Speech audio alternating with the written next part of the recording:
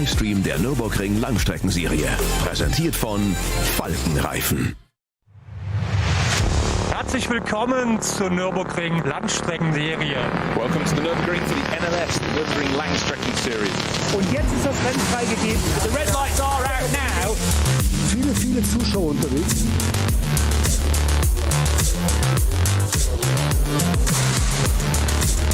I would think that's very, very close. Jetzt kommt er ran, zieht sich ran.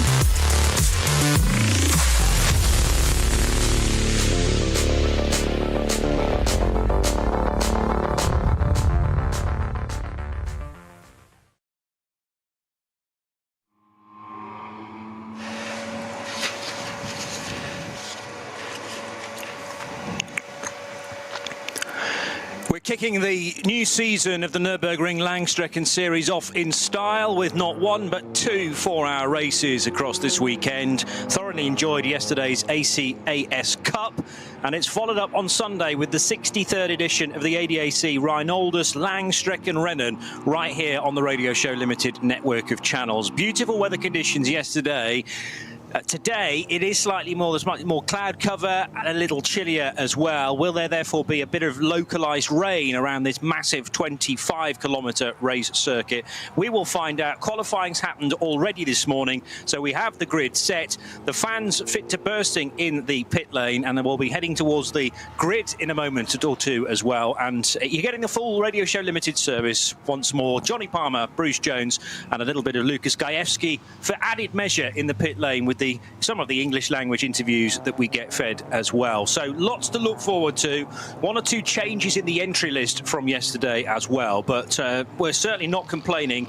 Again, an entry list north of 100 cars, Bruce Jones. You can always get a bit flippant with the Nürburgring Langstrecken-Serie because the numbers are always huge, but 25 kilometres, you can fit a lot of cars in, and in peak season we will have north of 150. We got north of 100 today. We had 114 start yesterday. The only difference is Saturday has become Sunday, and as you pointed out, Johnny, the weather's become a little more spring-like, but in a sort of less predictable spring-like way. Yesterday was just phenomenal. Blue skies, the circuit looked exquisite, the leaves just starting to bud up on the trees and come out. Today, though, it's dry. It is a little bit grey, yes. But I think at the start of the season, if you told the teams, would you like to drive 4-hour races, they'd say, yes, please, we can settle in. Next weekend, we got the qualifying races for this summer's ADAC Nürburgring 24 hours. If that can stay dry as well, just think how much more constructive it is. But would it be misleading? Not going in with wet weather practice ahead of the 24 hours later this year?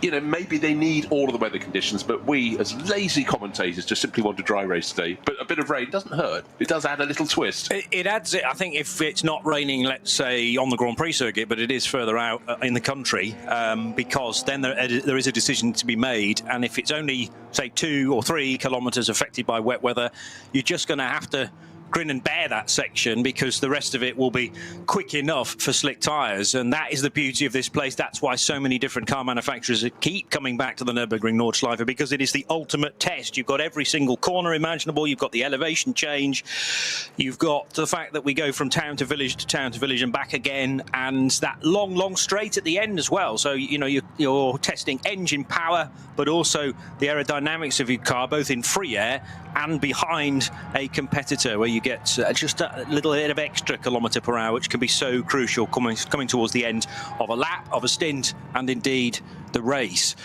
So the scene is set, 1 or 2 cars heading out onto the grid right now. But earlier this morning, quite a lot happening. The VW Golf did not have good luck from Max Cruiser Racing yesterday with 2 separate punctures, and now a fire this morning that needed to be extinguished fairly close to home. Punctures were the order of the day yesterday, and we've had a fair share of those already. And tyre temperature might well be an issue. It certainly was heading into turn 1 yesterday for at least 2 of the 3 separate starting groups. can you retain that tyre temperature with cooler conditions today? Excellent to have the Glickenhaus SCG 004 back with us, although that's also been receiving work this morning in the garage. And the slightly older Lamborghini Huracan of Conrad Motorsport always tends to qualify well. It's again in the top 10, but the 786, another Huracan, stopped out on the track during qualifying. The number 3 car, a rapid machine yesterday for Alessio Picariello and Martin Ragginger. They're back for a second day and have qualified 6th. The 27 Red Bull Lamborghini will start 5th, just behind the Manthey KUS-sponsored 911 EMA Porsche. The sister Falcon car for Joel Eriksson, Tim Heinemann and Nico Menzel named, interestingly, against the number 4 car. We'll see whether there are 3 drivers in that later.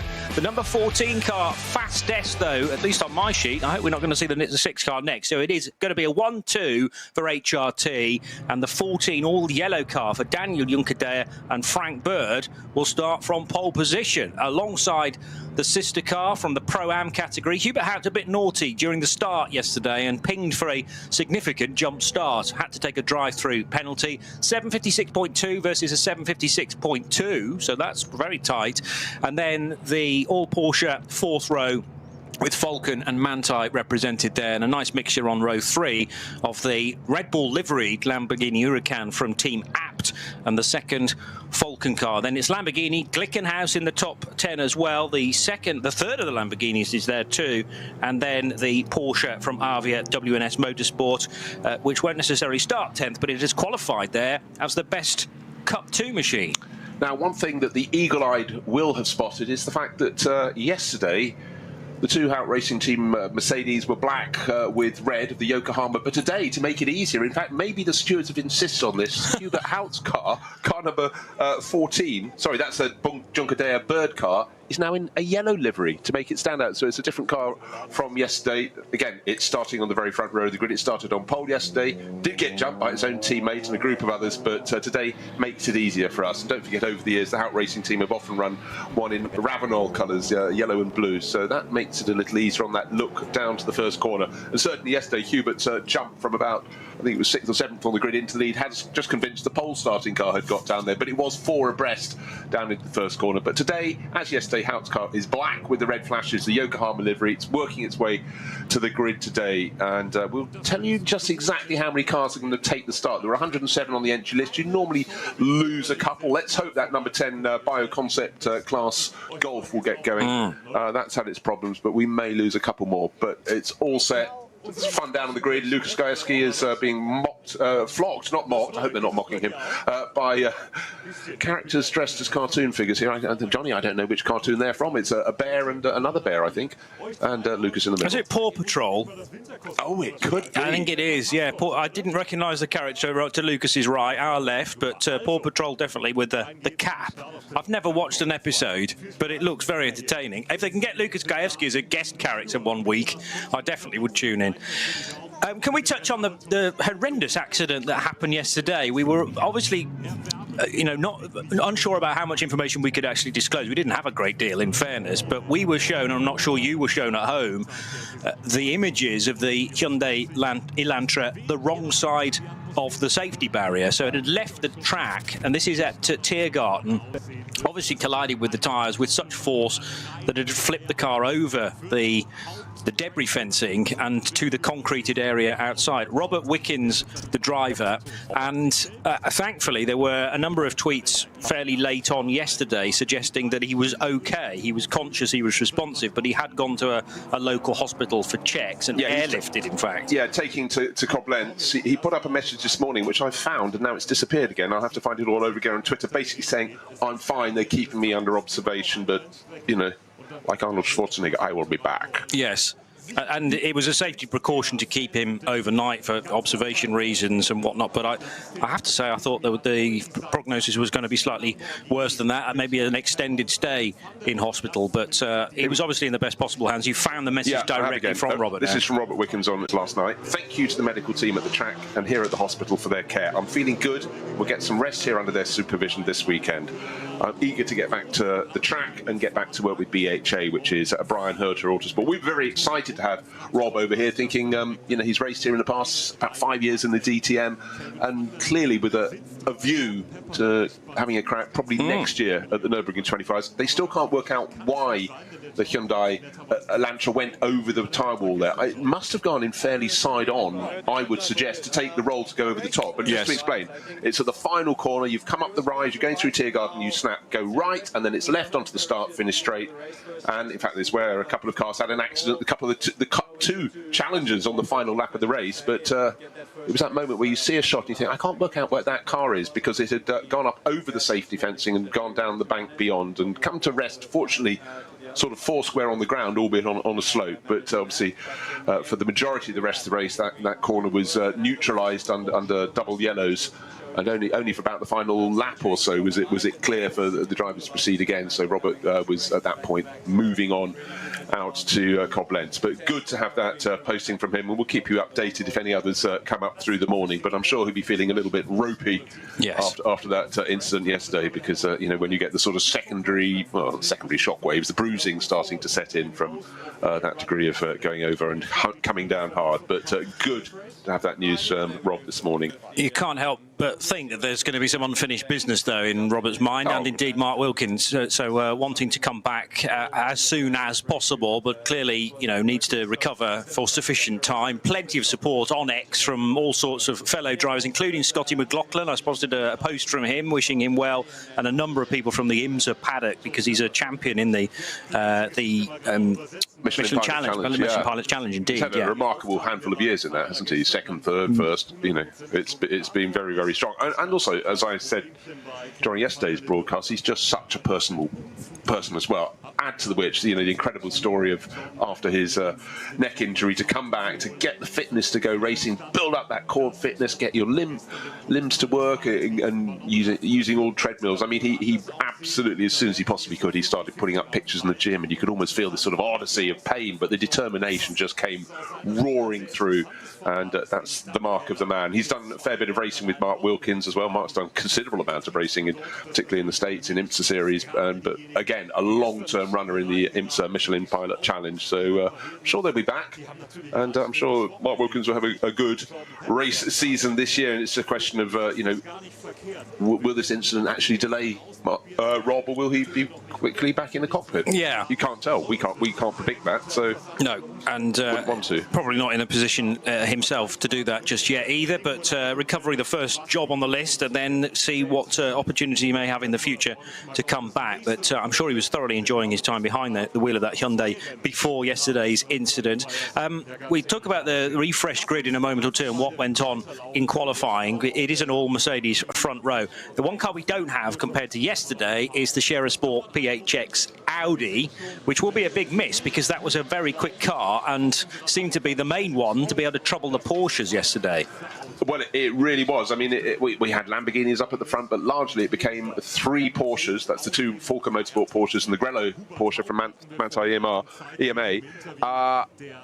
And yet, it didn't matter who was on board. Was it Marcus Winkelhock? Was it Frank Stippler? They were there harrying, chasing, a few bits of rubbing here and there, certainly some contact, and side by side, a couple of blows against the side of the number 3 Falco Motorsport Porsche. Now, in these Nürburgring Langstrecken-Serie races, you can choose your tactics according to your ambition and just the way you want to split it. But we had the Manthey Porsche and the number 3 Falcon Porsche did their first pit stop a lap after their rivals. I thought that gave them an advantage. At the second time of asking, the Manthey car came in a lap earlier than expected, because they were trying to get the jump or to get past the Audi. The Scherer Sport Audi was in their path. That then lost them the advantage, and then it all looked as though it had fallen into the lap of the number 3 Porsche crew, Alessio Picariello and Martin Ragginger. And then on the final lap, it stopped. I wonder whether we can dial into this interview with Ralph Aron, because being Estonian... Respect for the manufacturer, in English. We have to run the two cars as separate entities, and this is what we're doing. So there is a Team Yokohama and Team Michelin. So I know same team, but in the end we run two separate programs. Ralph, thank you very much. Best of luck for the race. Thank you. Also interessanter. So I think the end of that suggesting that yes, they occupy the front row and they were in very similar livery yesterday, but that's changed and they are completely separate separate programs, so we'll see them racing each other by the sounds of things. It's the same driver lineup, so in the yellow Mercedes that we didn't have yesterday, Daniel Juncadella and Frank Bird, and clearly that's a very fast car on single lap pace. Can they sustain that through 4 separate stints is the big question.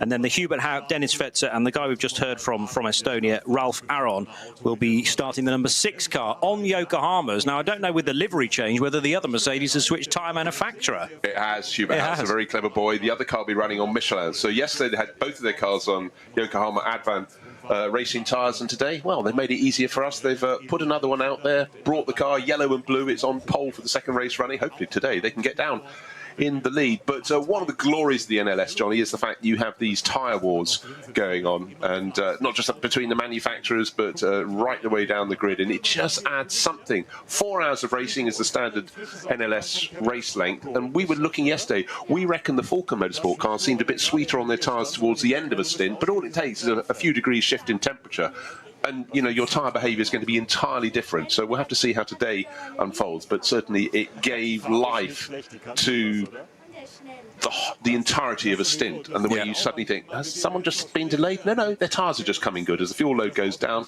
they've got the right rubber for the right day. The access that the fans get here at the Nürburgring always astounds me. Kevin Estre is standing about half a metre from his car, and he's absolutely surrounded by fans, but he's happy to sign whatever's being thrust towards him. Caps, programmes, T-shirts.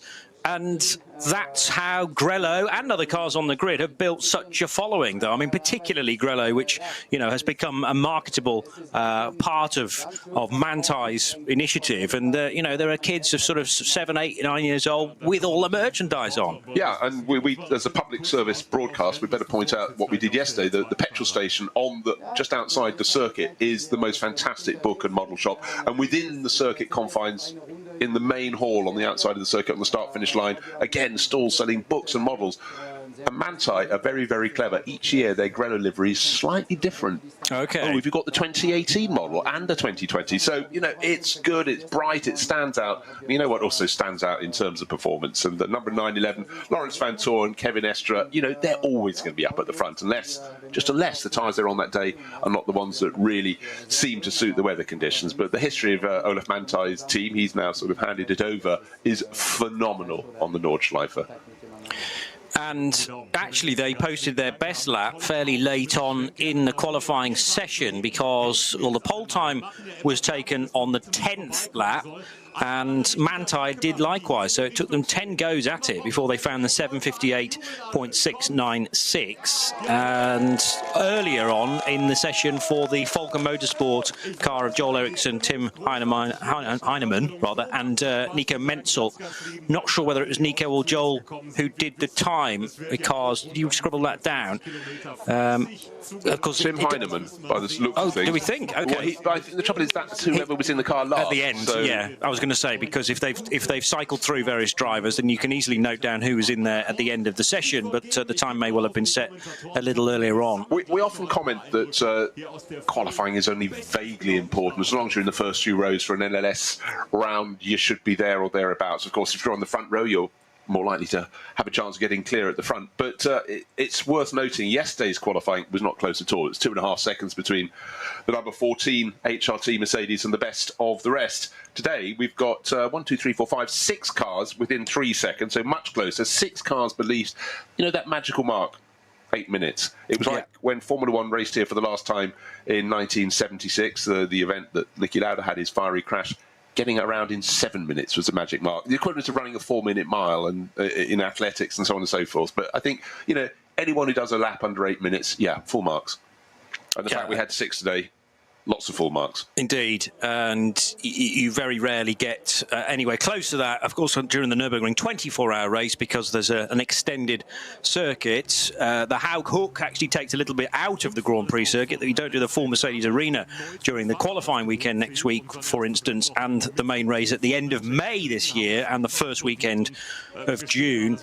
But there's a much longer run down towards the Goodyear Kehre, as it's called these days. It used to be the Dunlop curve at the very bottom of the hill, or the hairpin rather, and so there's more scope to be able to get underneath that 8-minute marker, but some drivers will desperately try and get close to it, even when we're racing for the 24 hours of the Nürburgring. More hope of doing that during the two-shot showdown for the qualifying on the Friday night, which is terrific entertainment during that weekend. Of course, we will have both the qualifying weekend and the N24 covered right here on the Radio Show Limited network of channels. It promises to be a very busy sequence of 3 weekends, in fact, because you've got the 1st and 2nd of June, which is N24 race weekend, followed by the 9th, the following Sunday, being Le Mans Test Day, and we'll have all of that covered. 2 lots of 3-hour sessions in the lead up to the 101st anniversary race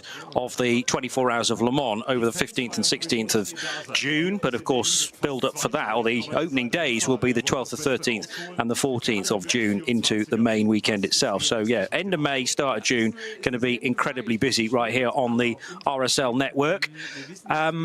We had a crazy scrap for Cup 2 yesterday, which went right down to the final lap, right down to the final corner, and unfortunately contact between David Yarn and Nico Otto. Yes, thank you. Yeah, Nico Otto. I remember them the other way round. I remembered Otto's name yesterday and completely forgot David Yarn. Yeah. However, there was a penalty that we should say, but let's describe the incident first, Bruce. Right, what happened? We had David Yarn making the classic Nürburgring move along the Dottingher, get the slipstream, moved in front, looked as though the job was done.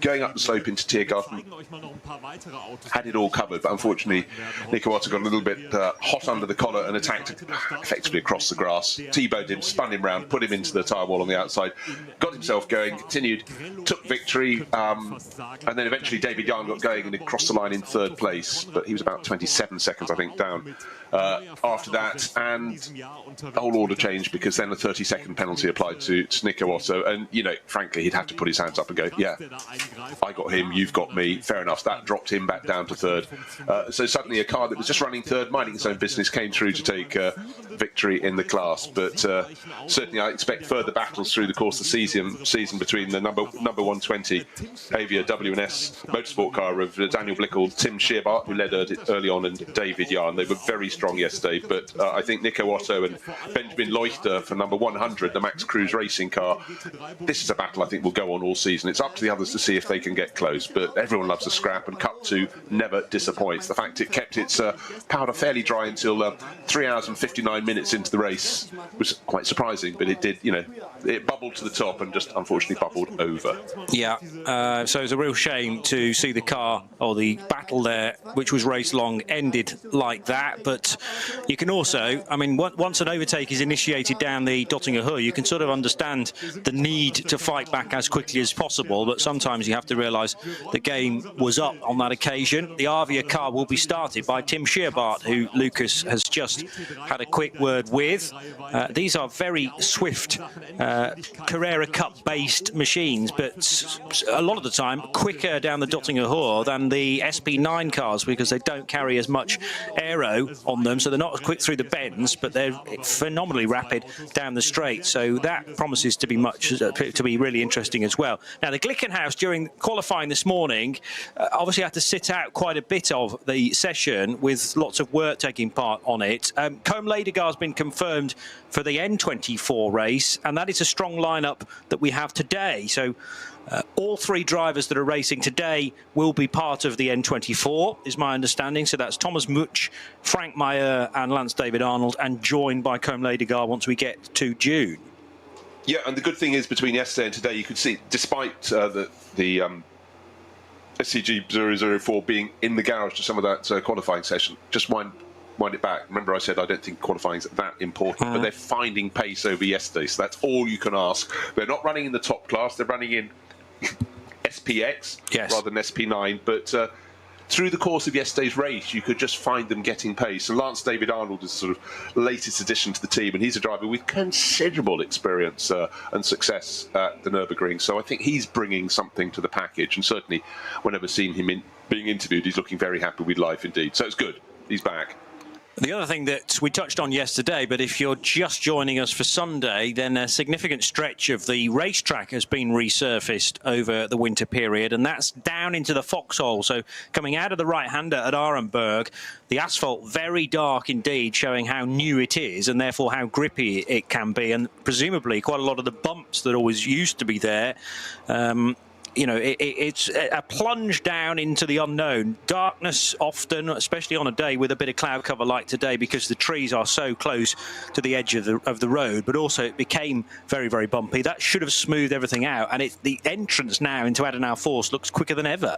It really does, and the big query something we're looking forward to, and it will come at some point this season, is what's the new tarmac like in the rain? Will it be the same equivalent grip to the tarmac that precedes it, the tarmac that follows it? So, you know, it's peculiar. Drivers have this sort of sixth, possibly seventh sense if they're really busy, for about changes of grip. Well, the good ones do. It's something you find, and they'll be the ones that will report back. But so far, yesterday morning, it was quite cool and slightly greasy, but it was such a beautiful morning. That soon dried up, and before the start of the race, it was bone dry. But they will have noticed the difference between then and going through the course of the race. It was a lovely spring day, and I must say, in the half hour since the cameras have started looking down on the track, it's got much brighter. Looks like we're set again for another lovely day at the Nürburgring. Slightly concerned by the cloud this morning, only that it doesn't make the pictures as pretty, but now it's looking picture postcard perfect.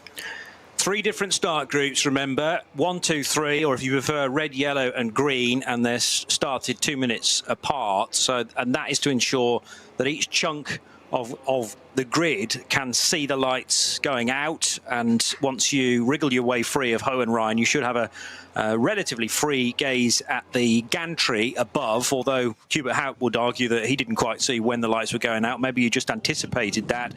And obviously, regardless of which start group you're in, with the 1 minute board now being shown, the starts can be looked back on by the race direction crew with potential penalties incoming, because there was a TCR car that got pinged for a jump start, the 801, I think that was, Audi. Yeah, just to explain, the drivers, when they come out of that final corner, that very tight right-left combination, they get onto the start-finish straight, they start accelerating, but they're waiting for the lights to go from red to green on the gantry.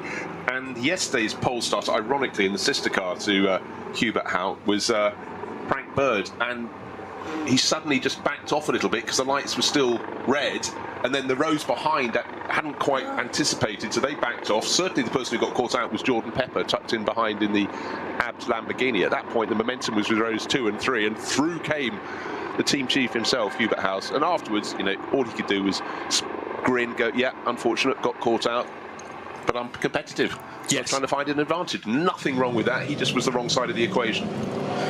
Yeah, almost. I mean, the instruction in the driver's briefing is that as soon as the pace car peels off to the right, then who's ever on pole should dictate the pace. But the problem is that there can be a speed, and then the pole man can start to go and then realise, oh, hang on a minute, we haven't quite had the signal that the race will start.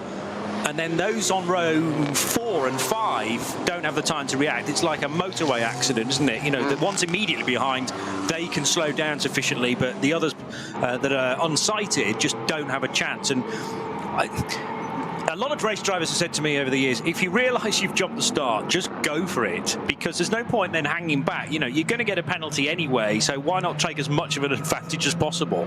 No, and I tell you what, if people are going to jump the start, they do it. If you're further back on the order, you know the front few rows being looked at, and you made the mistake and you're starting on row 8, you definitely go for it. You may get away with it. No, not so much now, but 20, 30 years ago, you may get away with it. But it's a good long run down to the first corner, of course.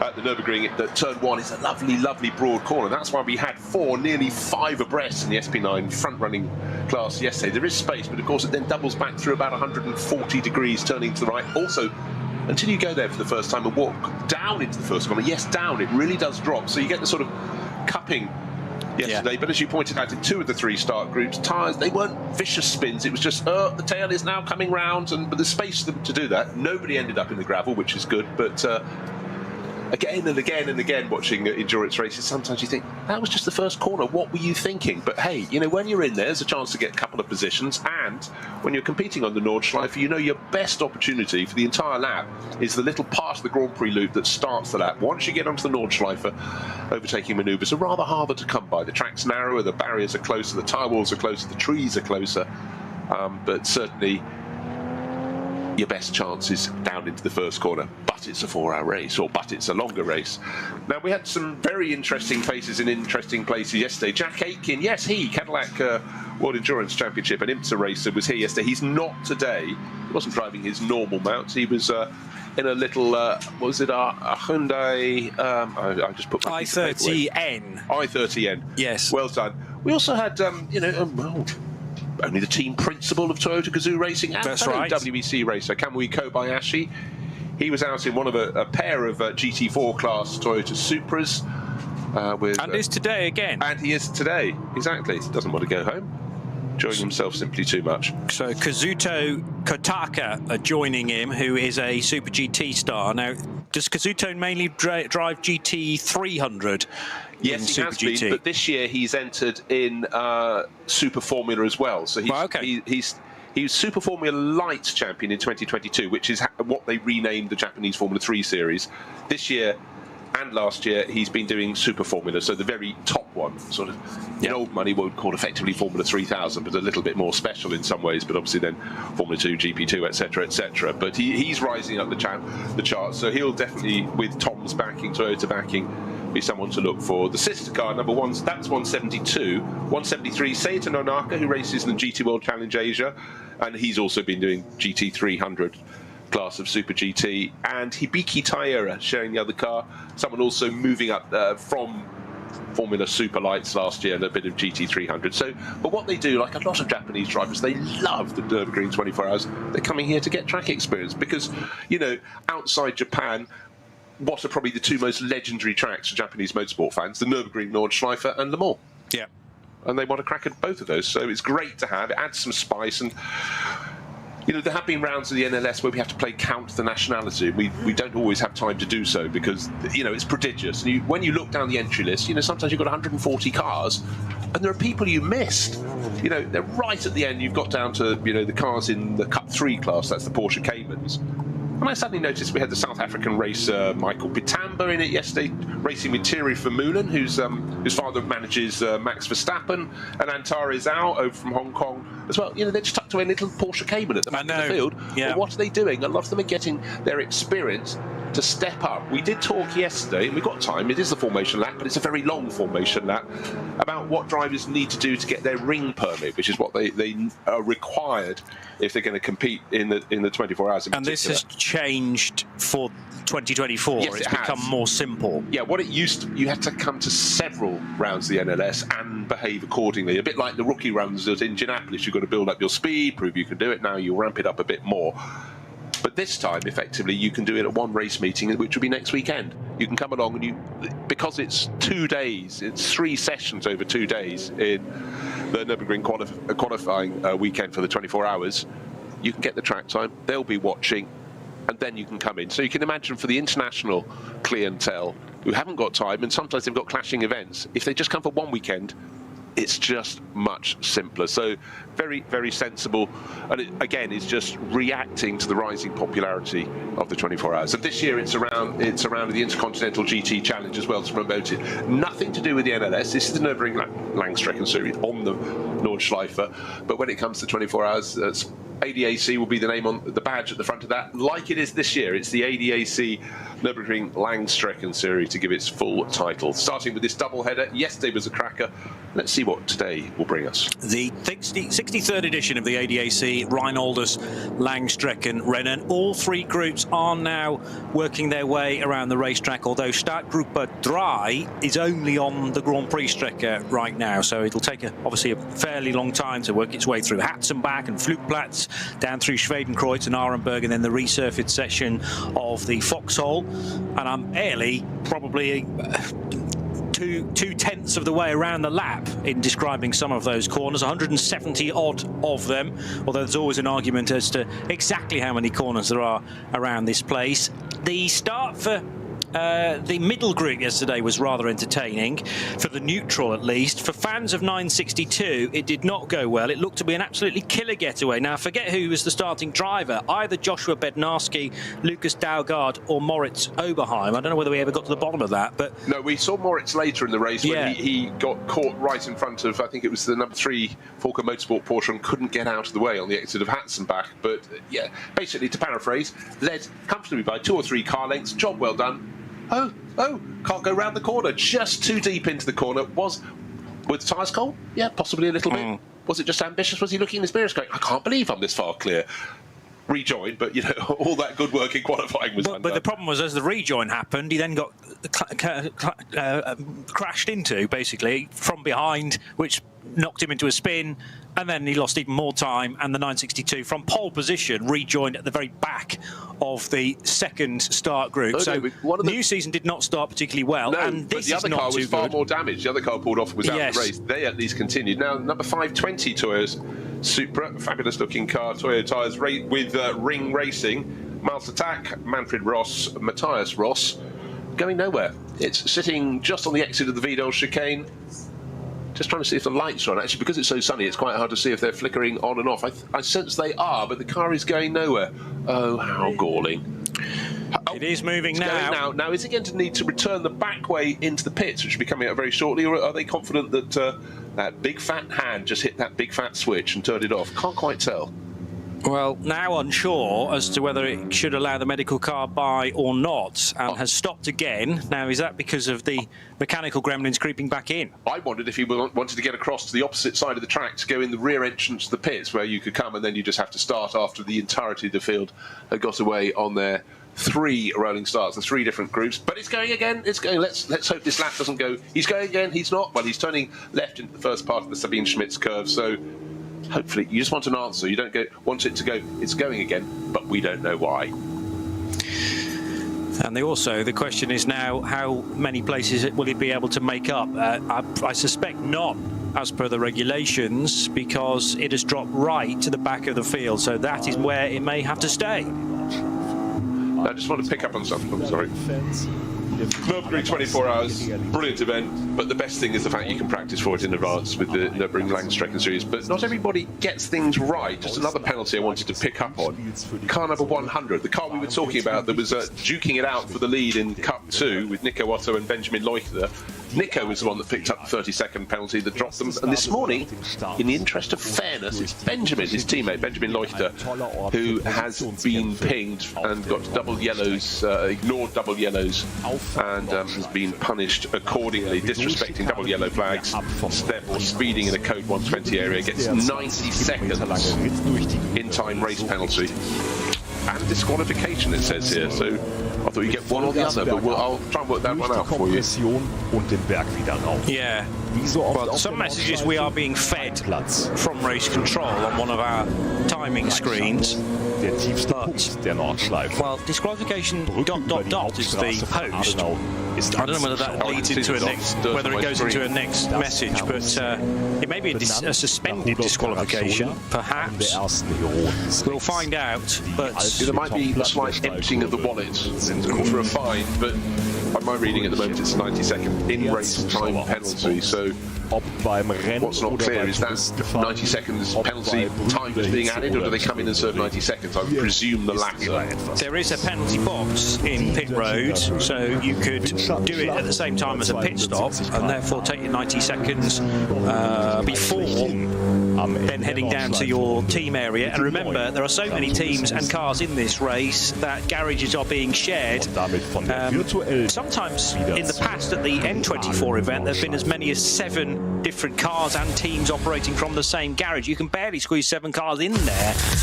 It's become slightly easier when you're into the race itself, I suppose. There's more space to work around the garages.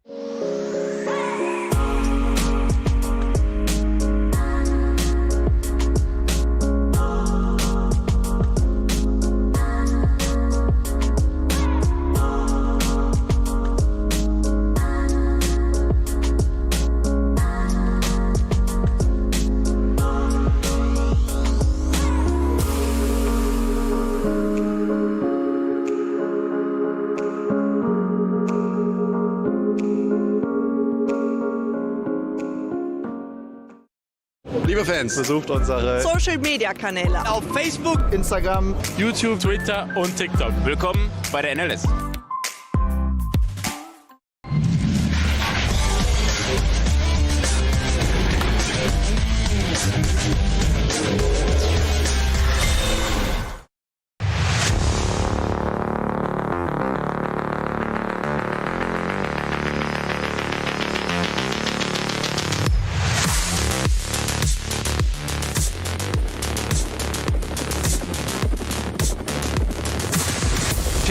On the Nürburgring Nordschleife. This is the typical NLS configuration of the racetrack, and with two Mercedes on the front row, but a new paint scheme, a new wrap to get our minds around for the number 14 Mercedes. We have a yellow and blue Ravenel sponsored car for Daniel Juncker and Frank Bird. I would assume Frank's again doing the opening stint as he did yesterday, starting alongside the more familiar from yesterday Yokohama Advan sponsored car, again though from the HRT awning, and the number 6 car for Hubert Haupt, Dennis Fetzer and Ralph Aron. And Hubert Haupt did the starting stint yesterday, but one of the first duties he had to carry out was a drive-through penalty, so he'll be rather cautious, I would imagine, at the restart, or at the start of the race, I should say, today.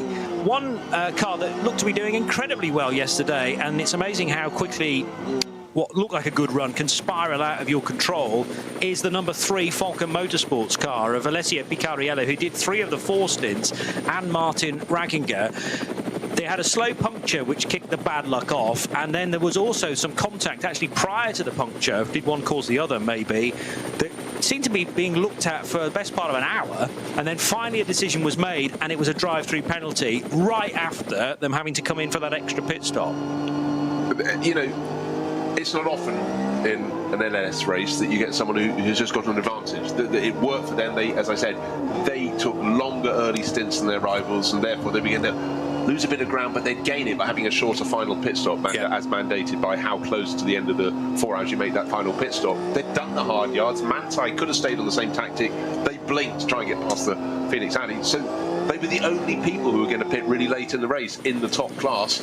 And then that moment we look at the screen and go, is that car going? No, it isn't, is it? It's not going at full speed. And so for Alessio Picariello, already they had the problem with the drive-through, had to cop that on the chin, but they were still heading for 3rd place. They came out in 4th, moved up to 3rd, and then didn't make it home.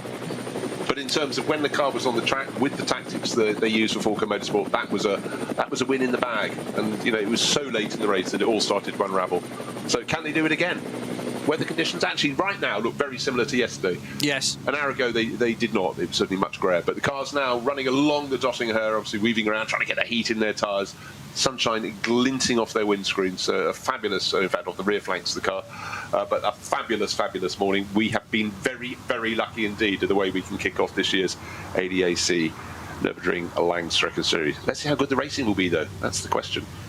You may be wondering where all of these bright yellow, highlighted yellow cars have come from. Well, as I say, there's been a livery change for the number 14 Mercedes of Danny Juncker and Frank Bird. That's now in Ravenel colours. Manthey we know all about. They ran like that yesterday. The other car that wasn't able to stay in the top 8 as it is going to start today is the Lamborghini Huracan Evo 2 of Renazzo Motorsports team, and that's Sagnana, Christoph Breuer and Dieter Schmidtmann with a terrific qualifying this morning. 786 then, starting on 7th place alongside the Glickenhaus car number 706 in 8th. Question is, how long can they stay there?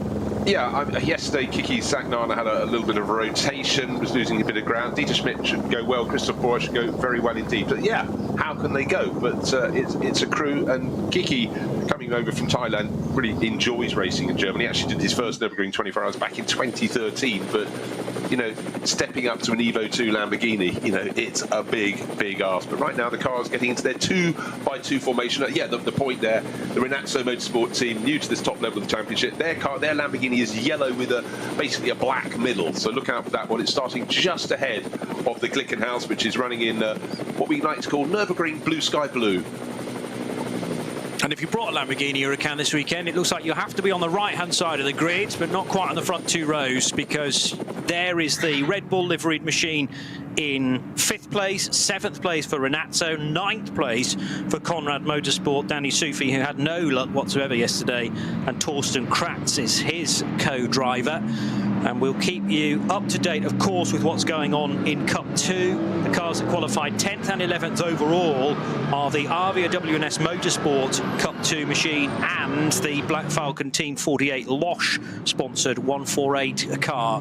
But it's two Mercedes-Benz powered by the 6.2-litre V8s in the noses of these cars that are about to head out of Hohenrhein back onto the Grand Prix Strecke. And at exactly midday, the red lights do turn to green, and we're racing for the second day in a row, this time for the 63rd edition of the ADAC Rheinolder's Langstrecken-Rennen, and it is a much better start for the two Mercedes this time, despite Porsche's best efforts, although one of the Falcon cars, the number 3, trying to gain places and will pick off at least one as it heads into the first of the right-handers of the Mercedes arena, and now trying to spread either side of the number 6 Mercedes. So Falcon run 3rd and 5th just about, although here comes the Red Bull at Lamborghini Huracan around the outside to try and snatch 5th place away. The race leader is still the 14 car then of Frank Bird, we assume. Manthey up to 2nd place, and Falcon run 3rd and 5th.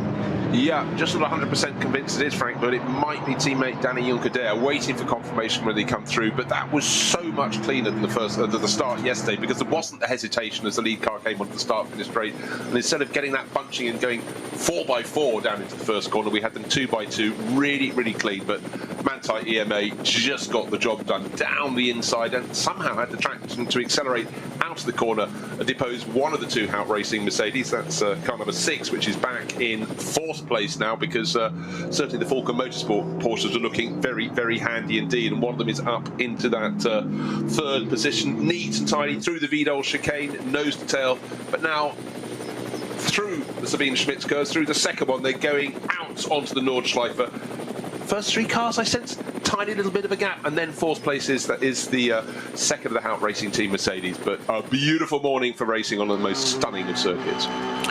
Yeah, the names have started to populate much earlier than they did on my timing screen than yesterday, and certainly it does say Daniel Junkerdare for the full team Mercedes. Ralph Aron, who was chatting to Lucas on the grid in the number 6 Mercedes, which has lost places. Briefly, there were yellow flags at the Vidal chicane there. Maybe a quick spin and continue, because the greens are clear. Sorry, the greens are out again now as the yellow's withdrawn. And start Group 2 now about to get underway then, with at the front of this field the 962 of Avia WNS Motorsport. Alongside should be the 184 car from, the 759 Porsche from Team Zorg Rennsport, as they now get underway and heading down towards the first corner. It is 962 on the inside. That's the Bednarski, Daugard and Oberheim combination with the 959. That's the Eichenberg and Grosser car, but it's very nearly 4 abreast as they hit the brakes. 962, much better attack into the first corner compared to yesterday, but there is a spin for a VW Golf. Now, that's not the number 10 car. It's the other Golf in the field, which has briefly rotated and looking to rejoin. Car 800, quite possibly, from the TCR category, with driver Utsch at the wheel. Yes, Max Kruse not shown on our timing screen at all, and of course that suffered from what looked like a serious fire in qualifying this morning, with a lot of extinguishment surrounding the car in order to temper the flames. And I bet that Max Kruse haven't been able to fix that in time, because the turnaround between qualifying this morning and the race start is very slim indeed. Yesterday we lost a few cars on the opening lap.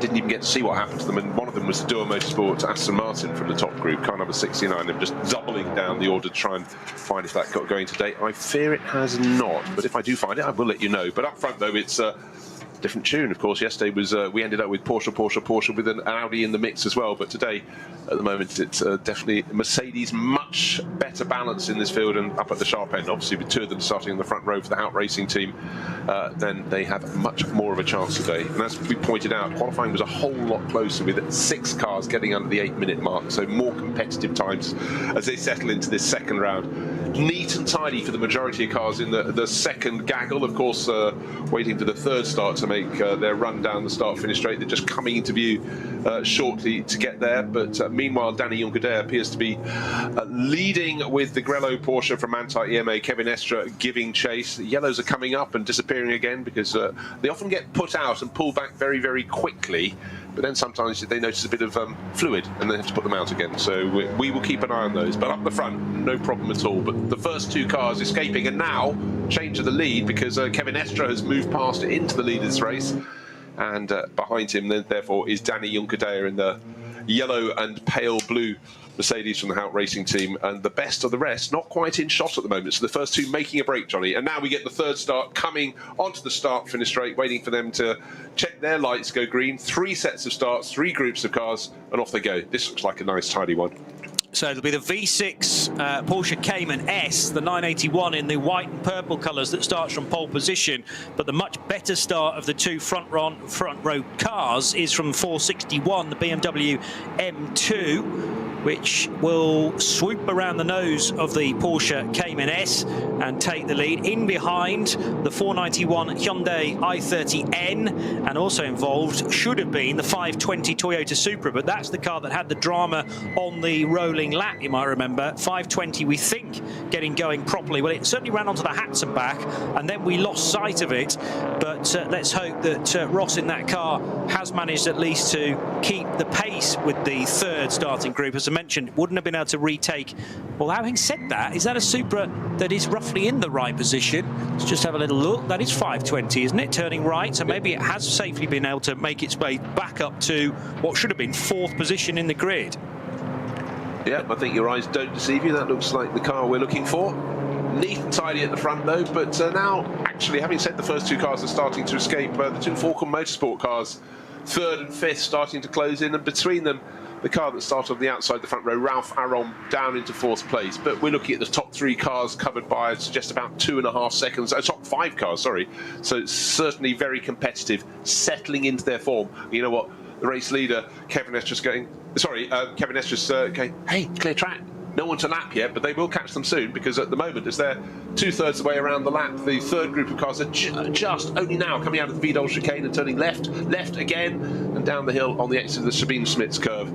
I should say that 2 cars have a little clash side by side, scraping door handles as they run between Sabine Schmitz in and Sabine Schmitz out. Very narrow piece of track, it must be said, just there. Yellow flags again on the Grand Prix track at the Yokohama S, and now at the Vidal chicane as well. So possibly, although the first few cars got away well in the third starting group, there has been a coming together for Hyundai number 496. I reckon that is, with the, let's just see whether we've got a 496 to start with, but it's... We have now. We certainly have now, yeah. Erpenbach in the Mertens Motorsport i30N, the fastback version of the i30N, has had a drama even before the race has properly begun. So what are we, 6-7 minutes in, but a lot fewer minutes than that for the third starting group, and it looks already to be a retirement for Hyundai 496, which was running 91st at the time. Back to the race lead, and as Bruce has mentioned, Kevin Estre now is in front of both of the Mercedes. Mercedes running 2nd and 4th, and each of the big Mercs under pressure from their own Falcon Motorsport Porsche. Lovely synchronicity in so many ways, and at the moment, so let's have a look at investigate the gaps between 1st and 2nd. Danny Juncker giving chase, but as they cross the start-finish line to start their first, well, their second racing lap, still waiting for the timing interval to come up. I'd say it's under a second, but certainly the car that's tucked in behind the lead Falcon car is getting very, very much closer. And as he does that, the sister car is trying to make a move on Ralph Aron. So it's number 4 in 3rd place, and number 3 up from 6th to 5th. And then behind them, looking for a bit of a gap, and then it's Kelvin van der Linde in the 6th place Lamborghini. That's from the Red Bull Team AB, but trying to hang on to their tail, and in fact running pretty much on his own, because the best of the rest after that is Thomas Mutch in the Glickenhaus. And he's dropping him. I mean, the Glickenhaus is not going to be as quick as the cars in SP9, so really the top 6 runners should be getting clear of all the others, but at the moment it's the top 5 that are breaking away, with Kelvin van der Linde trying his best to hang on in the Red Bull liveried Lamborghini running 6th. That's car number 27. So the gap at the line, 0.776 between Kevin Estre and Danny Juncadella, with a further, well, it's barely 4 tenths back to Joel Eriksson in the number 4 Falken Motorsports car. So we have Porsche, Mercedes, Porsche, and then a bit of a gap back to Ralph Aron, who's in the leading SP9 Pro-Am car. So remember, that driving combination shouldn't be as quick as the 3 ahead of it.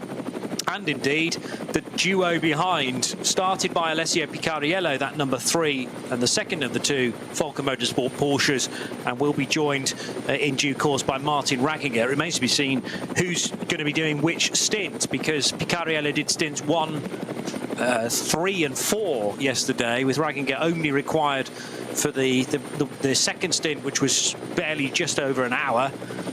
Let's see whether it's going to be more of a 50-50 split between that Belgian and Austrian combination today.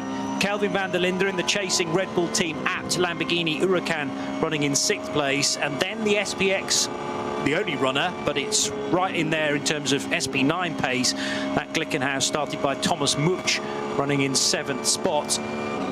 But in the background, you can hear the flat 6 of the Porsche 911 GT3R of Alessio Picariello. They're heading through Schwedenkreuz now, and the track undulates. In fact, Schwedenkreuz, the left-hander, which they're just approaching, and then you've got to get the car over to the left-hand side of the circuit to take the optimum line into the right-hander at Arenberg, which is a tad more than a 90-degree right, underneath the road bridge there, and then plunge your way down into the foxhole newly resurfaced.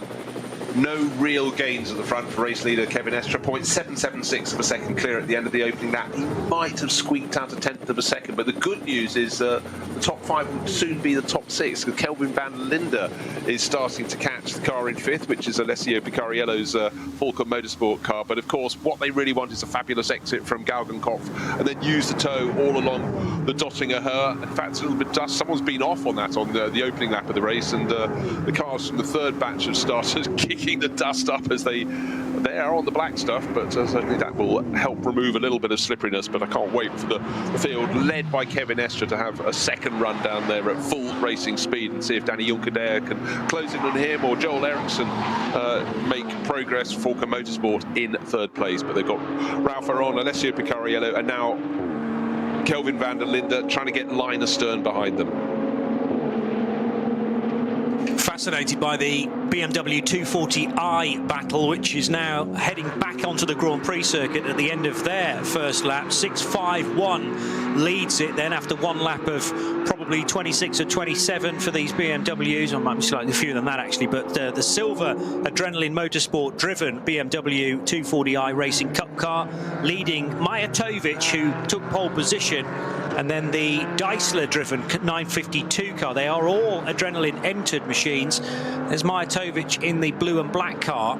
So actually there's a gap of 3.4 seconds to silver that now leads the class. So that's the 650 is not the race leader, it's the gold and red car that is out front. Number 651 just heading into the cut through now on the Grand Prix track. So unusually for the BMW 240i class, already quite a lead. I'm not sure how that has wound itself up, unless there's been some sort of incident or a yellow flag which has driven this gap.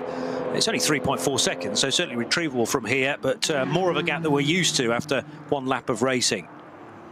Yeah, you grab it with both hands. If there's a little bit of a loss of momentum behind and it blocks 2 or 3 rivals, that's the opportunity. Then you've got to absolutely grasp it with both hands and pull clear, which is exactly what the gold liveried BMW is doing through the Vidal chicane. And then, of course, if you're leading your class when you turn onto the Nordschleife, barring disasters, particularly as these M240i BMWs are just so close in terms of performance, you should still be ahead at the end of the lap. But don't forget, within not a lot of time, both the 2nd and 3rd group of cars will start to be lapped by the front runners, and that does definitely tend to break up their battles. They can rejoin when the whole group have gone through, but certainly it makes it interesting for a handful of laps.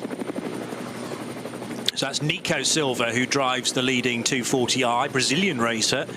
having done a number of years in homeland Brazil in Formula 3, but now regularly racing on the Nordschleife. Back to the SP9 leaders, and it's still Kevin Estre then on lap 2, who has this lead. Oh, he's slightly off there as well. Did so well to control that. Rear left wheel dropped into the dirt, and it slowed him down, no doubt about it, on the approach to Flansgarten and Brunchen. He wouldn't have even thought about that, Johnny. That's what you do. But, you know, it just goes to prove at this point, when they haven't got traffic in front of them, they are pushing as hard as they possibly can, tyres certainly up to temperature. And in fact, some of the shots just show these cars are right on the edge of adhesion, because of course there's almost nothing that's straight at the Nürburgring Nordschleife, but what people forget is also the vertical climb and fall of this circuit, so cars are constantly being unsettled. But for Kevin, it was simply he just was trying to carry as much momentum out of the corner and just didn't want to jerk it too quickly back onto the track. But it cost him, I'd say, a couple of tenths, so I'd say only half a second down now is Danny Juncadella giving chase, and there's a course vehicle or a very slow moving back marker, but it looks like it's got a light bar on the top. It has got a light bar. I was waiting for it to come into full sunshine, but that stayed to driver's right, and this sextet, I keep forgetting about the Lamborghini, just about hanging on the back of that pack. Kelvin van der Linde in 6th place. 5th place is Alessio Picariello in the second of the two Falco Motorsport Porsche. There definitely is a car going very slowly along the Dottingher as the leaders come out of Galgenkopf. They can see it in the bright sunlight. That should stay up a bit closer to the right-hand side of the circuit, please. They get to try and use a little bit of the toe as they go past, but they're doing about 100 kilometres faster minimum. In fact, the other ones are hardly moving. Top 6 go through. Still Kevin Estre leading. I suggest that one little mistake has given a little bit of sucker to Danny Juncadella, but he's not being able to use a slipstream. But the driver who is using a slipstream is Alessio Picariello. He moves us alongside the black and red Yokohama liveried out racing team Mercedes, and as the track kinks to the left, he gets in front, but he had to slow a little bit. Oh my word, that is really tight. Ralph Aron's going, I'm not backing out. No. I was concerned that there may have been wheel arch to wheel arch contact though as well. I thought the Porsche moved very slightly, squirmed in the braking area, but amazingly Picariello got away with that.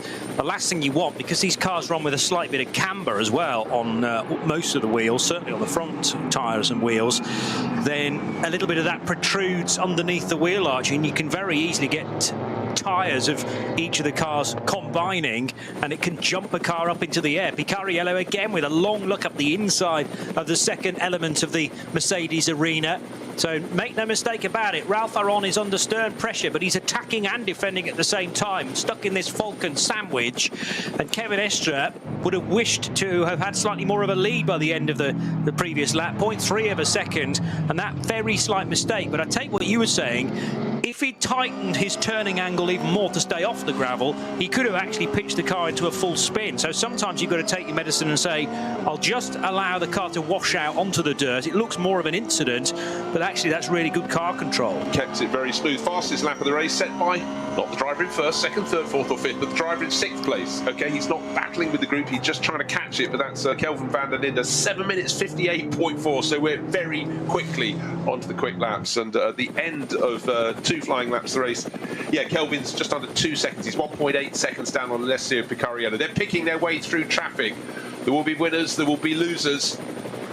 Right now, in fact, Kelvin van der Linde has gone from 1.8 seconds down as they go through the Sabine Schmitz curves. They've got a gaggle of cars up in front of him. He's now right on the tail of 5th place. So there we were a short while ago. Alessio Picariello trying to get past Ralph Aron to get 4th. He didn't manage to do it. Now he's got to look out because the Lamborghini from the Red Bull Abt team is right on his tail. It's almost nose to tail. Tinier margin at the front between the first two. Kevin Estre just, 3.38 of a second ahead of Danny Juncadella. Is possibly slightly more than that. He's had a good entry to Hatzenbach, and right now the reason that Danny Juncadella is falling back a tiny bit, I think it's because Joel Eriksson is all over his tail. You get through Hatzenbach, then the track opens out all over again. They're heading towards the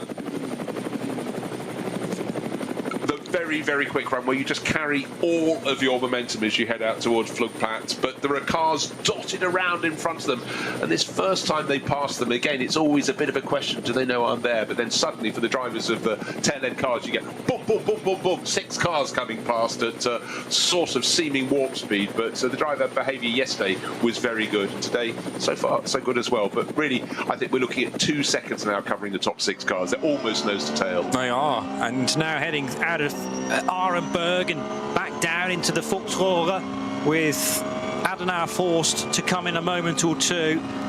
Marshall's mere inches away from the edge of the racetrack, keeping a watchful eye on this new resurfaced section of track, which is even more quick, and it was always a daunting part of the circuit anyway. Then the whole area opens up as the trees clear, and you do get that rare thing of some runoff around the Nürburgring Nordschleife. Thankfully, none of these 6 cars need that, as again, there's a briefest of looks from Ralph Aron up the inside of Joel Eriksson for 3rd position.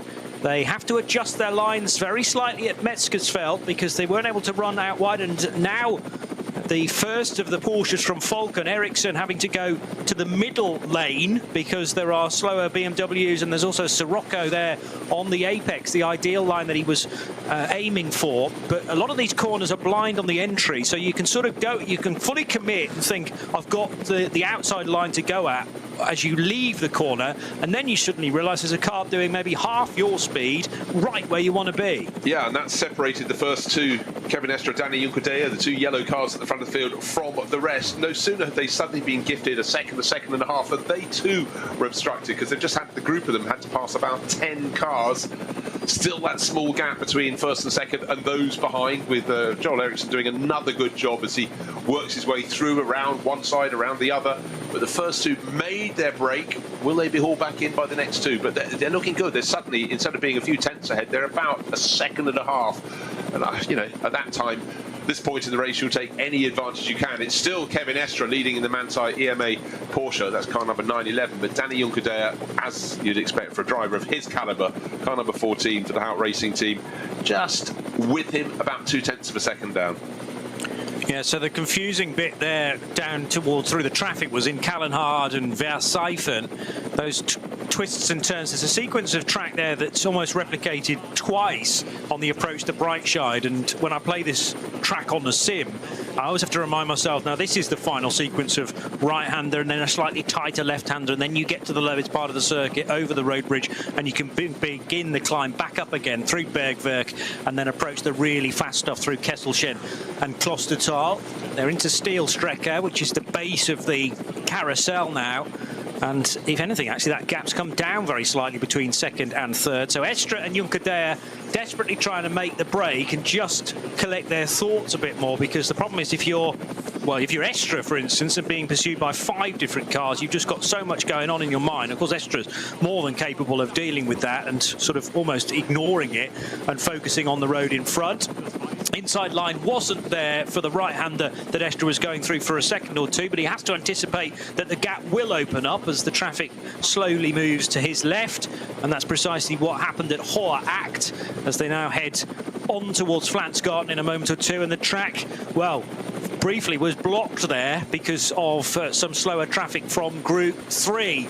Again, just hold your breath, wait for it to clear, but it's all enabled Joel Eriksson to join up with the top 2 once again. What an extraordinary lap. It opens out, it closes up again. And one driver who's had prodigious success in recent years, 3 titles, Philip Lyson, his car is not going so well. It's the number 1, last year's champion. They get to carry that.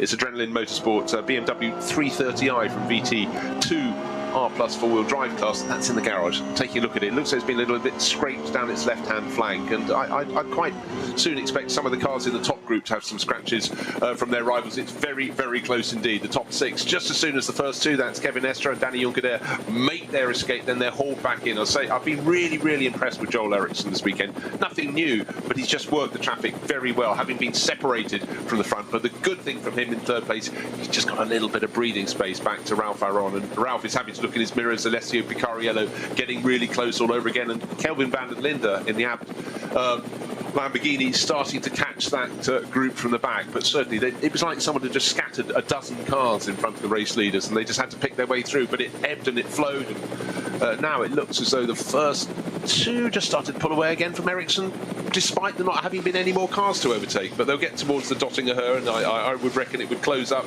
certainly coming their way right now.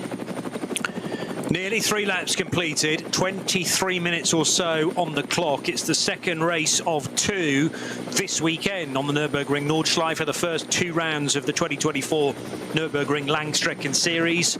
And this is the ADAC Rheinoldes Langstrecken-Rennen, live on the Radio Show Limited network of channels, RS1, as Estre has to breathe in there and dart up the inside of a Toyota Supra. In fact, he's managed to clear 3 cars in one go there, and I don't think Juncadella is going to be able to get through the traffic quite as efficiently. So that's Estre's big opportunity now of opening up this big gap. And because Juncadella couldn't get through, and it was purely because of the track aesthetics, if you like, they hit the chicane at Tiergarten and Hohenrhein, and there just wasn't the racing line through there, and that's enabled the Falken Motorsport Porsches to pounce and potentially take second place away from Juncadella. Late on the brakes will go Joel Eriksson into the first corner. He has to anticipate where the Mercedes is, and it's still just ahead of him.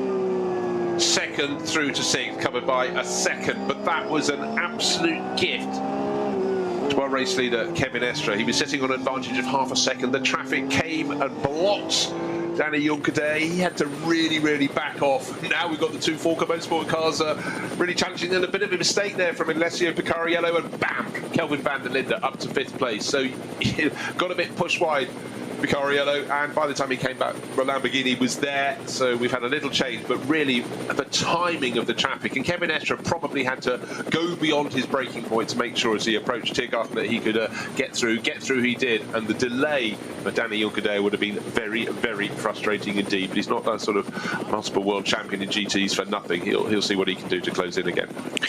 Not a good phase of the race for Philip Lyson in his number 1 BMW 330i, just heading into the pits. This is the car that he shares with Daniel Zils and Moran Gott. They run the number 1 because they were champions in 2023, and so often a championship car can come from one of the lower subcategories, if you like. But at the end of lap 3, unfortunately, that BMW might even be only lap 2 for that BMW, because Lapri has long been taking place, well, and Philip Lyson's come in for the second pit stop. It just went back out and has done the short loop and cut straight back in through the cut through. So you know, in a championship, when you normally have to just keep accruing points, and they do it very well in their particular class, this is a big setback, particularly for Philip Lyson, who's had such enormous success over the years in the NLS. However, they'll move their focus elsewhere. You never know, but they always run in a very large class. You get your points. If you win a class and it's, let's say, 15 cars, you take the 15 points. If your class has only got 10 cars, you only get 10 points. So they have been successful in large classes. That's why you get the large points tally at the end of the season. But the fact is, whatever class they're in, they tend to be at the very top of it. So they're absolutely fantastic. Adrenaline Motorsport run absolutely brilliant cars, but this one has clearly got a little bit of a problem. It's a BMW 330i. The reason that sliding scale is put into the regulations, of course, is that it's arguably more difficult to win a class with 15 cars in it than it is to win a class with only 3 or 4 cars in it. So you get more points, and there's a very clever table dictating number of entries versus number of points potentially available for a race win. Kevin Estre's lead after that brilliant bit of dealing with the traffic. There was some luck involved certainly as well. Then Picariello made a mistake, or did he actually have contact with the number 6 Mercedes of Ralph Aron? Either way, that spat him out well over to the left coming out of the Mercedes arena, and the Lamborghini of Kelvin van der Linde was in the right position to nab 5th place. Well, he was, because what happened into the 3rd corner of the Mercedes arena, not the tight first one, the more open second one, but the 3rd one where it tightens up, he dived down the inside of Ralph Aron. They were side by side on the exit, but unfortunately for Alessio Picariello, he was then on the outside, then with a little bit of hello and here's my shoulder. He had to go over the white lines, and thank you very much, Kelvin van der Linde grabbed it with both hands and moved up the position. So there'll be a degree of extra temperature in the helmet of the Belgian racer Alessio Picariello. He's now got to do it all over again, but he's got, so maybe he can use Kelvin van der Linde in the Lamborghini to get onto the tail and upset Ralph Aron, but actually looking at their progress around the circuit, the Falcon Motorsport Porsche at this point, maybe because Alessio Picariello's super focused, is looking a little bit quicker. Actually, he needs to get that Lamborghini out of the way.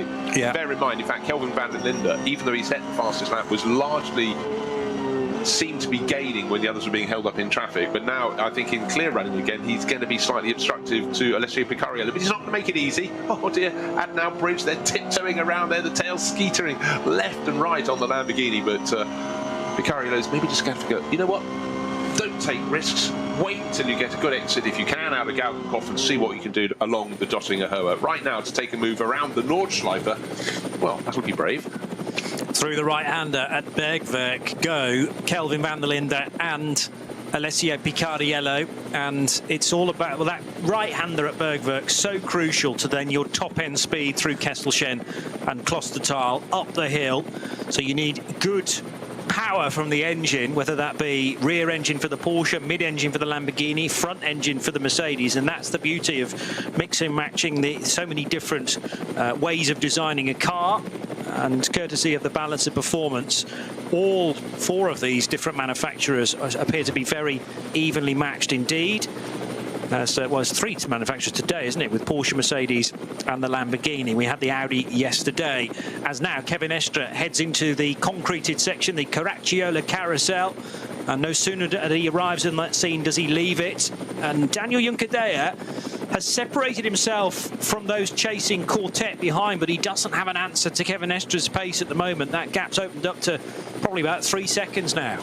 Yeah, to give you a good visual on that, the concrete strip that runs at the lower section of the track around the inside of the carousel, Danny Juncadella was just hitting the concrete strip as Kevin Estre was departing it, having exited the corners. That's effectively the scale of a 3 and a bit second lead. But certainly Danny Juncadella will be quite pleased on this lap, because having dropped Joel Eriksson, who, remember at the start of that, was trying to overtake him when they came out of the final corner. The number 1 Philip Lyson car is back onto the circuit. 2 pit stops so far, 2 pit stops way ahead of schedule, but hopefully whatever has been afflicting that car, it has been sorted. And car number 1, actually, yes, it's Philip Lyson, but at this point in the race you don't want to have a number of pit stops.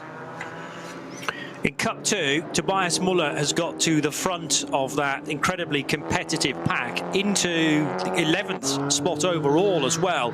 So it's Muller in the 103 Black Falcon car ahead of Tim Scheerbart, who started the Avia WNS Motorsport version, number 120, and then Moritz Krantz in 124 for Mühlner, Steve Jantz, another Black Falcon car, the Team 48 machine, number 148, and one of the Halders, either Michael Michel, driving the 117 car, and they are 11th. Well, you can track Cup 2 all the way down to 20th position overall, in fact. So that's the top 10 all within the top 20 overall, as the number 1 BMW has rejoined. And we're about to call Kevin Estre and Danny Juncadella through the 4th of 5 sectors, but that will take the longest of the 5, north of 3 minutes.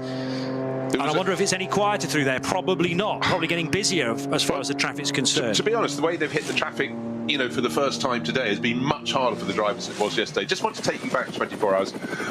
Often when you've got drivers with the same name with the same initial, yesterday we had the 2 M Halders, we still had the same. Johnny was just debating yesterday. It made me chuckle. Which M Halder's in the car? Then, as luck would have it, we suddenly looked up and on the screen there was Michelle Halder being interviewed in the pit. So we narrowed it down to a choice of just one of her brothers. We'll take Michael. Yeah, it was that gift. If only it could have come 20 seconds earlier. But makes it a lot simpler for us. But that means that Lucas is going to have to interview a lot of people a lot of the time in order for us to narrow it down.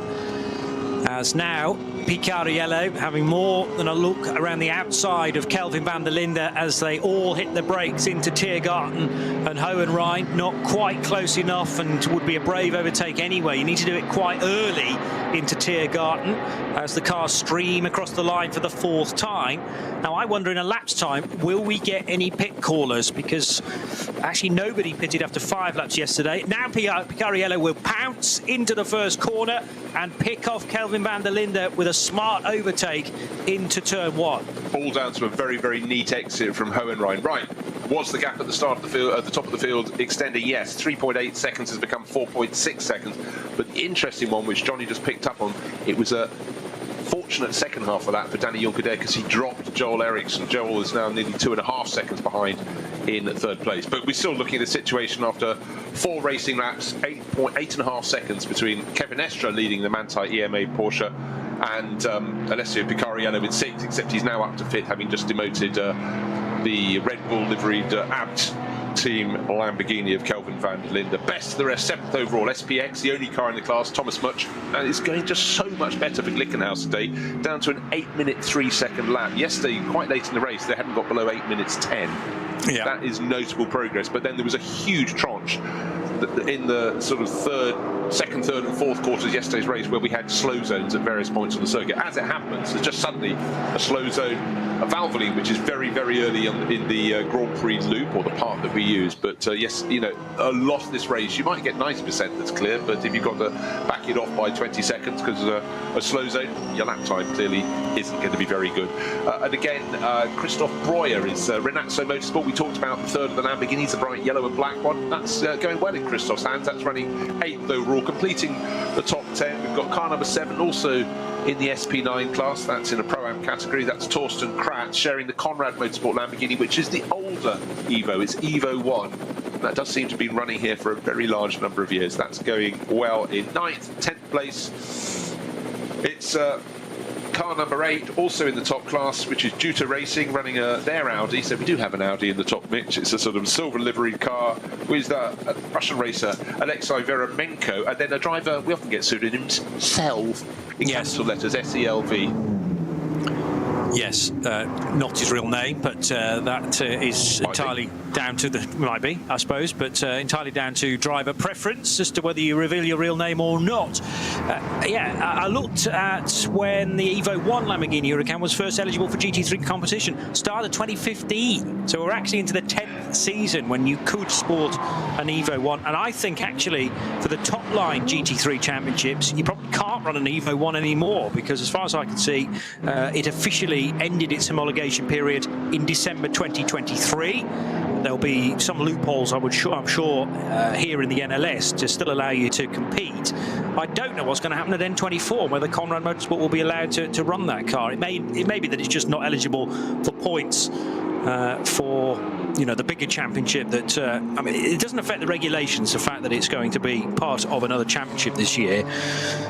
So maybe again, you know, they'll be fine to run it at the end of May. Yes, and I think you look at the history of the Nürburgring Langstrecken series and its predecessor, the VLN. You know, that Opel Manta ran forever and a day. You could imagine its original homologation had gone west, but you know, true. Why not? You know, with the advent of GT3 and its expansion, which has just been truly phenomenal. I mean, the whole journey towards that started 30 years ago with the BPR series. In fact, that's being celebrated today, that 30th anniversary down at Circuit Paul Ricard, and you know, it's been a phenomenal tale led by Stefan Rattel. So GT3 grew, GT4 grew and grew. I mean, there was an amazing picture taken down there. They had, I think it was 99 cars lined up on the Mistral straight, and that was with a quarter of the field missing, with the GT3s, the GT2s and the GT4s all together. But this is, to me, the natural hunting ground. So if the car's slightly out of date, why not? And think back, you know, the Lamborghini Huracan came on to take over from the Lamborghini Gallardo, which was stable for a very long time, but these cars are still quick, and as long as they're still safe, why not race them? Actually, talking about safe and racing, one of the Toyo Racing Toyota Supras is really being hustled through the Vidal chicane. When I say through, I do mean through. I don't mean round, but somehow managed to get it back on the track, just in front of one of the Door Motorsport Aston Martins. So, you know, all the classes pushing very, very hard indeed.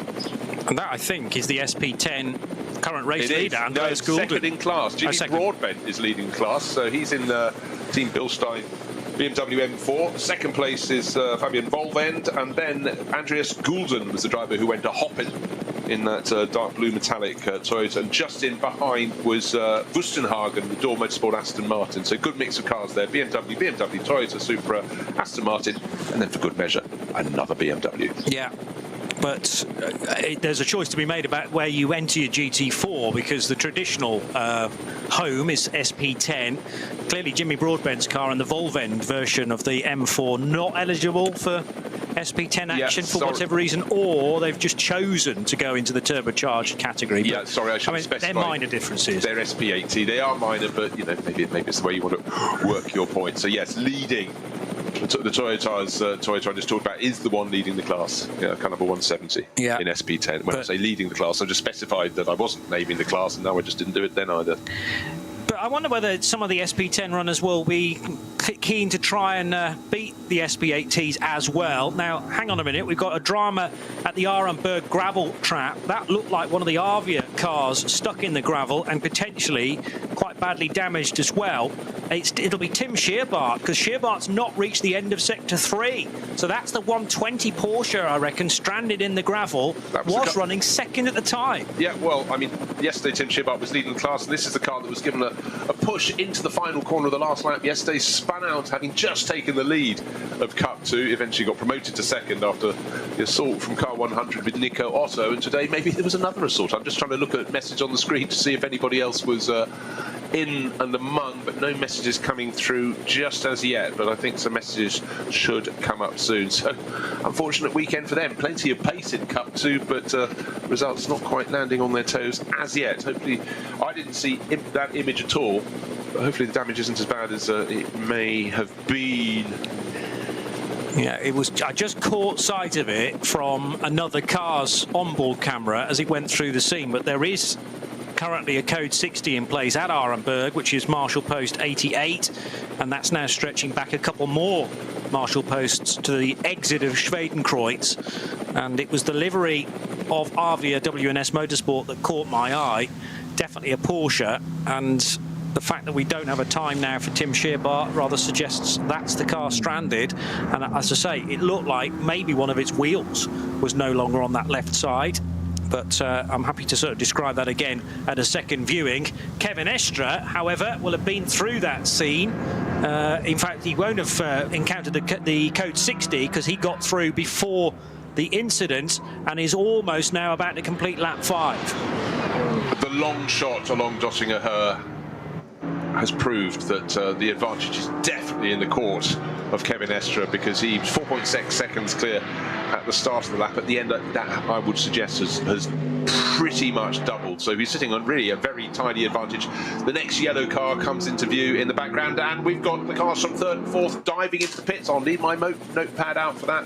That's 5 laps on the board. Yesterday you mentioned, actually earlier today, that nobody of the front runners pitted without reason or penalty as early as the end of lap 5. But into the pits came Joel Eriksson from third and Ralph Aron from fourth. So the others go on further. Gap between first and second, well, actually I thought it was more than it proves to be, 5.6 seconds. So my eyes clearly slightly squint this morning. But Kevin Estre, he's gained another second. Good for him. Yeah, it all adds up, and it will be to his delight as he peers into the rearview mirror that as he hits the brakes for the right-hand horseshoe on the Grand Prix track, there was nobody anywhere close to him visually. The Mercedes does now turn through that section of the circuit, and the time at the start of this lap, the difference between first and second, 5.6. with a further 3.2 seconds back to Alessio Picariello, not pitting at the end of lap 5, but Joel Eriksson, his teammate, did, and Ralph Aron also. And that might not be a bad idea as far as the fact that it's relatively calm in the pit lane right now, so you can get to your pit area. The team can service the car as quickly as possible, well, as quickly as the time dictates, because of course you can't breach the pit stop minimum reference time, which is a sliding scale depending on how many laps you've just completed at this stage of the race. If you've only done 5 laps as opposed to some of these runners that will do as many as 7, it can be a quicker pit stop than if you'd chosen to do a longer stint at the start of the race. Yeah, just again, I reached the trusty A4 sheet of pit stop times, and if you come in after 5 laps, your pit stop has to be a minimum of 306 seconds, so 6 seconds over the 5 minutes. If you come in the following lap, your pit stop will be 22 seconds longer. That will really swing you around. And if you come in after 7 laps, another few laps, you're 45 seconds in hand. So the drivers coming in later get penalised, but then at the end of the race, they'll make their final pit stop later in the race, if all goes to plan, and they'll get that time back again. So you get this element of seesawing. So just remember, 2 cars came in at the end of 5 racing laps. Car number 4 from 3rd place, that's Joel Eriksson, and Ralph Aron. Car number 6, the Mercedes from HRT. That's the black and red one on Yokohama tyres. They blinked first. They've nailed their colours to that particular mast. Heading getting into the code 60 again, the race leader Kevin Estra, and it's all about how quickly you can get into that part of the circuit, obeying the yellow flags, of course, with the speed limits there deliberately. Race leader is still Manthey, EMA, with their Porsche.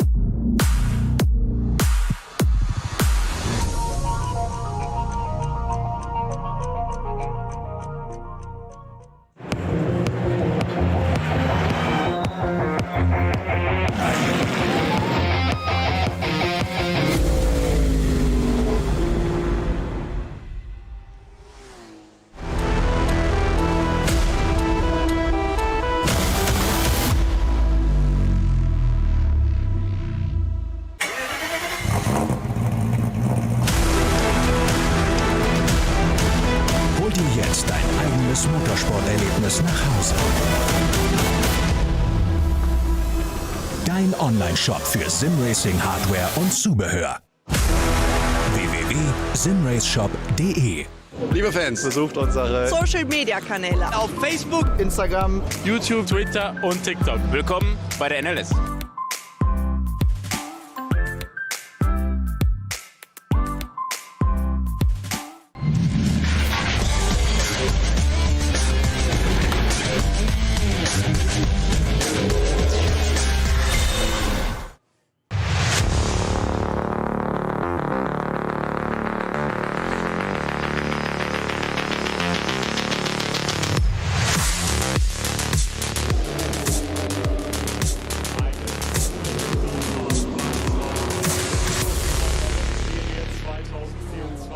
Probleme für die amtierende Meistermannschaft mit der 1 auf dem BMW. Matthias Unner ist der Teamchef und ist so nett, nach diesem Rückschlag uns auszuhelfen mit Aufklärung.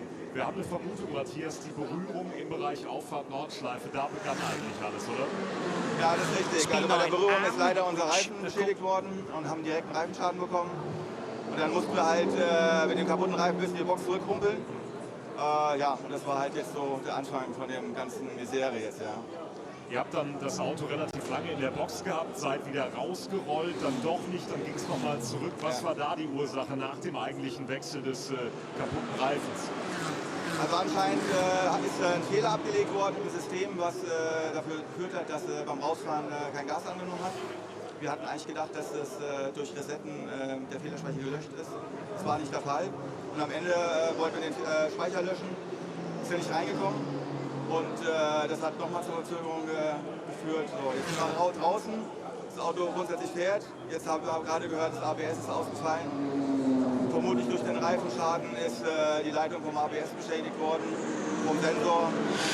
This is where Cup 2 can begin to shine, though, because they should be able to do 8 laps, should they choose to, for this opening stint, and 9 laps then when we get into the real strides of the race. Yeah, we often get just past the hour, so all the top runners from SP9 would have come in, and then for the next laps, very occasionally, almost 2, you can have the very best of the Cup 2 cars hit the top. But from SP9, from the SP9 Pro class, where we've had the 6 cars fighting for the lead of the race, the 2 cars that came in to make that initial pit stop ahead of their rivals, that's number 4 from Falcon Motorsport and the number 6 Hout Racing Team Mercedes. They will be leading this group when they've all made their first pit stops. They've made theirs early on. Those pit stops are shorter a lot of seconds shorter, 24, potentially 40-something seconds shorter than if cars come in a lap or 2 laps afterwards, but they will pay the price for that, an early advantage later on.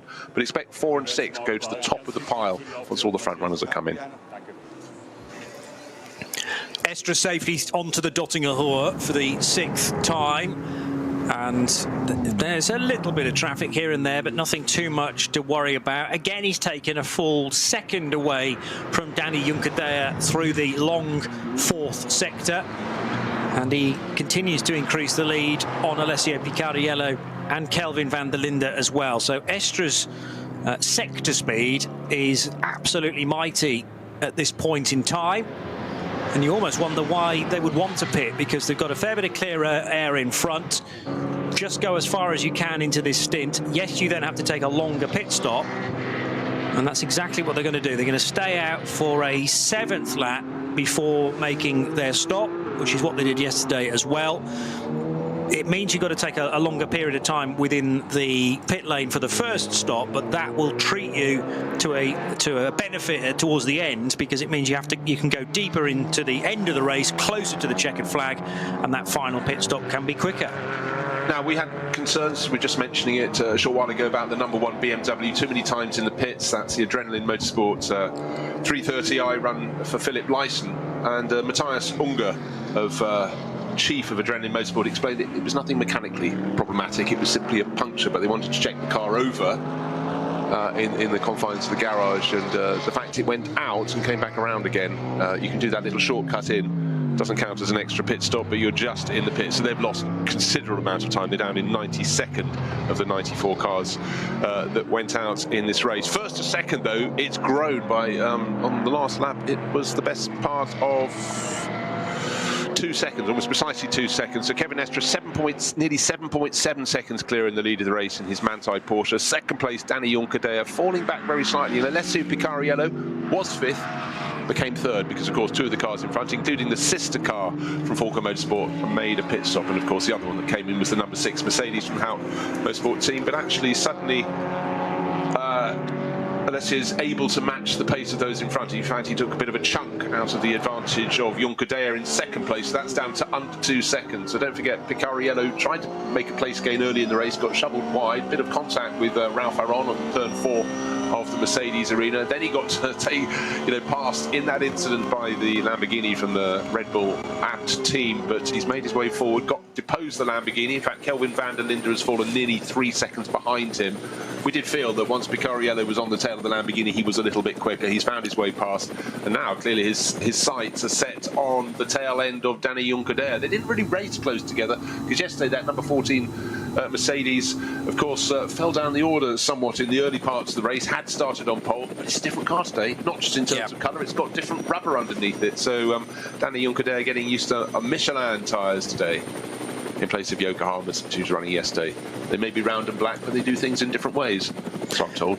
And you're right. Speaking of tyres, Matthias Unger was chatting to Lucas a couple of moments ago about the #1. That was only a puncture, apparently, but after some contact. So they were able to fix the #1 car fairly quickly. I wasn't entirely sure why it needed to go into the garage, therefore. But you know, I looked at some footage of that, and you could see scraping down the left-hand flank of the #1 BMW, but I think they were also just checking that nothing had been bent in terms of the steering, because it looked as though it was a full side-on-side contact. If your wheel is obviously anything other than dead straight, it can twist and tweak and damage. So I think the driver bringing it in, Philipp Leisen, was fairly convinced that they needed to look at it, because otherwise he wouldn't have wanted it put in the pit garage. But they did it as quickly as they could. But a little setback, but important that Matthias Unger settled. And I was going to say, at that point, if you're actually convinced it was only a puncture, it's only a puncture. If it comes in with a mechanical problem other than that, then, you're looking at a far longer repair. So good news for them in some ways.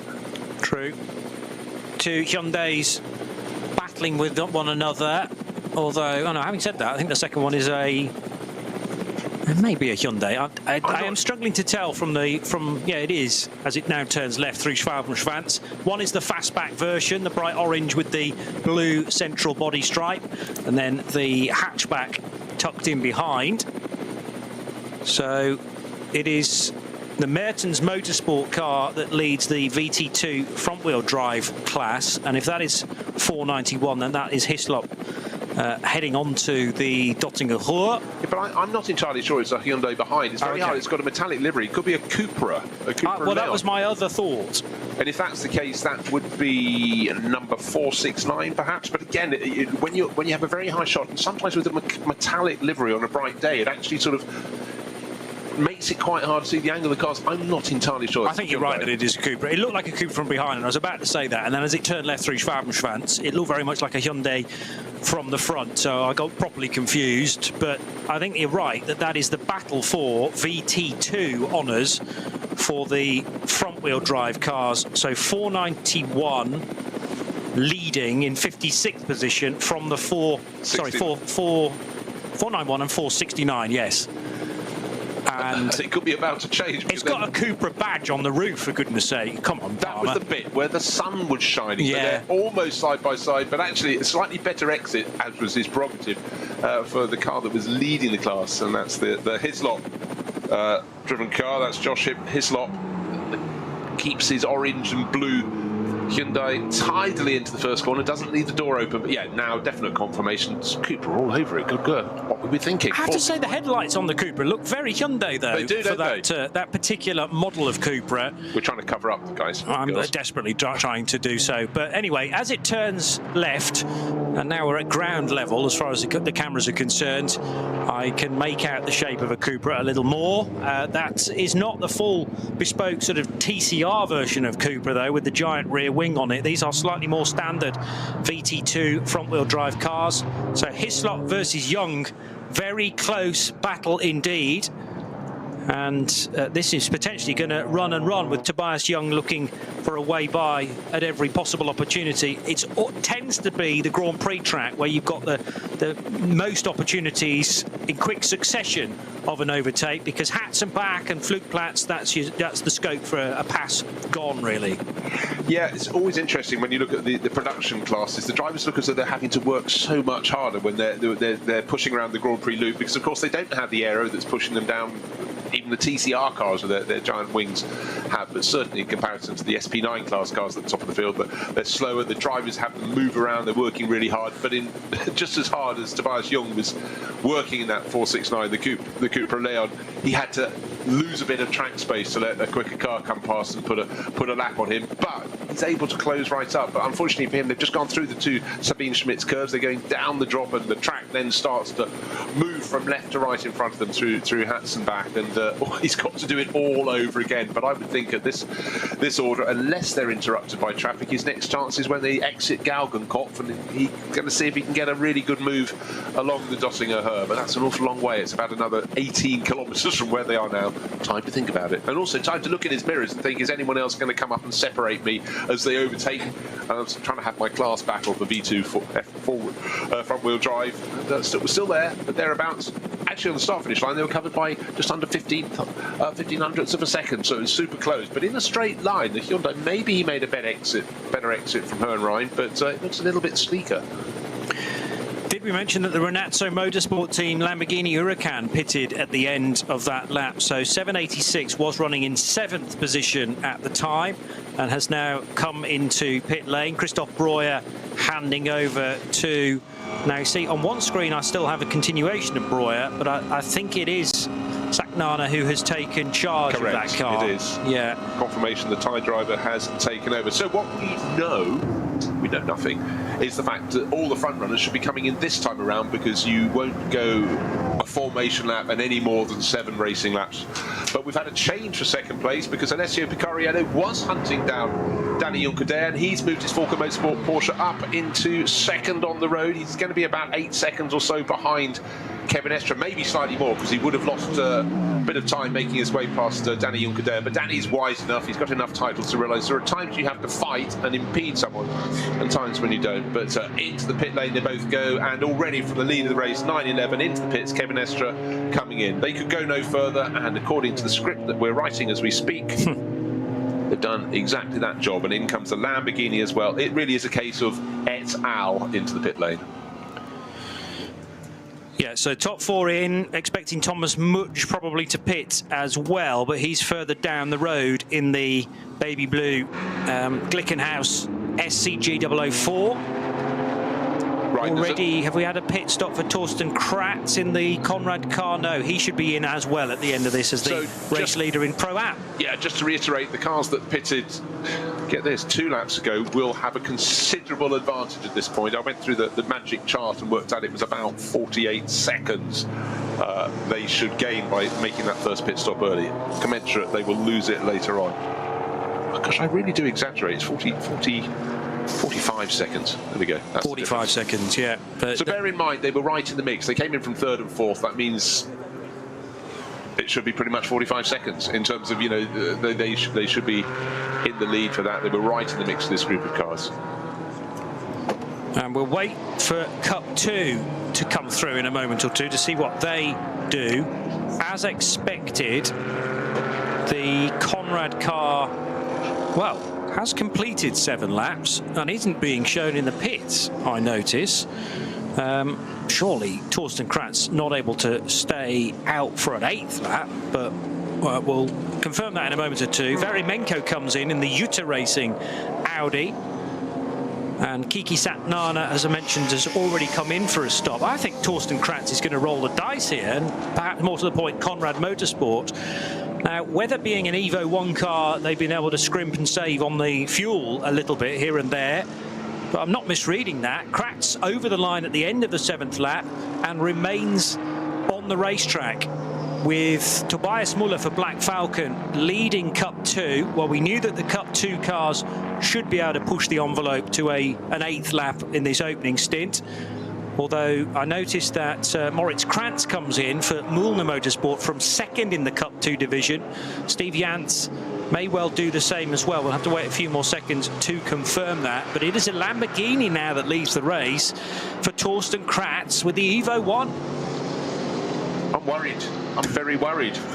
Has he smelt something nice on a barbecue about Adenauer? You can get half a lap out of this tank, but maybe there's something different. We could dive into the rule book and see if by being a much older car they're allowed a little bit more fuel, but I think that's a very, very bold mix. But Conrad Motorsport, they've done more than a few laps here, but have they remembered it's 25 kilometres around the lap? That seems a really bold row of the dice. Maybe it was misunderstanding, maybe they know something that we don't, but anyhow, it's bold. Kevin Estre came in from the lead. He was about, well, 6.6 seconds was his advantage over Alessio Picariello. Picariello is out. His teammate Martin Racking has taken over that number 3 Porsche from Falken Motorsport, but looks so that's no real gain for either of those cars during the pit stop, as you'd expect.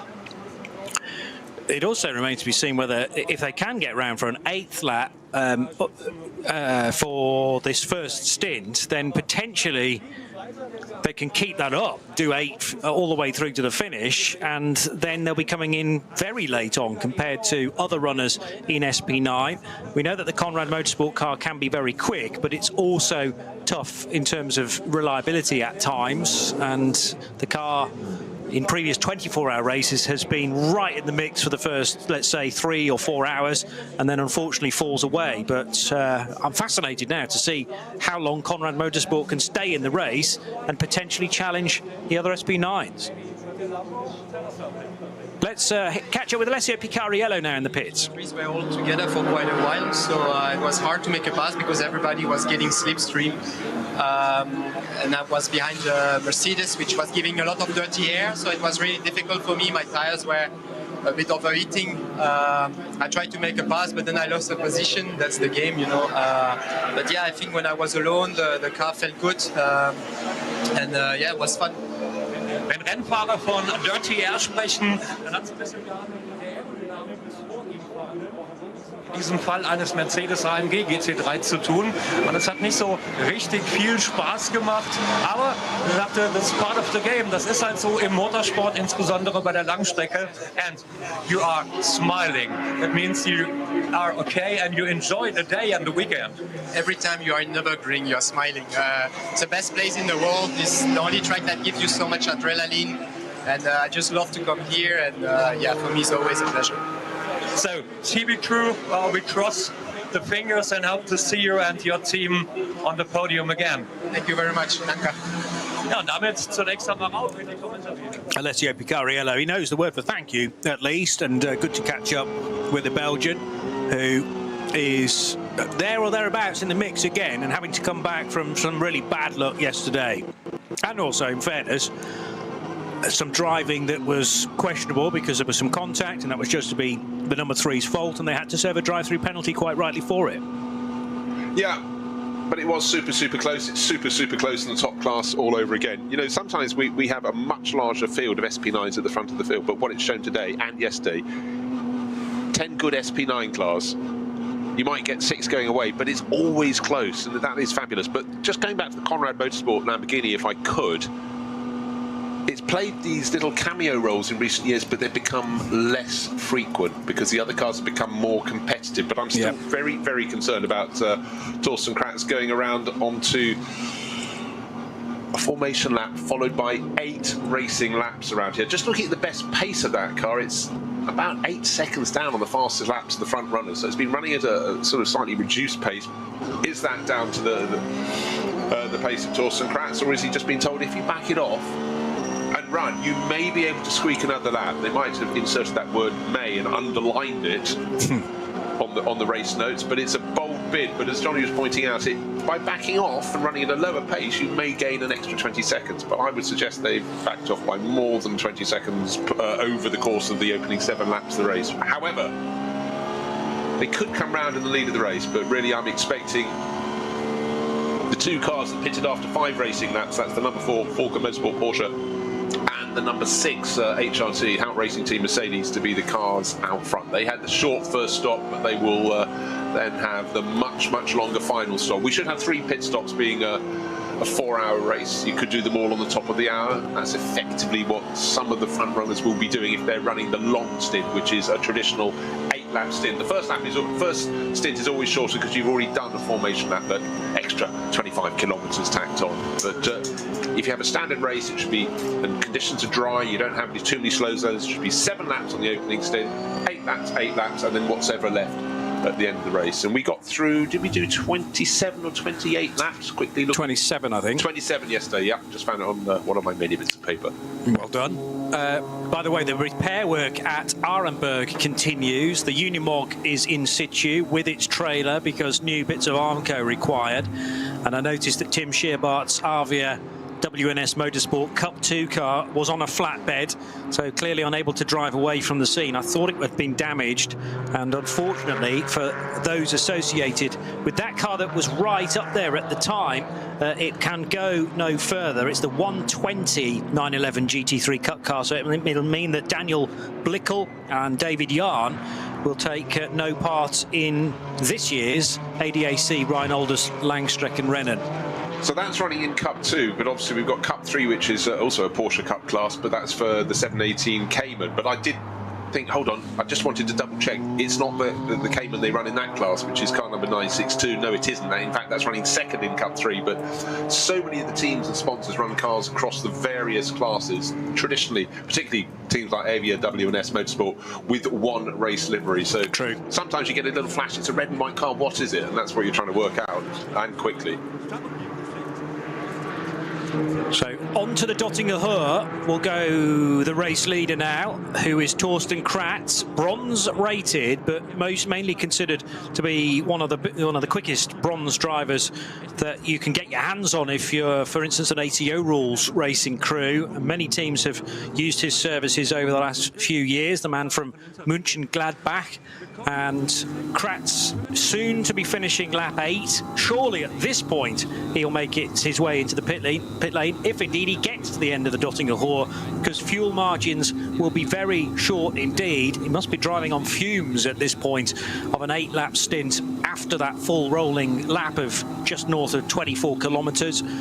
But to go through the timing loop at the end of lap 8 should be that Lambo first of all, and he'll dive straight into the pits. Whoa. So does make it, does lead lap 8, and then we'll wait to see who will be next through. But you think it'll be the early stoppers, which does make sense because they could 4 spend and 6, and they're running at the moment in that order. Tim Heinemann in the number 4 Falken Motorsport Porsche, 7.5 seconds clear of Hubert Hout, who's in the number 6 Mercedes. That was started by Ralph Aron. Hubert was one of the few drivers who was changed to in the opening stint. A lot of the drivers doing a double stint to start this race, but just taking a look, you know what, that Conrad Lamborghini gained about 20 seconds in sector 3, the longest, the second longest of the sectors, but I think it got lucky with the slow zone as well, because why would it suddenly be 20 seconds faster when he's nursing the car, but he probably can't press the throttle the whole way. So if someone comes bearing a gift, you don't say no thank you very much, I'm busy. You grab it, and that could be a massive swing in their favour. But Torsten Kratz, interesting to see. I think, will he do a double stint? Will he go straight back out again, or will he hand over to his teammate Danny Sufi, young American racer who's really enjoying his visits to the Nürburgring? The other thing, of course, is I'm trying to remember its road position as Tim Scheerbart made the gravel trap. Surely Scheerbart wasn't ahead of the Conrad Motorsport Lamborghini on the road at the time.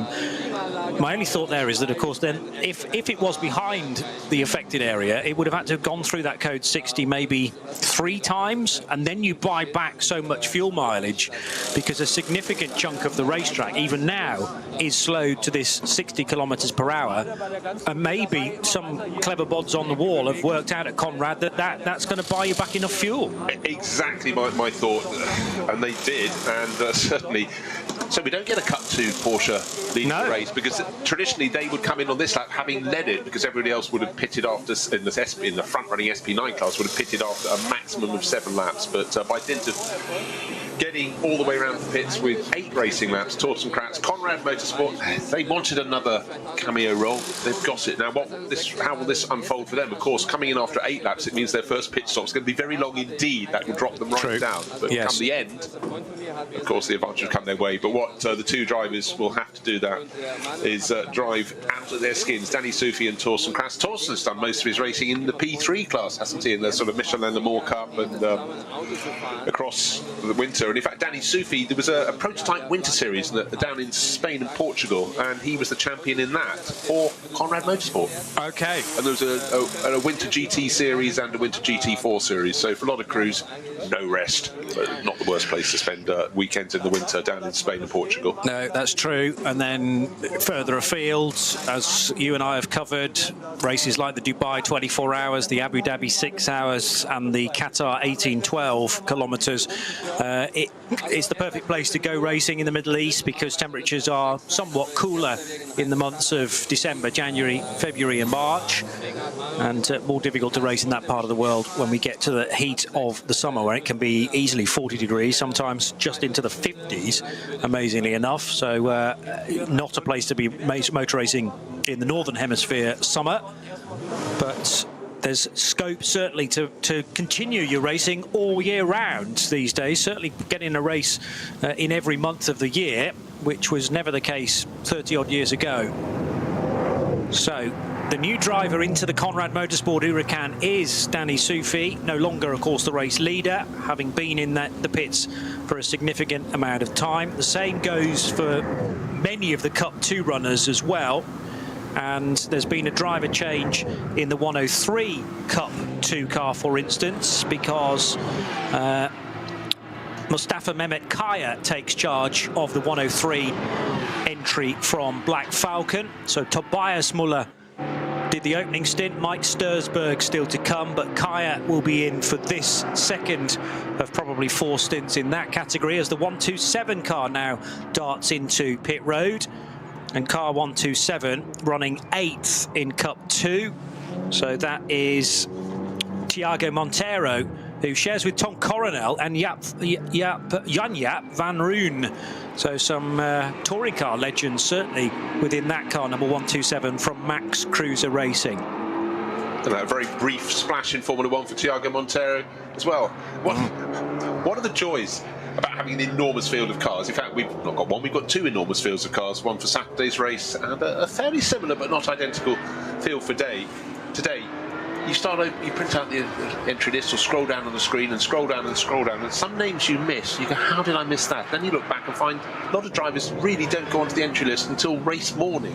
There's a lot of sort of bartering, so I'm wondering if Thiago's about to try and build up his GT racing career as well, and running the Porsche Cup 2 class in a bad place to do it. But sharing with Tom Coronel and another Dutch racer, Jan-Jaap van Roon, but Tom will keep them all on their toes. One of the most entertaining people. Tom and Tim Coronel, just so They just always have a smile on their face, always a joke to be had, but very, very quick across a large number of decades. They've had fantastic racing careers. Of course, their father used to compete long before them and used to run a Mazda, a rotary engine Mazda, and it was the car when used to be a journalist. Sitting in the press room at Spa-Francorchamps, he thought, I don't want to wish bad luck on anyone, but could that car retire? The head-splitting sound it would make as it went up to La Source and then turned around and came the other side of the press room. You think, I'm trying to get some sleep for 10 minutes or at least lie down with my eyes closed. But you could tell where it was on the circuit from any point on the circuit. And then, of course, we know full well, the famous Mazda rotary sounds around them all, but still, I think, in their own way, haunt both Toyota and Nissan. They spent so many years and so many yen trying to win the Le Mans 24 Hours, and in comes plucky Mazda, has a good crack at one, and then suddenly, oh my gosh, they've only gone and done it. 1991, famous year for them, with that phenomenal win. It really was, and nice that on the various anniversaries of years ending in one, often the Mazda comes back and you're reminded of quite how noisy the rotary engine is once again. It's an otherworldly sound. You get accustomed to the range of engine sounds, and that's just from somewhere else entirely. Just caught sight of the Klick Versicherungs team, and there's been a driver change there with Robin Cherzanovsky, who did the opening stint, out, and Kirsten Jodeksnis now in, the Hanover-based driver. So 119 is again in the mix within Cup 2, but that will drop it back. So we have a timing screen at the moment, which is topped by the number 7 Lamborghini Huracan and the 103 Cup 2 car in second, but that's all now changed, remember, because of the latest pit stops, and the cars that are on their 9th lap and are safely through at the end of Sector 3, Tim Heinemann, who now leads the race for Falken Motorsports in the number 4 Porsche, so that's the two-tone Falken blue with the red door mirrors 911, ahead of Hubert Haupt in his Mercedes, which has not had the refresh of the wrap overnight, if you like. It's a different car for the 14, but the 6 car has kept the same Yokohama advertising on the side of it. And car number 6, driven by Hubert Haupt, running in second position on the road. Then it should be Kevin Estre pitting a couple of laps later in the 911. And after that, Martin Ragginger, who was installed in the number 3 Falken Motorsports Porsche during their first stop. Yeah, I think the crux there is obviously Heinemann and Haupt made that early pit stop after 5 laps. They're nearly 10 seconds apart, but the interesting thing for me, only 8 seconds behind Hubert Haupt is Kevin Estre. So he's not only he took time out of them as he pulled clear in the opening stint, now he's catching certainly Hubert Haupt in the second one. And for him, he's got an advantage of over 10 seconds back to the... Sorry, I've missed out Martin Ragginger. 9 seconds back to the next car in the line. 4th in... SP9 class members is the second of the Falken Motorsports Porsches, and in behind, very close behind him, 2 and a bit seconds further back, Danny Junkerdea. So the Haupt Racing team, this stint is not quite shaping up as well as it is for the Falken crew. So they're first and potentially up into 3rd, I would suggest, which is the sister car. Yeah. But we'll have to keep our eye on the battle between Estre, Ragginger, Junkerdea and Van der Linde. But particularly those cars that pitted after 7 laps, yes, and then this little gaggle separately. But as you say, maybe Hubert Haupt hasn't quite worked out quite as well for the number 6 Mercedes as it has for the number 4 Porsche. But we'll wait and see. I would think Tim Heinemann should be able to hold on to that roughly 10-second lead. Let's just have a look at the sector splits. Actually, Hubert took a bit of time out of Tim Heinemann through Sector 2. They were very even through Sector 3. And now back onto the Dottinger Hohe will go Tim Heinemann in the number 4 Porsche. And it's now maybe as much as 12 or 13 seconds, the gap back to Hubert Haupt in second position. Estre goes through for the Manthey EMA Porsche at 303.7 through Sector 4, so that's very similar speed to Tim Heinemann. And in 4th place is Martin Ragginger, closely followed by Daniel Junkerdea and Van der Linde, actually. So those 3 cars, Ragginger, Junkerdea and Van der Linde, Porsche, Mercedes, Lamborghini, will be pretty much nose to tail. Yes, at no point, if you're looking at a timing screen, can you draw the full picture. You're thinking Hubert Haupt, oh, he's actually closing in again. But, OK, right, across the start-finish line comes Tim Heinemann to get 9 racing laps on the board, waiting to see how far behind Hubert Howe will be. He ought to be the next the front runners coming through. He will be quite surely, but 10.7, so it was going out. It looked as though Hubert Howe was hauling it back, but unless you're looking at the cars on screen, you have no idea where they're meeting the traffic. And of course, we are having these fluster over little slow zones, and in fact that lap for them was just under 9 minutes. Bear in mind the fastest lap of the race is 7 minutes 58, low 58, so certainly with a few slow zones it obscures the picture, but nothing can obscure the fact that it looks as though Tim Heinemann, who didn't compete yesterday, he's moved into the number 4 crew. There's still a question about whether Nico Menzel will be back on board that car, because he was due to stand down to make way for Tim Heinemann. And for Falken Motorsports, they often have a cluster of drivers. They'll have 8 drivers competing in the Nürburgring 24 hours. They have 4 in each of their cars, each of their Porsche 911 GT3Rs, but they do like to shuffle them through the season. Don't let anyone get comfortable with the drive. No, coming next weekend, why bother? You know, we've got other people, you know, move along, care and share. But I'll wait to see on this lap what the pace is between them. But Tim Heinemann putting a really, really good stint. The last few years, his career has really, really picked up, the young German. And you'd expect, you know, and certainly Hubert Haupt has rather more candles on his birthday cake. Born in 1969. Yes.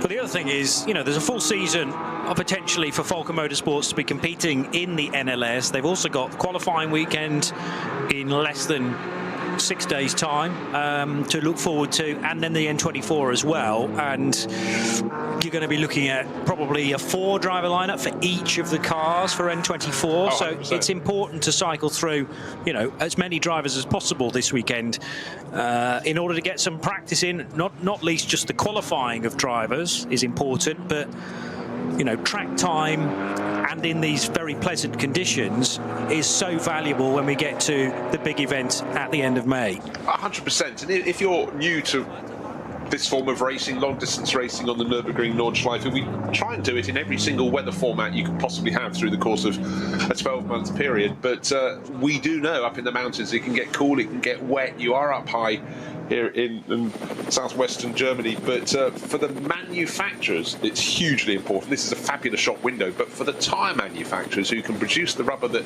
hopefully works in as many of these weather and track conditions as possible, that is why it's such a draw. That is why Falken Tyres have spent a considerable amount of money over the past decade running teams, various different makes of cars. A couple of years ago they ran a BMW and a Porsche just to keep things different. This is a phenomenal testing environment for them, and you can be sure their race rubber, which a lot of series run uniquely or entirely,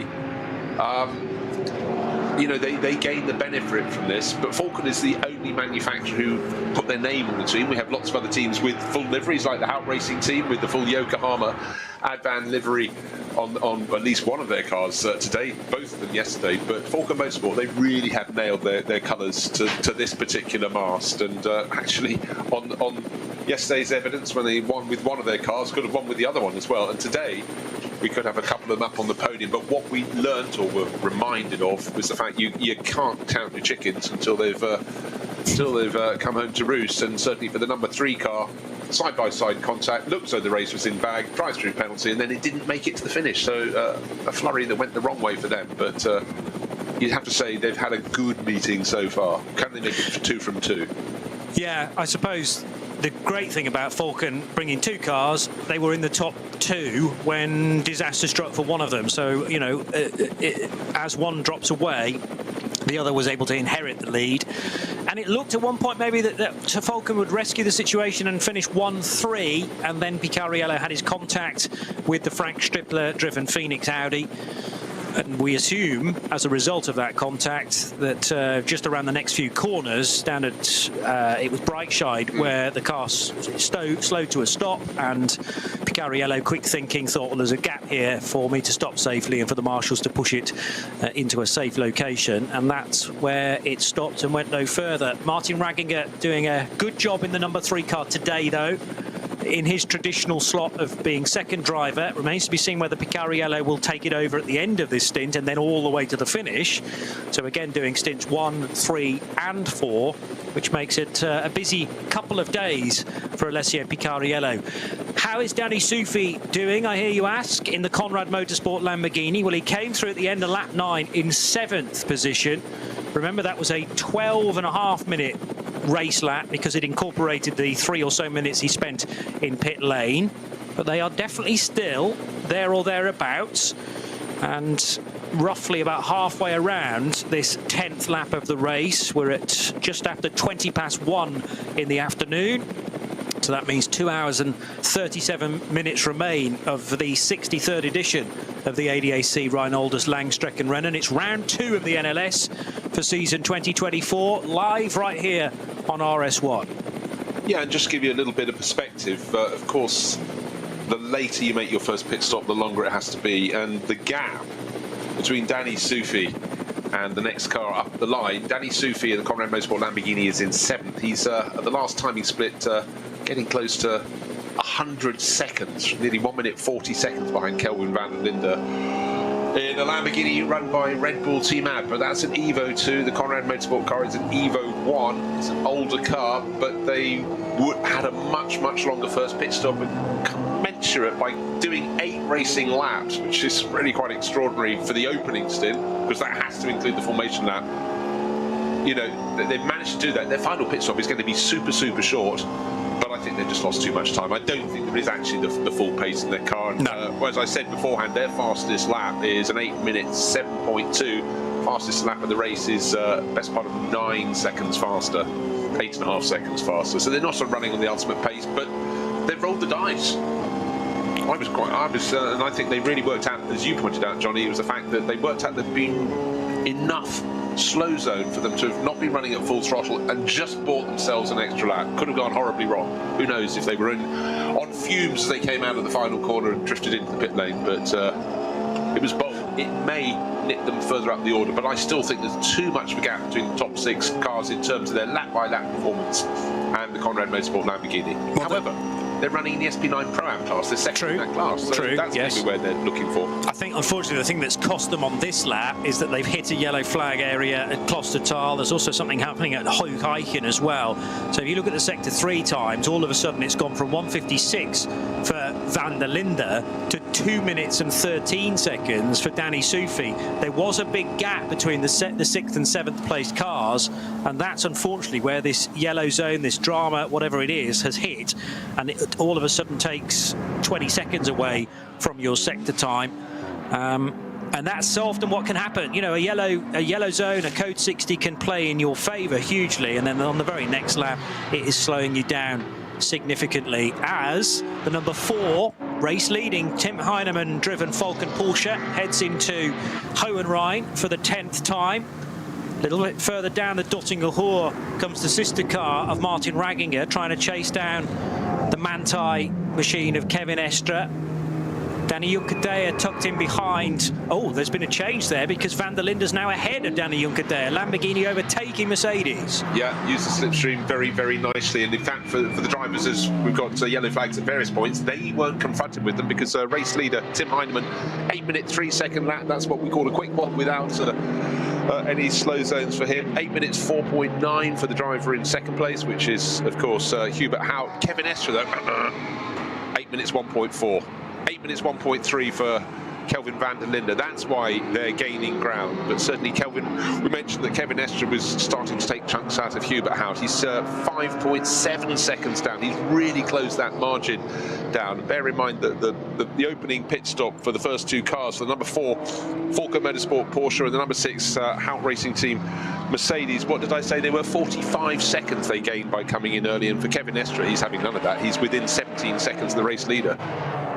So he's done the hard yards now, pushing very hard indeed. But I must say, been very impressed with the Team Abs Lamborghini. Didn't have the ultimate pace. It sort of was trying to hang on to the 5-car pack at the front of the field. It was running 6, getting in close when they got slightly obstructed. When it was in clean running, it didn't seem to have the ultimate pace, but actually it settled down very well in the hands. Running 4th at the moment in the hands of, actually 5th, I beg your pardon, in the hands of Kelvin van der Linde. But the South African, well, he's done many things, great things, particularly since he moved up to compete in Germany. But that car's sort of coming on more and more. But Team Abs haven't been running this car for years. A lot of their rival teams here have been running their particular mounts for quite a few seasons. And as I say, if you're competing here through pretty much every weather form as well, so they should be on top of them.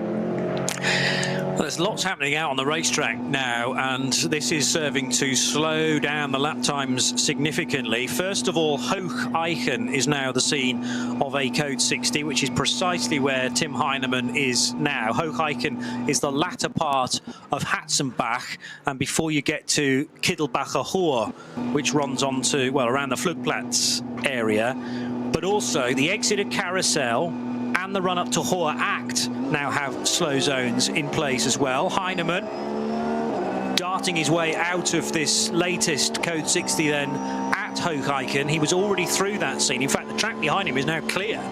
So those behind.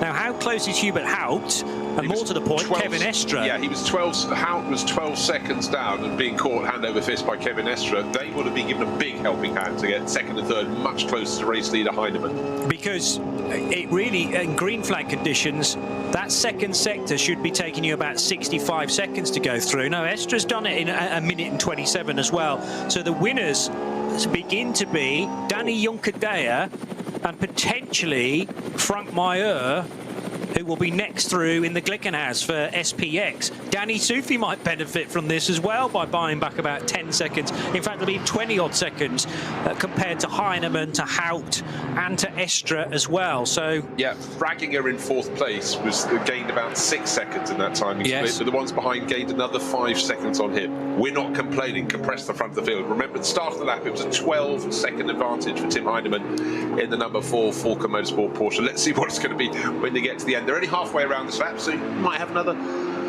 yellow flag. Eschbach, oh yes, just in front of them, so that's coming up. That has been cleared. A lot of flags get put out, they check it, all okay, and bring it in very, very quickly, as fast as race control can get the messages on the screen. Indeed, but I think the whole of the racetrack is now green, amazingly. There's something still maybe bleeding into the Eschbach area that they're perhaps dealing with at Marshall Post 162. And as I say, that Brunchen now becomes affected by yellows too, which isn't a million miles away from Eschbach, so it may all be the same incident. But the road immediately in front of Tim Heinemann and Hubert Haupt and Kevin Estre is at least clear until they get into the longer Sector 4 section. Mullner Motorsport running the number 124 car for Moritz Krantz, and they are now the leaders in Cup 2. So plenty has been switching around within the Carrera Cup category, the one-make division for these Porsche GT3 Cup cars. Krantz leads by a significant chunk of nearly 13.5 seconds over Noah Nagelsdijk in the Black Falcon Team 48 Losch car. And then it is Mustafa Mehmet Kaya in the 103 running in third, ahead of Alex Brundle, up to fourth now in the Sister Mullner car. So 124 leading and 122 in fourth place. Yeah, and looking at the pace, Alex Brundle's catching Mehmet Kaya quite handily. Again, how many helping hands do you get in terms of slow zones? One may catch the other, but Brundle's settling down very well.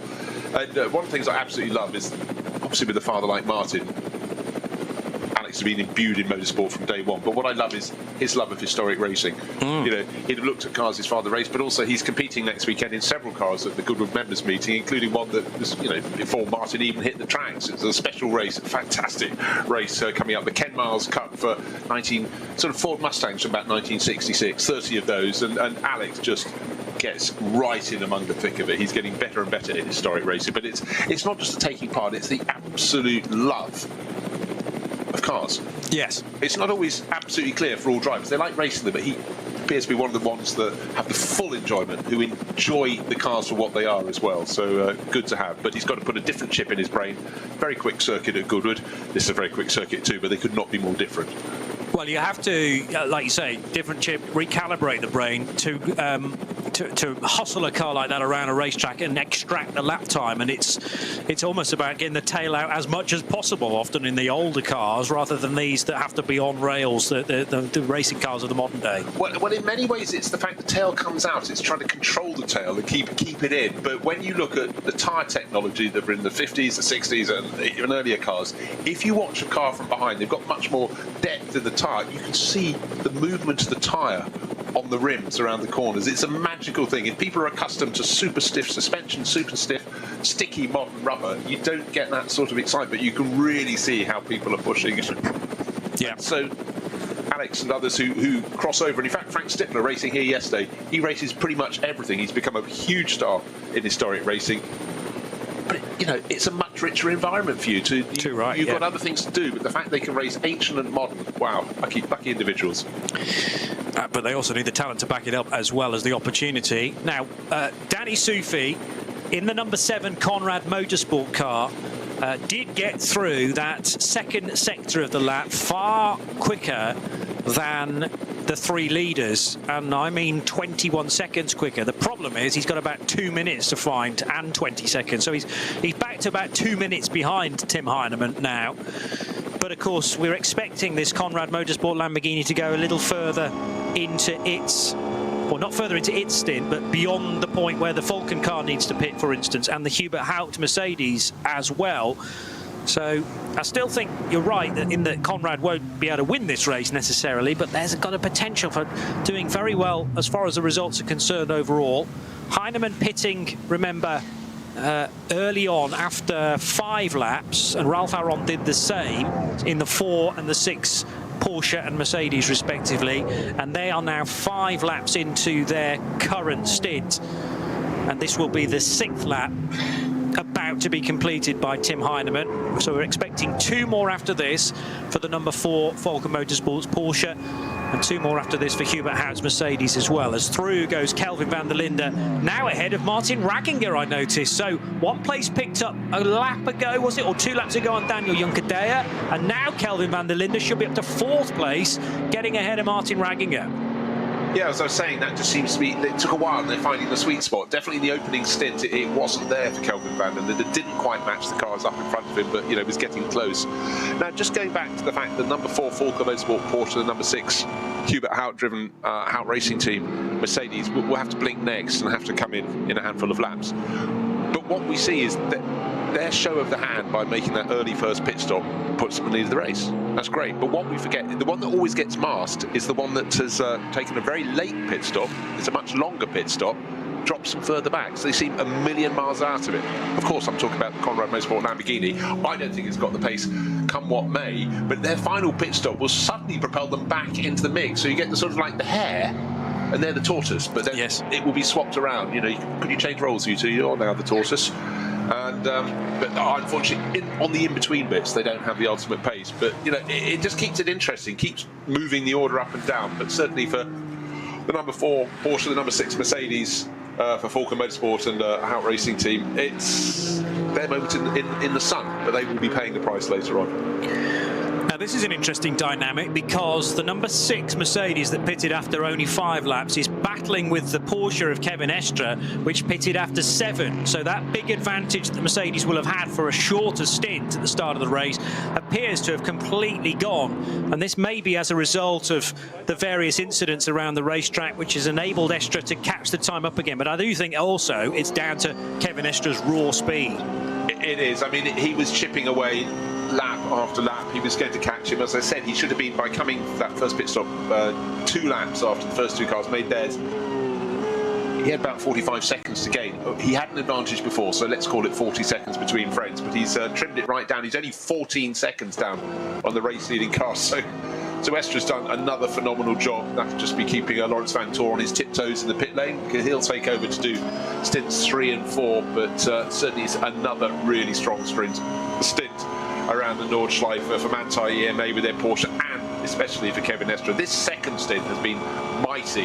His advantage over the best of the rest, that's Kelvin van der Linde now, who's been gaining those 2 positions. As Johnny mentioned, he's in the number 27 Lamborghini, entered by Red Bull Team Abt. His lap times, in fact, he took a great chunk last time, took 8.5 seconds out of Kevin Estre, but that's with the assist of where the yellow slower zones have been. But lap after lap, I'd suggest Kevin just has a little bit in hand. But for the first 2, they're paying the price for that early pit stop. Their next pit stop again will be 2 laps ahead of their rivals, by and large. But certainly this is a really strong stint. So Manthey EMA, second yesterday behind the number 4 Porsche, have every chance of taking the lead in this race sometime soon. But certainly he'll have picked off Hubert Haupt for second on the road. Yeah.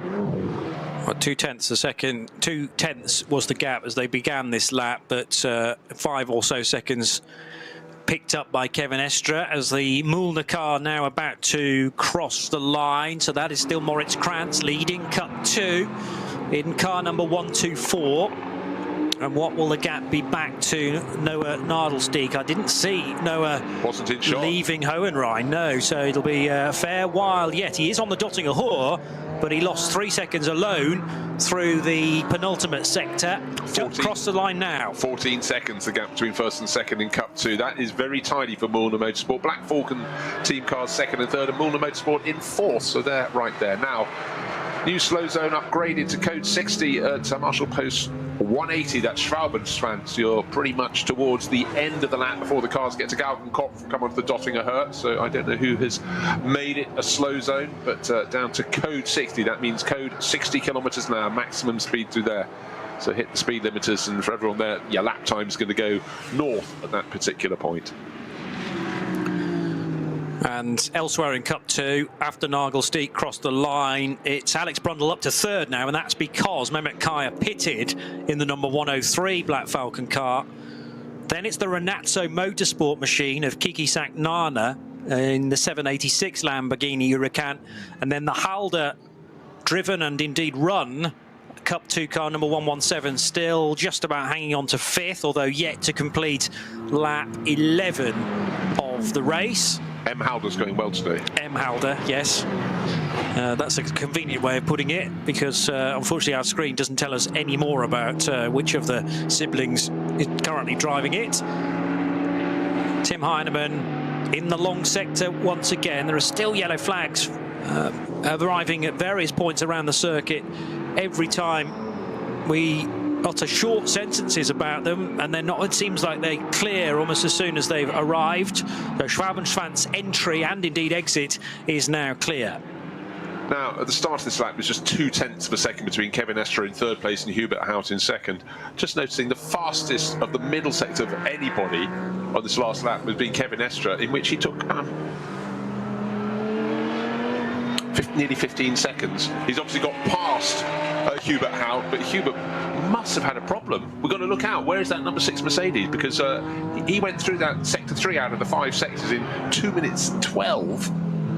Whereas giving chase and having passed him, Kevin Estre went through in 1 minute 56, and so all the other cars in the top 6 were under 2 minutes through there, but 2 minutes 12 for Hubert Hout. So just looking for any messages left, right, up and down, see why the German was so much slower in the number 6 Mercedes for his own team, for Hout Racing Team. Unless that's a problem, of course. I can't see any yellow flags necessarily in that third sector that would have slowed him down. I'm fearing it's a problem. Yeah. So Heinemann still should be out front, but remember, you know, that's only a 13-second gap between Heinemann and Hout at the start of the lap. So consider that Heinemann to Estre being very similar, and Estre looking to close the gap on a car that will be running at a similar speed, you would think, to his. It's the same balance of performance as Martin Ragginger now heading towards Flansgarten on this 12th lap, and can't head into the throttle quite as early as he would have liked to, because there was a slower BMW right on the racing line there.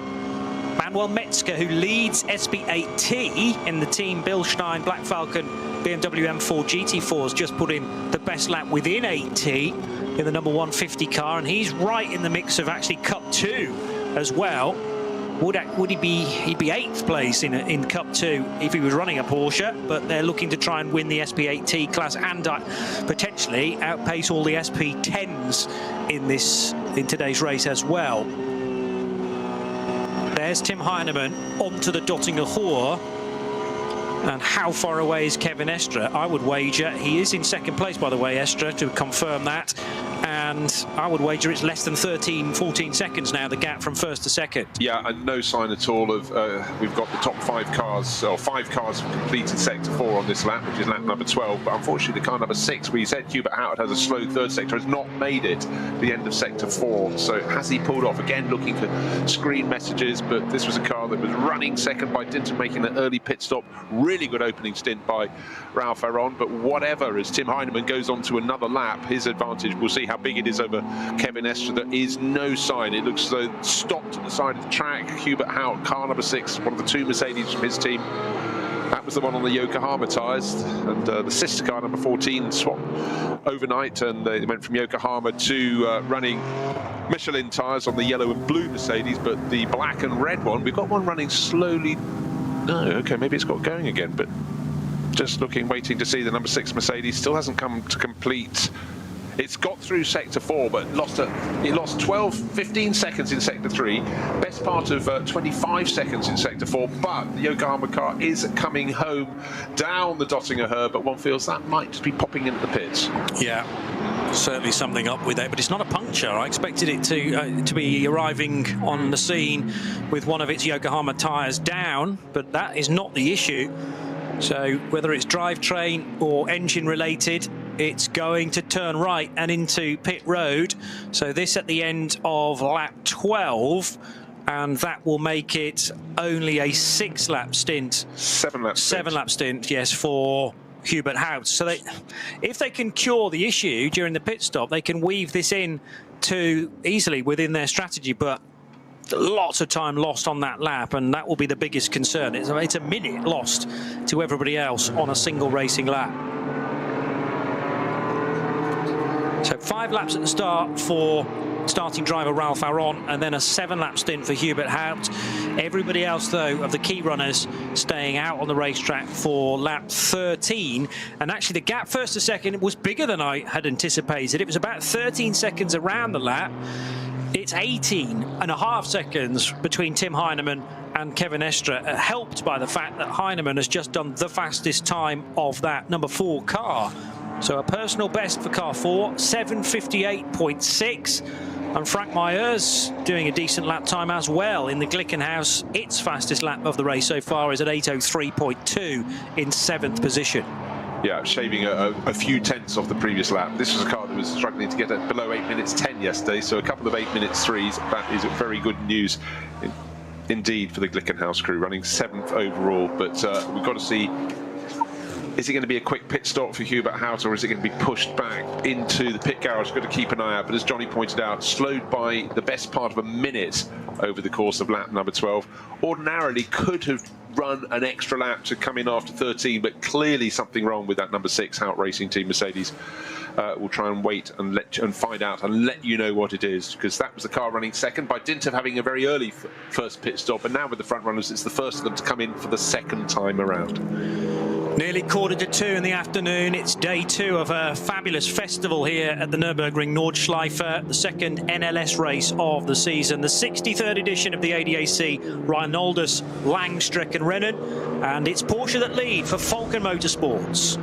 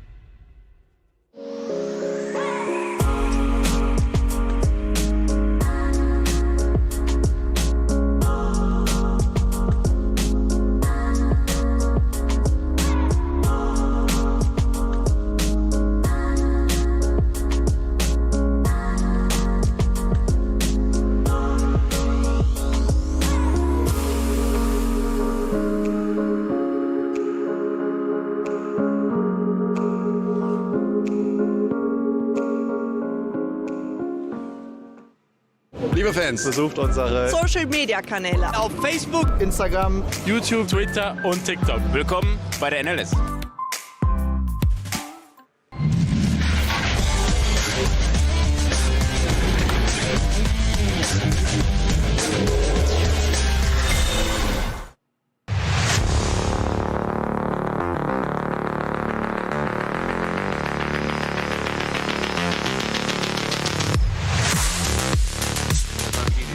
2 minutes 20 seconds. They'll gain about half of that back, but the laps in between, not quite the same.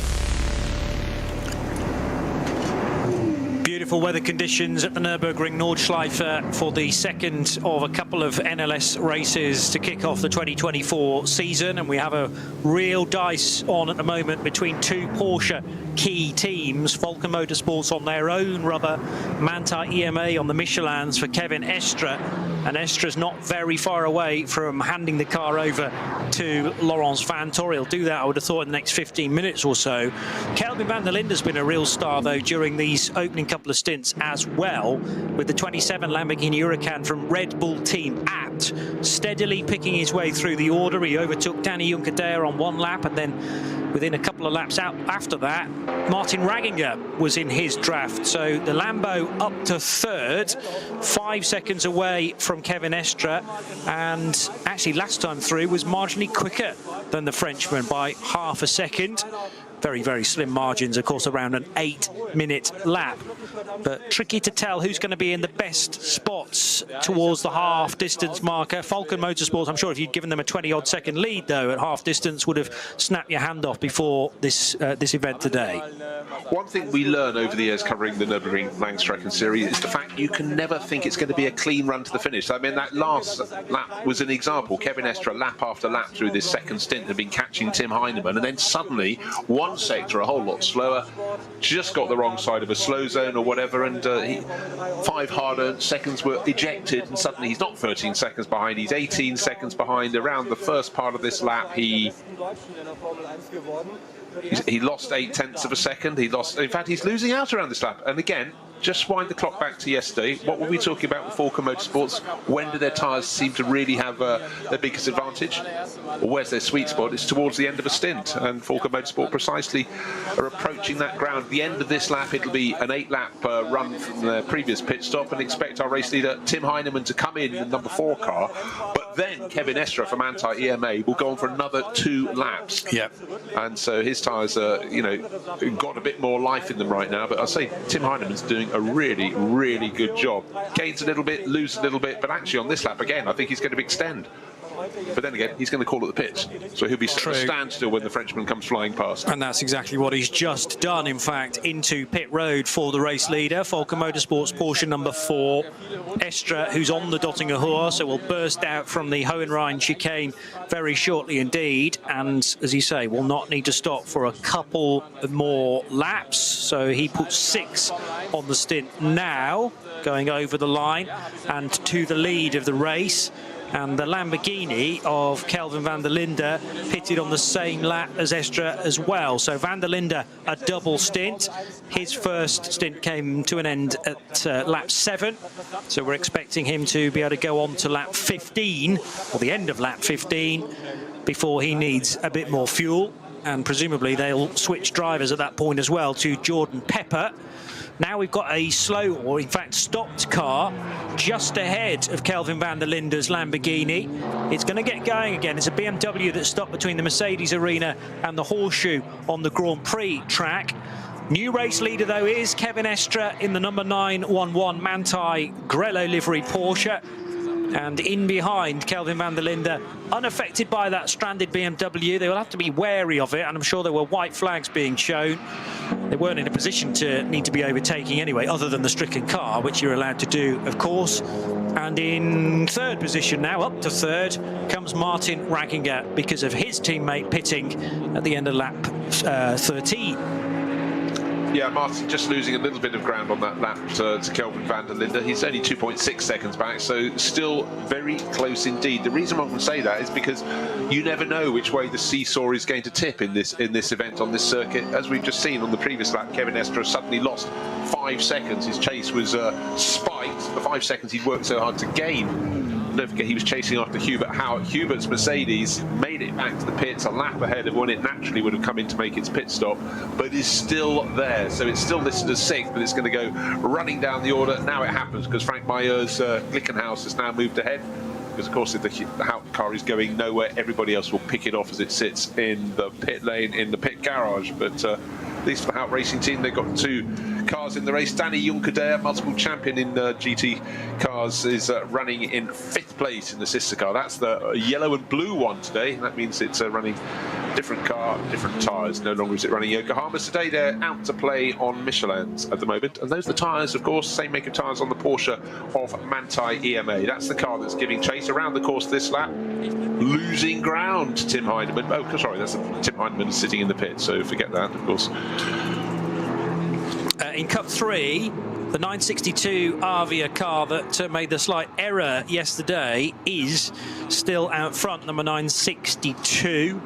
So Daugard leading cruiser in the 930 car for Adrenaline Motorsport Team, and it's Smerlis Racing, number 952, running as the 3rd placed of the one-make Porsche 718 Cayman category. So, yeah, coming back from adversity yesterday, Lucas Daugard beginning, I think, in that car. Did they put him in for a double, or was it Bednarski who started 962? I forget now, but I would imagine Moritz Oberheim will be being kept back for the closing stint, or closer to the checkered flag, as the 680 BMW goes through the cut through there. 5th place in the 240i's. So the class is still led by number 650, which is the Sven Markert driven car. But we, for the moment, are concentrating on Daniel Dulschuk in 680, running 5th, as I say, in 240i. Again, a very well subscribed category. Today we started with 8 of those BMWs. Yeah, make it 8 at the moment, with 674, interestingly, being driven by, at the moment, David Schumacher, Ralf Schumacher's son, sharing with Pierre Lemaitre. And it was David Schumacher who struggled yesterday in quality. They didn't get the car out for qualifying, I don't think. No, what happened, the problem there was that the car he was entered in yesterday, it was too high a performance car for his license, his permit for the ring, so he had to change over and drive a different car entirely. So on your toes, as you were, Schumacher, see what you could get on and get out there and learn. But again, now I'm just looking at some timing splits. So by the way, Joel Eriksson has taken over again in the number 4 Porsche. He started that car, handed over to Tim Heinemann and handed back to him in very good form. But of course, he will no longer be leading the race. He's had that second pit stop, while all his rivals will come in to serve theirs. But their pit stops will be necessarily a tiny bit shorter than his. So you really, do pay the price for an early pit stop. You get the advantage, you get the lead of the race, the track space. But then with every subsequent pit stop, you get it taken out from under your feet. But most notably, the final pit stop. The closer to the end of the final hour, the 4th hour that you pit, the shorter your pit stop will come. By about, what did we say yesterday? It's about 2.5 seconds per minute difference. Across 2 minutes difference, it's 5 seconds. So yeah, the closer you can squeak it to the end. Just think Conrad Motorsport when you go into that particular equation. But maybe they don't have to push so hard to take the risk, because they came here to try and win the SP9 Pro-Am class. They're leading it, and because the lead rival in that has now just exited the pits. Just as I wrote retired on my notes, the number 6 Mercedes gets going again, and Dennis Fetzer is the driver who gets to be the 3rd driver in that car. Started by Ralph Aron, it was right in the mix, was in 4th place when it made that early first pit stop. Then Hubert Hout, whatever the problem is, hopefully fully fixed. But Dennis Fetzer out in the number 6 car, and it's fallen outside the top 10, listed as 13, in fact maybe slightly further down the order than that. Just waiting for a few more cars to come through. That's been about 11.5 minutes in the pits, though, because the 3rd sector time of the lap that's theoretically just been completed by Hubert Haupt / Dennis Fetzer has taken 12 minutes and 20 seconds. It should normally take you 50 seconds, so that's where I get my 11.5 minutes from. So clearly that wasn't a tyre issue. They wanted to get the car out again, ideally, but I'm sure they were. The first bit of the pit stop was just assessing exactly what had gone wrong there and how easy it was going to be to fix it. The BMW 318 Ti Cup car has come into pit lane. This is the 275 car, and it was one of the Mullers that brought that in, which is Mark David Muller, sharing with Christopher Groth and Anthony Becker, Alexander Becker, I should say. 275. It's an SP3 runner, so that car currently being serviced. as we concentrate back again on the sharp end of the field with Joel Eriksson rejoining. So the new race leader, as we've mentioned, is Kevin Estre from Kelvin van der Linde. They were separated by only 4 seconds towards the start of the lap, and it's maybe opened up slightly more than that, but van der Linde still has visuals on the bright yellow and green, or Grello if you prefer, Manthey livery Porsche, and also on the Dottinger Hoor at the same time is Martin Ragginger in the teal door-mirrored Falcon Motorsports Porsche 911. Yeah, if anything, I actually sense that maybe Kelvin van der Linde has just gained half a second or so, but he's got the whole way along the Dottinger Hoor. They've got other cars that aren't travelling at their speed. They can get close, get a bit of a slipstream, then slip on past, but I don't know who actually gained and lost on that, but Kevin Estre, you know what, quite fancy a cooling drink. I'll dive into the pits. So there we are, we've got 14 laps going on the board. That's the 911 car doing a 7-lap opening stint followed by a 7-lap second stint. I still reckon the rivals could go on further, but yesterday your theory was that the Manthey team like a 7-lap average. But I think that at the time was adjusted simply because who was around them. And the number 6 Mercedes back into the... Sorry, what am I talking about? The number 14 Mercedes into the pits. That's Danny Juncadella, not too far behind. So they too have gone with a 7-lap opening stint, plus of course a formation lap by a 7-lap racing stint to complete the first half of the race. In fact, we've got a few more seconds. We'll be at the 2-hour mark in this 4-hour opener. So the race is now led again by a Lamborghini Huracan for the second time, but not for the second time with car 27. Remember, we had a lap led by the number 7 Lambo from Conrad Motorsport. But I think this is definitely deserved for Kelvin van der Linde's opening couple of stints. He's done plenty of overtaking along the way. Didn't need to overtake Kevin Estre because he came in to pit lane. But that's fascinating for me that Manthey are choosing not to run the full 8 laps. Instead, they'd like a slightly shorter pit stop because of the shorter stint coming into it. And will they remain at 7-lap stints all the way to the finish? Or will there be an 8th thrown in there for good measure as well at some point? There's no doubt about Red Bull Team Apt's approach, though. They want to run as long into the stint as the fuel tank will allow, and Martin Ragginger's doing exactly the same thing. So the new top 2, van der Linde and Ragginger, with in 3rd position Joel Eriksson should be in the number 4 car, because Danny Juncadella came in at the end of lap 14 as well. So the pattern of play for the Ravenol livery, the yellow and blue Mercedes, has been 7 laps, followed by 7 laps for Danny Juncadella. And I'm expecting a driver change there as well to hand over to Frank Bird. That's exactly 2 hours done now as well. So we are at the hour of 2 o'clock with still 120 minutes of this race still to run. It feels slightly more open than yesterday, with 1 or 2 adjustments maybe done overnight. The Mercedes, again, seems to be able to qualify well, locking out the front row earlier this morning, and it hasn't taken long for the 6 car to hit problems. But the number 14 going, maybe it's slightly its own way on strategy, or at least echoing the Manthey thoughts that 7+7 perhaps all the way to the finish is the way to win this race. But what I'm really impressed with is the improvement on speed of the Lamborghini Huracan. I still don't think it's quite quick enough to win this race on pure pace, but there's no doubt that van der Linde is enjoying himself out on the racetrack at the moment. And there's no doubt there'll be no drop in performance when he hands over to fellow South African Jordan Pepper, who I think, if I remember rightly, did the first end of the start end of the race yesterday. So, you know, sometimes you just got to be there or thereabouts and hope a yellow zone comes your way and hampers a rival or whatever. And let's face it, if there's any circuit in the world that will throw up possible curveballs, it's got to be this magnificent 25 kilometres here on the Nürburgring Nordschleife. But you just got to put yourself in the mix. But I think what was so encouraging, the opening stage of this, the second round of the NLS for 2024, was the fact the first stint of the race, it was 6 cars nose to tail at the front of the field. Very, very competitive. And certainly in that, the Mercedes were much more in the race than they were yesterday. Could have been coincidental, of course. The number 6 Mercedes quite rightly say, led the race yesterday, yes, but you jumped the start, and with that came a drive-through penalty, so that removed them. Number 14 car lost a bit of ground early on. That was the car that started from pole. Now Frank Bird is on board that. He's just taking it over as the number 14 comes out of the pit, so he's getting his run, the young British driver. But really, yesterday ended up being all about 3 Porsches and 1 Audi. And today, it's nice to have a different mix, and certainly good to see that Red Bull Team AB car right there, leading at the moment. That should be in next time around.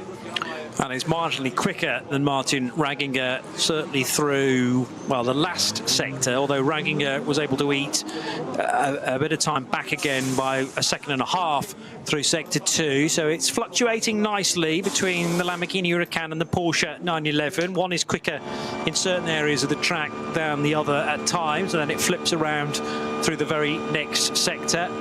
And Martin Ragginger, the nice thing for him is that he can keep tabs on the Lamborghini in its dark blue Red Bull colours all the way through this full open throttle section of Klostertal and Kesselchen. Just a slight breathe there through the tighter left-hander though at Klostertal itself.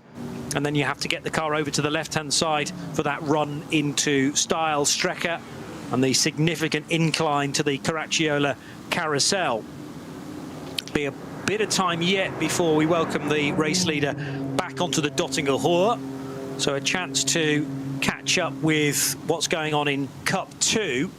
And, well, 124, Moritz Krantz is already in pit lane as the Cup 2 race leader. So that'll be its second stop. And the next car to look out for will be 148, the Noah Nagelsteig-driven Black Falcon Team 48 car. And Alex Brundle running in third. So Müllner Motorsport, they only need to find one position for that number 122 car, and it would be a 1-2 formation. As now through Hohenrhein. And a late call to the pits. No, that was just darting out to do an overtake, in fact, for 122. So over the line will go the Porsche in the gold colours. Moritz Krantz, as I say, already in pit road. And Mehmet Kaya over the line in the 103 car to complete lap 14. So Noah Nagelsteig will lead Cup 2, in fact, now, having choosing not to pit at the end of lap 14. And Alex Brundle, likewise, stayed out as well. So should now be up to second position in the second of the Müllner Motorsport cars. In at the end of lap 13 is Kiki Saknana in the 786 Renazzo Motorsport Lamborghini Huracan. That's an SB9 AM car, remember. Not leading its class, though. That privilege at the moment going the way of Jutta Racing and driver simply known as SELV, S-E-L-V, I should say, in their Audi R8, car number 8, running in 8th position. All the 8s. Neat and tidy. Still waiting to see what the gap is going to be between Kelvin van der Linde leading the race in the Abt Lamborghini, and certainly the number 3 Porsche was getting closer and closer. It was only just almost precisely 3 seconds down at the start of that. They will be coming in to pit at the end of this one. They'll be the next 2 pit visitors. The Team Abt Lamborghini leading the race for now. That's car number 27.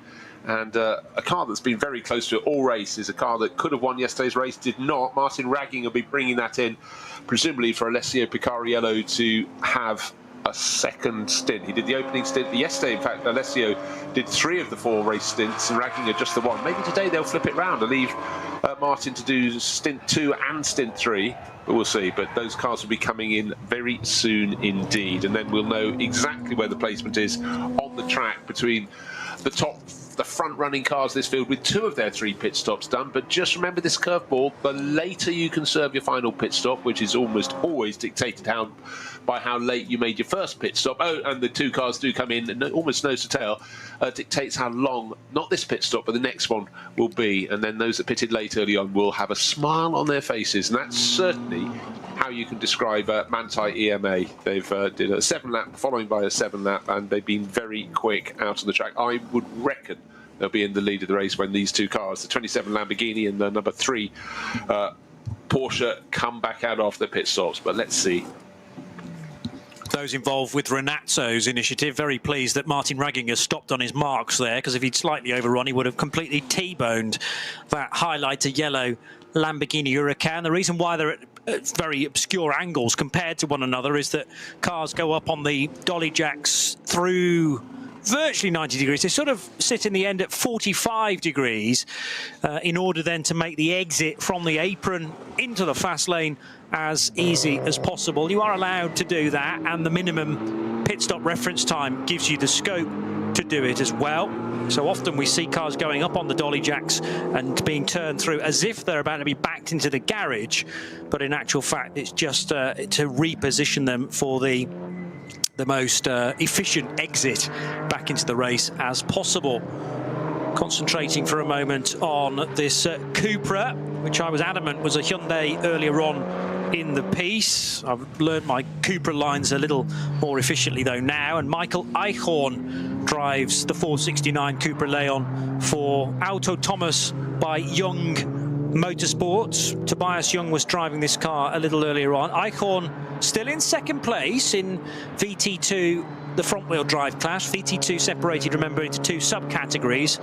One for front-wheel drive cars, the other for rear-wheel drive and four-wheel drive cars. So that's a sort of combined subcategory, and all sorts of different machinery within that. In fact, VT2 rear and four-wheel drive. We've got the Toyo tyres with Ring Racing Toyota Supra leading it, but second is a BMW 330i, third is a BMW F30, and in fourth position it's a BMW 3 litre. So principally BMWs, but of various different design scopes and vintages as well.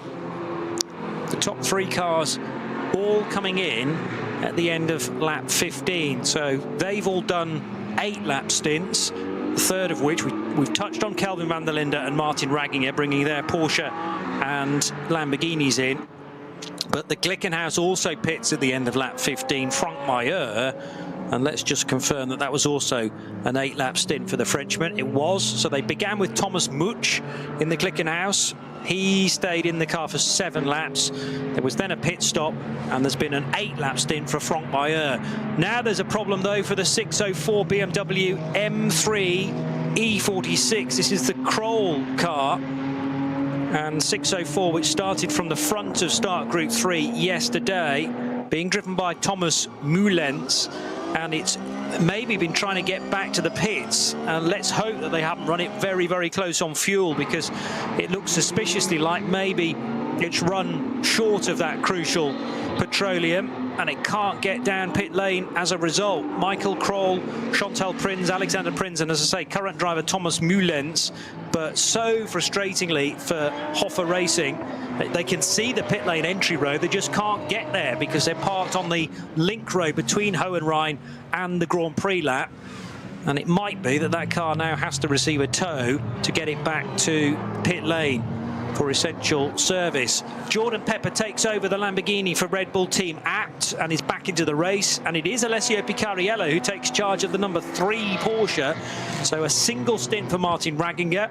Will Martin get in to that car again, or will it just be a single stint on day 1 and day 2 for the Austrian, with much more of the heavy lifting taking place for Alessio Picariello? So they came in first and second. They have dropped now behind the Sufi-driven Conrad Motorsport Lamborghini. Now, how many laps have they managed to do on this stint? Remember, they did 8 to kick things off. This is going to be another 8-lap stint for the Lamborghini of Conrad Motorsport, and I reckon they're back to the lead of the race again. 8 and 8 is 16 plus the formation lap. They have got some phenomenal race mileage out of that car, fuel mileage. Just fastest lap for Kamui Kobayashi, not overall, but the boss of Toyota Gazoo Racing, normally seen competing in the World Endurance Championship, is having a bit of a crack this weekend with one of a pair of GT4 class Toyota Supras. Not actually as well placed as the sister car with the Hibiki Taira. But again, it's just great how many drivers come from around the world to come and compete here, and for the love of it, but also with the name. You're fairly convinced we might see Kazuki, or maybe just getting an eye in on the GT3 class that is obviously the top class in this race, known as SP9 here on the Nordschleife. But having a crack, getting experience, who knows what's going to follow. He could be looking at it from a team point of view, could be looking at it from a Kamui Kobayashi point of view. But, yeah, you know, up and down this list, you just have to go looking for that.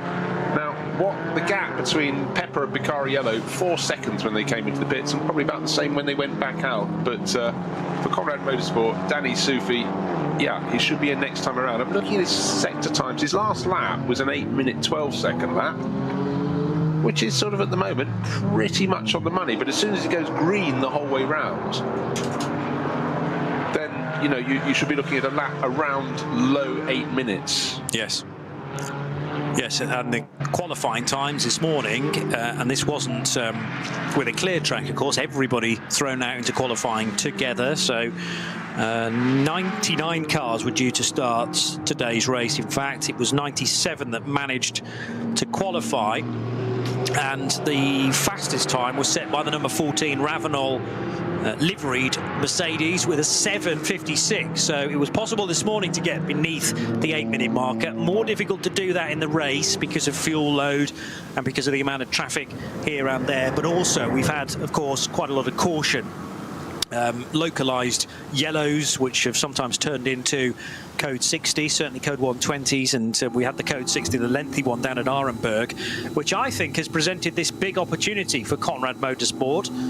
Big question mark as to whether they can pull off the impossible, seemingly, and win this race outright. That's still a big ask, but they might get a top 6 finish out of it, let's say, because of the extended fuel mileage, particularly in that opening stint.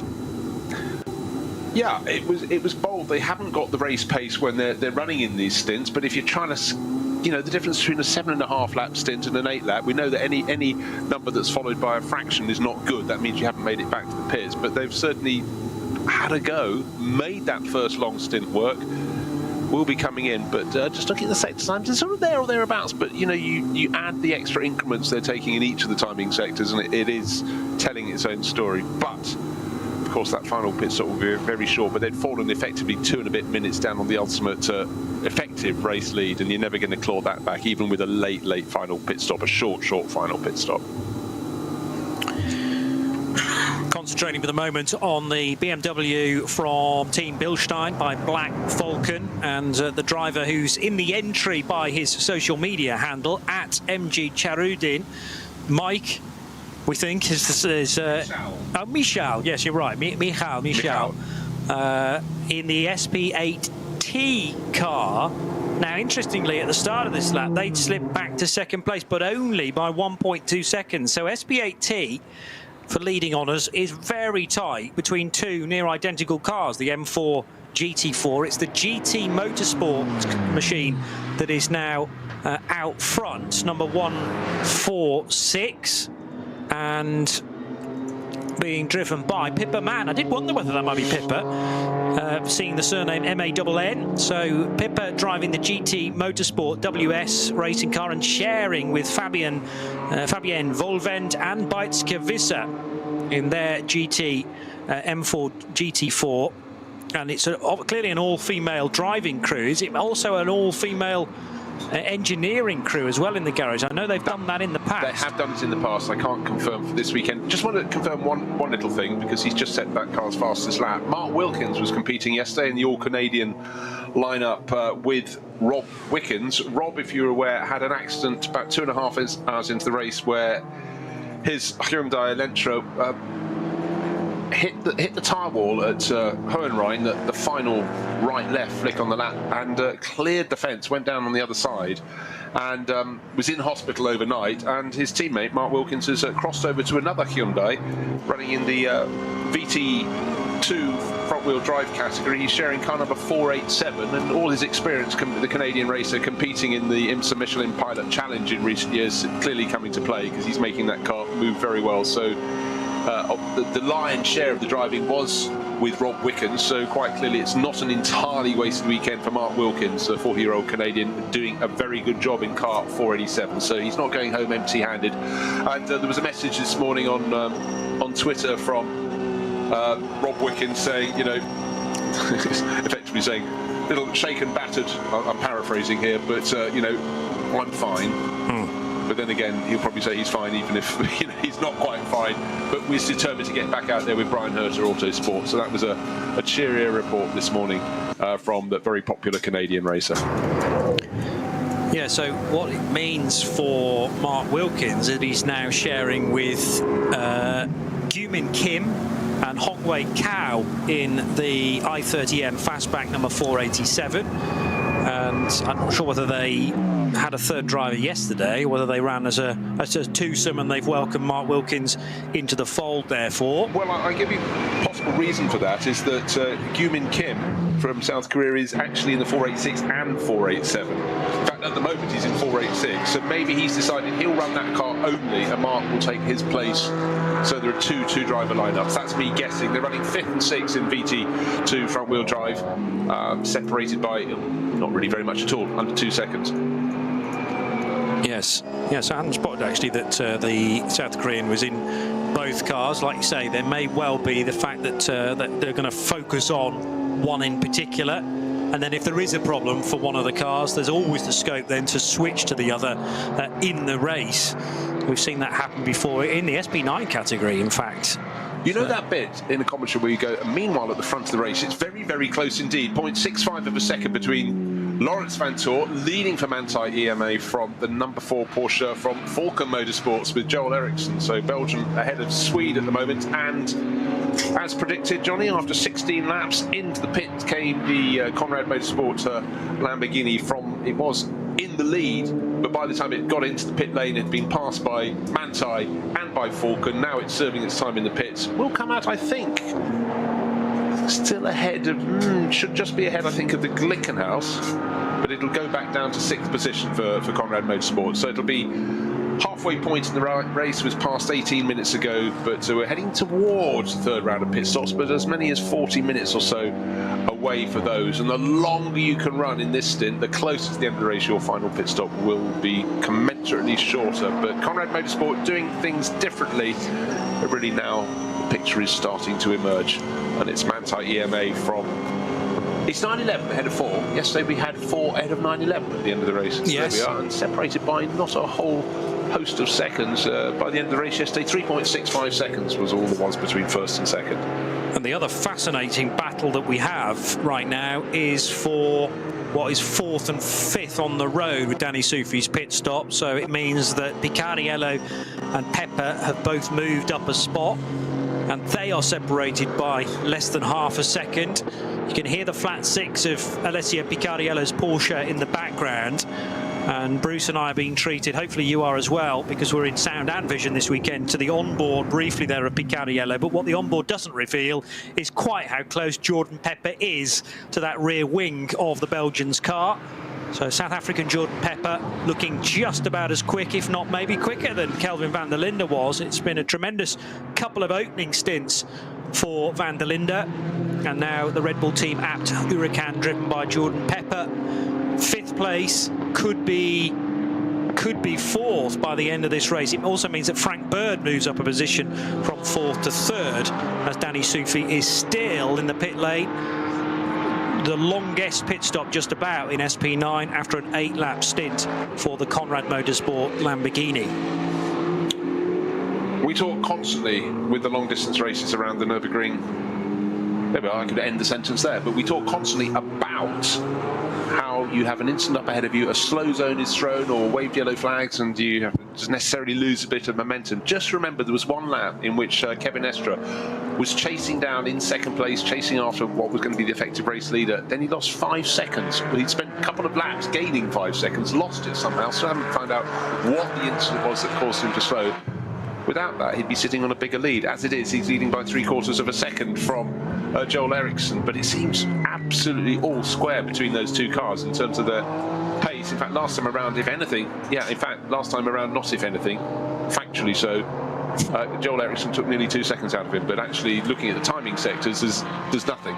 There's absolutely nothing. So you just got to maximise every moment, and as we saw from as early as lap 2 in this race, when they started the slowest of the cars in the 3rd starting group, the traffic sometimes helps, sometimes it hinders, but early in this race, suddenly the leading sextet of cars had to pass about a dozen cars from the tail end of the field, pretty much in the course of 3 corners, and it really opened out of the lead, closed the first 2 back in, opened it out again like someone playing an accordion, closing it in, moving it out. But cream does rise to the top, and Manthey EMA, certainly it's a good weekend for Porsche, and Falken Motorsports just keep creeping towards the top all over again.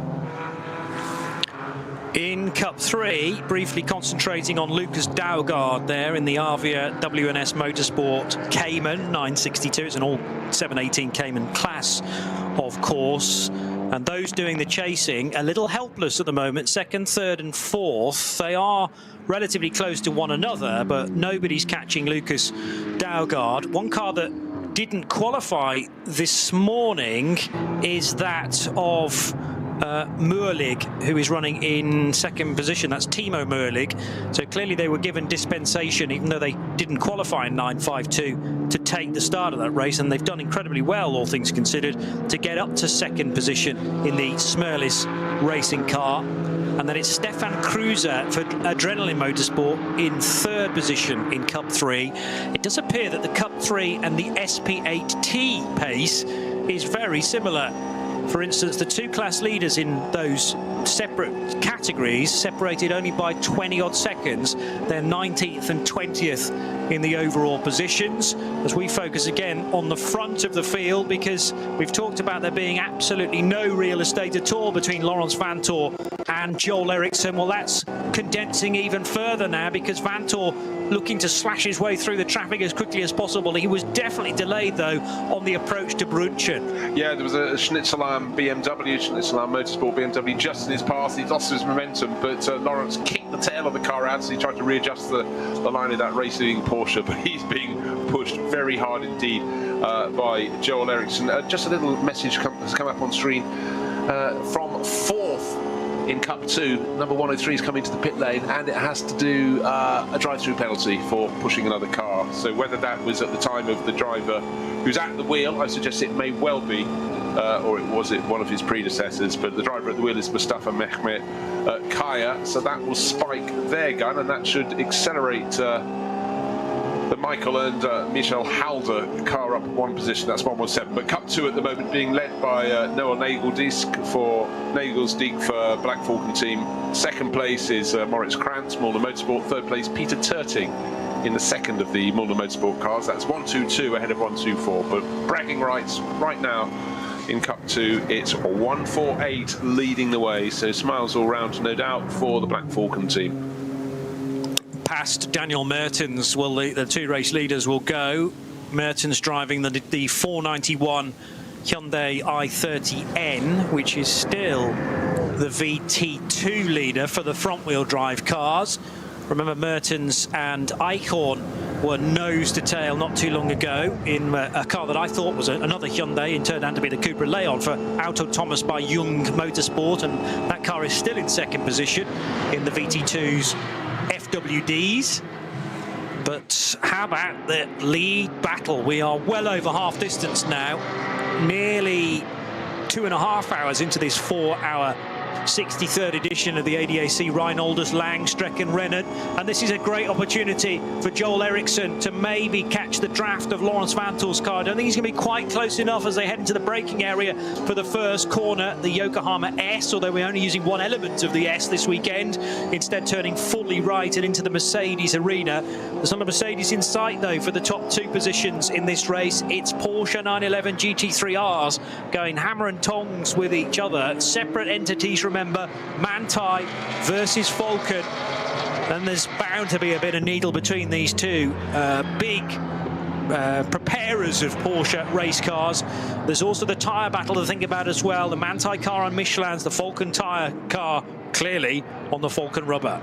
Yeah, one thing we have to throw into that particular mix, though, is they're running different pit stop strategies, because the number 4 gained an advantage early in the race by being one of the first two cars to pit from the top class. That was after only 5 laps. The Manthey car came in 2 laps later. Its second pit stop was 1 lap later. It does mean the Manthey car, which is within a second of the race leader, in fact within half a second, within 0.35 of a second, will have a shorter final pit stop. So if he feels like it, Laurens Vanthoor can just sit there, not have to push him too hard. Certainly the disadvantage is with Joel Eriksson. Right now, Joel's got to try and work his way past, and that's precisely what he's trying to do around the Grand Prix loop. And likewise, his teammate In 5th place, Alessio Picariello is trying to get his way, not quite close enough to do so, past Jordan Pepper, who's taken over for the second half of the race in the Red Bull team at Lamborghini. So we get some good little tussles here, but certainly with the Manthey Porsche out front, plus with the advantage of its final pit stop, he knows, the team knows it's going to be short on the final pit stop for the car that's right on his tail. Doesn't have to take too many risks right here and right now. Just keeps focus on what's up ahead. Look out for any incidents, and more to that point, Johnny, look out for any gaggles of cars that could just slow his progress. We saw it about a lap and a half ago. He got behind a Schnitzelarm BMW and just had to bide his time, adjust his line, and thank you very much, Joel Eriksson, right onto his tail. But the advantage is with Manthey EMA. I've just looked down to 6th position and thought, oh, I wonder how Danny Soufi's doing. Well, I'm afraid after the second pit stop, he hasn't yet come back into the race. Been there for nearly 10 minutes now. So Conrad Motorsport definitely grabbed our attention in the early stages, being able to go 8 laps in to an opening stint, which normally doesn't get any further than 7. But unfortunately, that Conrad Motorsport car now could be on the very edge of retirement. You know, it's such a shame when we knew that final pit stop for the Conrad Motorsport car was going to be the shortest of any of the front runners. It wasn't going to take it to the front of the field. Let's be wholly honest about that, but it would have just been intriguing to see where it would come back in. I think probably in 6th place is a simple answer to that, but right now it's now moving back down the order. You know, a short while ago I mentioned the 103 Porsche from the Cup 2 class car. Mustafa Mehmet Kaya was given a drive-through penalty. The reason was contact with a car from the same class, 121 K Kramer Racing. That's shared by Fidel Live Jr., Carsten Kreger and Michele Di Martino. A little bit of a tie-up there. Of course, he was a driver for several years, was racing that Conrad Motorsport Lamborghini with such good effect, particularly once he had Axel Jeffries as a driver who popped up alongside him at the majority of the NLS races. Oscar Sandberg's just done the best GT4 time, well, SP10 lap time.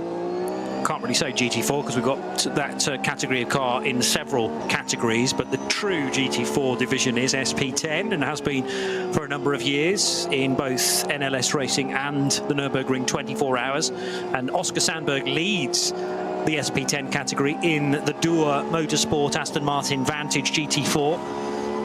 But not by well, it's about a minute difference between the 169 car and the Porsche Cayman, which is number 184, which currently has Achim Wauer doing the driving there, a car that Achim shares with Claudius Kach, Ivan Giacomo and Kai Riemer. So a rare thing for 4 different drivers being allocated to that particular car. It means, I suppose, they get a stint each if everything stays on schedule. You know, and I think we often see a four driver lineup before the 24 hours. They just wanted to cycle drivers through in preparation for those that want to do the big race of the year on the German endurance calendar. No, sorry, scrap that one, not the German, the global endurance calendar. It's coming up soon. Once the season gets underway, suddenly things move very, very quickly indeed. But I really do think for the teams here this weekend, 2 days of dry running has been just probably what they need. A little bit of wet running can help, but this has just settled the team, particularly if they've moved up to another class, a new car, or changed their tyre supplier. They're getting a lot of mileage here, and we have, yes, had a few little slow zones and things, but it hasn't been a crash fest. It has been a chance for them to get not just the cars, but the drivers through, get that early season mileage under their belts. And think how many years, Johnny, we've come here for the early rounds of the championship and been looking at cars waiting to go out. Is the snow too heavy or is it too light? You know, we've had to fight the weather. This year, it's been very, very kind indeed. Well, obviously to make up for the fact that winter was just rain, rain, rain, rain, rain. Just caught sight of the V5 race leader, which is the treble 4 numbered Adrenaline Cayman. Korn are its drivers, Ulrich, Tobias and Daniel. And again, we don't have any initials for the driver that is at the wheel at the moment, so it's a bit of a guessing game. But again, a combined effort to try and get that car to the finish and to a decent position within category. It's not the only V5 car in the entry. There's at least a couple more Caymans further down the order as well, but they've not had a happy time of it to this point. Unfortunately, the 455 looks like a retirement now. 88th overall for that car. At the start of the lap, The top two were separated by less than half a second, and somewhere in sector 4, not too far away from, well, it's after Flansgarten now. We're heading towards the Stefan Beloff S, in fact, in the second concreted section at Schwabenschwanz. Still Manthey and Lawrence Vantor with the lead, but shadowing his every move, and every credit to Joel Eriksson for this is the Falken Motorsport Porsche number 4. You know, when you're running on different strategies, they will be what they will be. If your team is pitted for that first pit stop early, you know it's going to cost you at the end of the race. It'll boost your position on the track. But right now, I think Joel Eriksson, the young Swedish racer, just has to think, okay, I could be racing on the same strategy in the 24 hours with the race-leading Manthey EMA Porsche. Let's just see how he handles it. Where are his strengths? Where is his weaknesses? Not that you expect Lawrence Van Tor to show any of those. So these cars very, very close on the track, and in fact not gaining a slipstream, but not enough surely to make a passing manoeuvre to try and take the lead of the race is Joel Eriksson. But he knows his final pit stop is going to be longer. He's got to put that out of his mind. He's just got to race, see what's in front of him. Well, it's very easy to see what's in front of him. It's only about 2 meters in front of him, but it's the Manthey EMA Porsche. But right now he's just got to think about, there could be a moment I'm racing absolutely fair and square with him. But now we've got to move from, as one Falken Motorsport Porsche was pushing another car, that was Eriksson pushing for the lead to Lawrence Van Tor. The sister car has pushed and passed. So let's see if Picariello goes past Jordan Pepper's Lamborghini. So it's been a harder race today for the number 3 Porsche crew from Falken Motorsport. But Alessio Picariello has did the first stint, Martin Radingen did the second, and Picariello has hopped back on board and he's made that pass on the Lamborghini number 27 from Team Abt. The nice thing, the clever thing that Falken are doing though here, of course, is again taking different routes with each of their cars through the race. So yes, Eriksson's going to have to pit a lap before Vantor does for the final time, but going a lap beyond where the Manthey car can be will be the sister Falken car. Now this might be a chance actually, before I finish that point, for Eriksson to get through, because Vantor didn't quite get through the traffic there at the cut through quite as readily as Joel Eriksson. The beauty of being the chasing car is that you can react accordingly to the odd mistake that the lead car may make. Vantor probably coming away from that tricky section on the Grand Prix track, which is the heavily cambered right-hander. But the problem is when there's traffic right down the base of that right-hander, you're thrown up to the higher lines of it, and it means you can't necessarily get out with as much speed as the more traditional racing line. Over the bridge they will go, the kind of link road between the Grand Prix Strecke and Hatsen back through Sabine Schmidt's curve, the left-hander. Quite a bit of curb taken on the exit there by Belgian racer Lawrence Vantor, chased by Swede Joel Eriksson. Frank Bird would love to be involved with this battle, but he's about 20 seconds further back down the road. Picariello and Pepper, though, are catching the Mercedes, and it's definitely a three-way dice for third position. Yeah, bear this in mind. The gap between Picariello and the race leader, which is the Manthey EMA Porsche, is 21 seconds.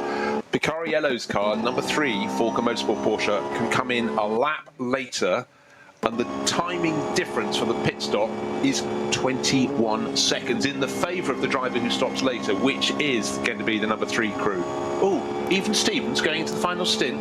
We'll take that, yes please. But the other thing is, because Jordan Pepper's right with Picariello, and he's going to do the same. He will come in on the same lap, or should do, as the number 3 Porsche, so he can take a shorter stop than the 3 cars ahead of them. So we imagine Picariello and Pepper coming in, staying the same amount of time in pit road as the time ticks by, and then being released. But the net effect will be that they'll gain about 21 seconds on those 3 cars in front. Yeah, the way we have to judge them is we're not pitching them against Joel Eriksson in the other Falken Motorsport car. Remove him from the mix. He might be far away, but he has to pit earlier. But it's the car that's going to pit the lap ahead of them, the Manthey car. And that being the case, after that pit stop, we should have the first 3 cars covered by a second. Yes, please. Yeah. Let's take it. Perfect track conditions for Frank Bird, car number 14. That will owe us a pit stop after lap 22, so we're not there yet for another 3 and a bit laps. But unfortunately for them, again, a bit like yesterday, the Mercedes, some pace, but not throughout. But for drivers like Frank Bird, learning all the time, the driver from the northwest of England, and has got a lot of mileage now with Mercedes. And again, how did the teams look at, whenever you come to the Nürburgring, what is the first thing you look at? The weather forecast. What can that offer you? Oh, dear me, we've got a little BMW stopped at the side of the track, number 488. It's a 128 Ti. And like the brake lights are on, but it's not going anywhere at all. But is that in a position of any particular danger? Well, race control won't like it positioned just to the right of the Grand Prix link road. Effectively, it's the bridging section between Hohenrhein and the Grand Prix straight itself. Johannes Duschik, the Austrian, at the wheel of the 128 Ti from SRS Team Zorg Rennsport. And that 488 car, which qualified in 77th position, had gained a couple of places overall and was running in 8th place of the front-wheel drive VT2 cars. So in the same class as the Mertens Hyundai Fastback, the bright orange car. Cracking run again from Joel Eriksson through Kesselchen, Klostertal. And surely he's not going to attempt an overtake around the outside there, but the slipstream, very similar to what you get down the Dottinger Hohe. He just had to get out of the throttle because he didn't have enough track around the outside of the Manthey car. Both, by the way, now on the Grasskreet as they leave that tighter left-hander at Klostertal itself. Yeah, you can certainly say Porsche 911 started small. They've grown in stature and width over the years, and Lawrence Vanthoor was making it even wider than possible. And again, trying to make the widest run across the circuit. Both of them, as you say, drivers' right-hand wheels on the right of the circuit, on the Grasskreet, but they get through Carousel and go past the back markers. Lawrence Vanthoor is starting to take some fairly major risks. He hasn't listened to what I said about 3 minutes ago. Doesn't need to too much because Joel Eriksson is going to be due in the pits some distance, is it 1 or is it 2 lap? 1 lap before him. So therefore he's sitting really on a 20+ second advantage over the car that's pushing him. But we're not complaining. It's providing absolutely brilliant footage around this circuit. Spring sunshine yesterday, tick spring sunshine today. We'll have that as well. But any onboard footage around this circuit, you just have to understand the speeds they're achieving, but it's the fact, the way they clatter the curves, trying to make the shortest line around this corner, this circuit of 25 kilometers, 170 odd corners, odd being operative in many ways, odd in terms of the very few circuits have any corners like this, but the fact they have multiple corners, up over brows, into drops, it's just amazing. Factor in another reason we like it so much, Johnny, is the simple fact that there's this enormous range of performance of machinery and type of machinery, from production vehicles to older vehicles, and then the very front-running cars, the SP9s, they are just magical. I reckon that was the Pro Sport Aston Martin of Jasmine Preissig, who's at the wheel of that car at the moment. Jasmine, you may know her name from 24H Series racing in the TCR category, and run to great success in the past within that. Still, absolutely nothing between these Porsches that are first and second on the road. Joel Eriksson always looking very, very chilled, though, behind the wheel of the second place car. Well, what a fantastic battle, brilliant advertisement. We don't mind the fact they're running different strategies. What we love is the fact that on absolute tiptoes, pushing all the time, trying to get the flow as they come out of Galgenkopf and start running along the Dottinger Hohe. Race leader, Lawrence Vanthoor, the Manthey EMA Porsche in the Grello, the green and yellow race livery, but tucked in behind, getting the slipstream. It's such a long run. You think they're not really gaining? Yes, they are, bit by bit by bit. Is Joel Eriksson. He's going to have to see if he can pass. He's going to be the one that has to blink first, has to make the third pit stop. Not just yet. He can make it probably the end of lap 20, possibly lap 21. This is the end of lap 19. There's a slower car up ahead, but Lawrence Vanthoor, wily bird, covers the line. You're not coming past me. Unfortunately, if that back marker hadn't been there in a Porsche Cayman, there would have been the width that maybe Joel Eriksson could make a move, but you know what? Discretion was the better part of valor there. And they slow right down through Hohenrhein, because of course we mentioned there was a BMW 128 Ti just off in the cut through before the, and it's still sitting there, just been hooked up to be towed away just before pit in. So big frustration there. And for Joel Eriksson, thought maybe I won't get him into the final corner, but I might make a move down into the first corner. And now the fact they're running along at a bated pace in a Code 60, and then it's released just before they get to the control tower at pit entrance and accelerate away. And who reacted first? The driver in front, Lawrence Vanthoor. So he stretched that margin just enough to go you're not coming past into turn one. So that took a major overtaking opportunity away from Joel Eriksson, no doubt about it, but the better scope was probably into Tiergarten just before they hit the code 60. They're at the Mercedes Arena now, 20th time. Vantor, Eriksson, Picariello crosses the line, still with 19 seconds separating him from this leading battle, the duo of the yellow and the two-tone blue Porsches. Well, that's important because once the figure was sitting at 21 seconds last time around, he's taken 1 and a bit seconds out of that. His advantage over Lawrence Vantor by pitting a lap later is 21 seconds. That puts him potentially in a lead coming up, but I actually thought he could have had an even bigger gift. I wondered if that code 60 coming out of the final corner would still be in place when the car's in 3rd and 4th positions. Picariello now ahead of Frank Bird, and they'd suddenly get the gift, but it was still there, so they all had to slow right down just when they wanted to be accelerating along the start-finish straight. They had to slow right down, wait until they were released, so it wasn't a gift wrap present there. Picariello's just going to have to keep on doing what he's doing, but it's Manthey EMA first, second, just half a second down behind Lawrence Vantor is Joel Eriksson, and 19 seconds further back, nearly 20 seconds further back, is Alessio Picariello. So those top 3 really closing up, but for me it's coming down. If Jordan Pepper can move ahead of Frank Bird, and he has done. Has he? Yes, so he has. As I look up at my screen, then he may yet get back in the mix. He's lost a bit of ground going past the yellow and blue Mercedes, but if he can have another few good laps and get on the tail of Picariello, it will be a 3-way back to the finish, as far as I understand, with Lawrence Vantor from Anti-EMA and the 2 cars, the number 3 Porsche and the number 27 Lamborghini, after their final pit stops, and the latter 2 will pit 1 lap behind the Manthey car. Peter Terting now at the lead of the Cup 2 division, by the way, for Mühlner Motorsport, the all 911 GT3 Cup part of the race. Terting leading Tobias Müller and Moritz Krantz. So Mühlner Motorsport again looking at a good finishing position at this stage, still with 1 more pit stop to go within Cup 2, but they're running 1st and 3rd. Mike Stursberg in the 103 Black Falcon car is 4th, and then in 5th place it's still the Halder prepared and driven car. We have seen the code 60 return at Arenberg. This is nothing to do with the earlier difficulties for Tim Scheerbart, by the way. There's obviously something else that's happened on the exit of Arenberg, because the gravel trap itself at that right-hander is clear, but the code 60 boards being displayed just before the foxhole. And there's a car in the barrier late on, actually. It looks like it's made most of the Arenberg right-hander and then slithered off into the gravel and clanged the metal barrier. This could be a great opportunity for Joel Eriksson, who deliberately swings left so he can see clear road in front of him, but he also needed visuals on the marshal posts as well, where the green flags are being displayed. We're back to full speed again, down into the foxhole itself, where overtaking is once again permitted. Still no let-up, though, in the lead battle in the 2nd race of the year in NLS. It's the ADAC Reinholders Langstrecken-Rennen, live here on the Radio Show Limited network of channels.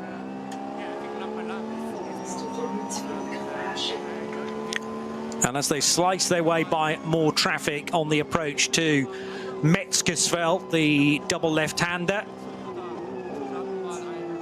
And let's just see whether we can catch the end of the interview with Kamui Kobayashi, whilst also keeping an eye on the lead battle to our right as well. Kobayashi racing with Toyota.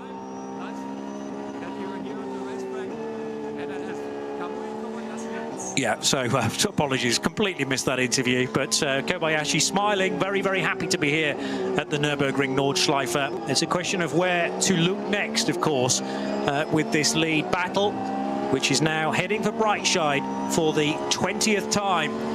It's Manthey up ahead of Falcon Motorsports as they swing left now and over the road bridge, separated by probably about 2 car lengths with every swoop of this circuit. Alessio Picariello 20-odd seconds further back, and Frank Bird is 1.4 seconds away from, in fact, no longer. Bird now slipping to 5th place, as we've touched on, who has just been overtaken by Jordan Pepper in the Red Bull team at Lamborghini Huracan. More code 60 later on in this lap, I'm afraid, and that's because of what looked like a Hyundai in the barrier on the exit of Bergwerk there. And again, key part of the lap, because normally you'd be accelerating out of this right-hander and up now through Kesselchen. And Joel Eriksson is denied that opportunity, needing though to be alert as we go back to green flag running. A lap ago, Joel Eriksson tried an overtake here. I'm sure he's going to think different as we continue on in this 4-hour race.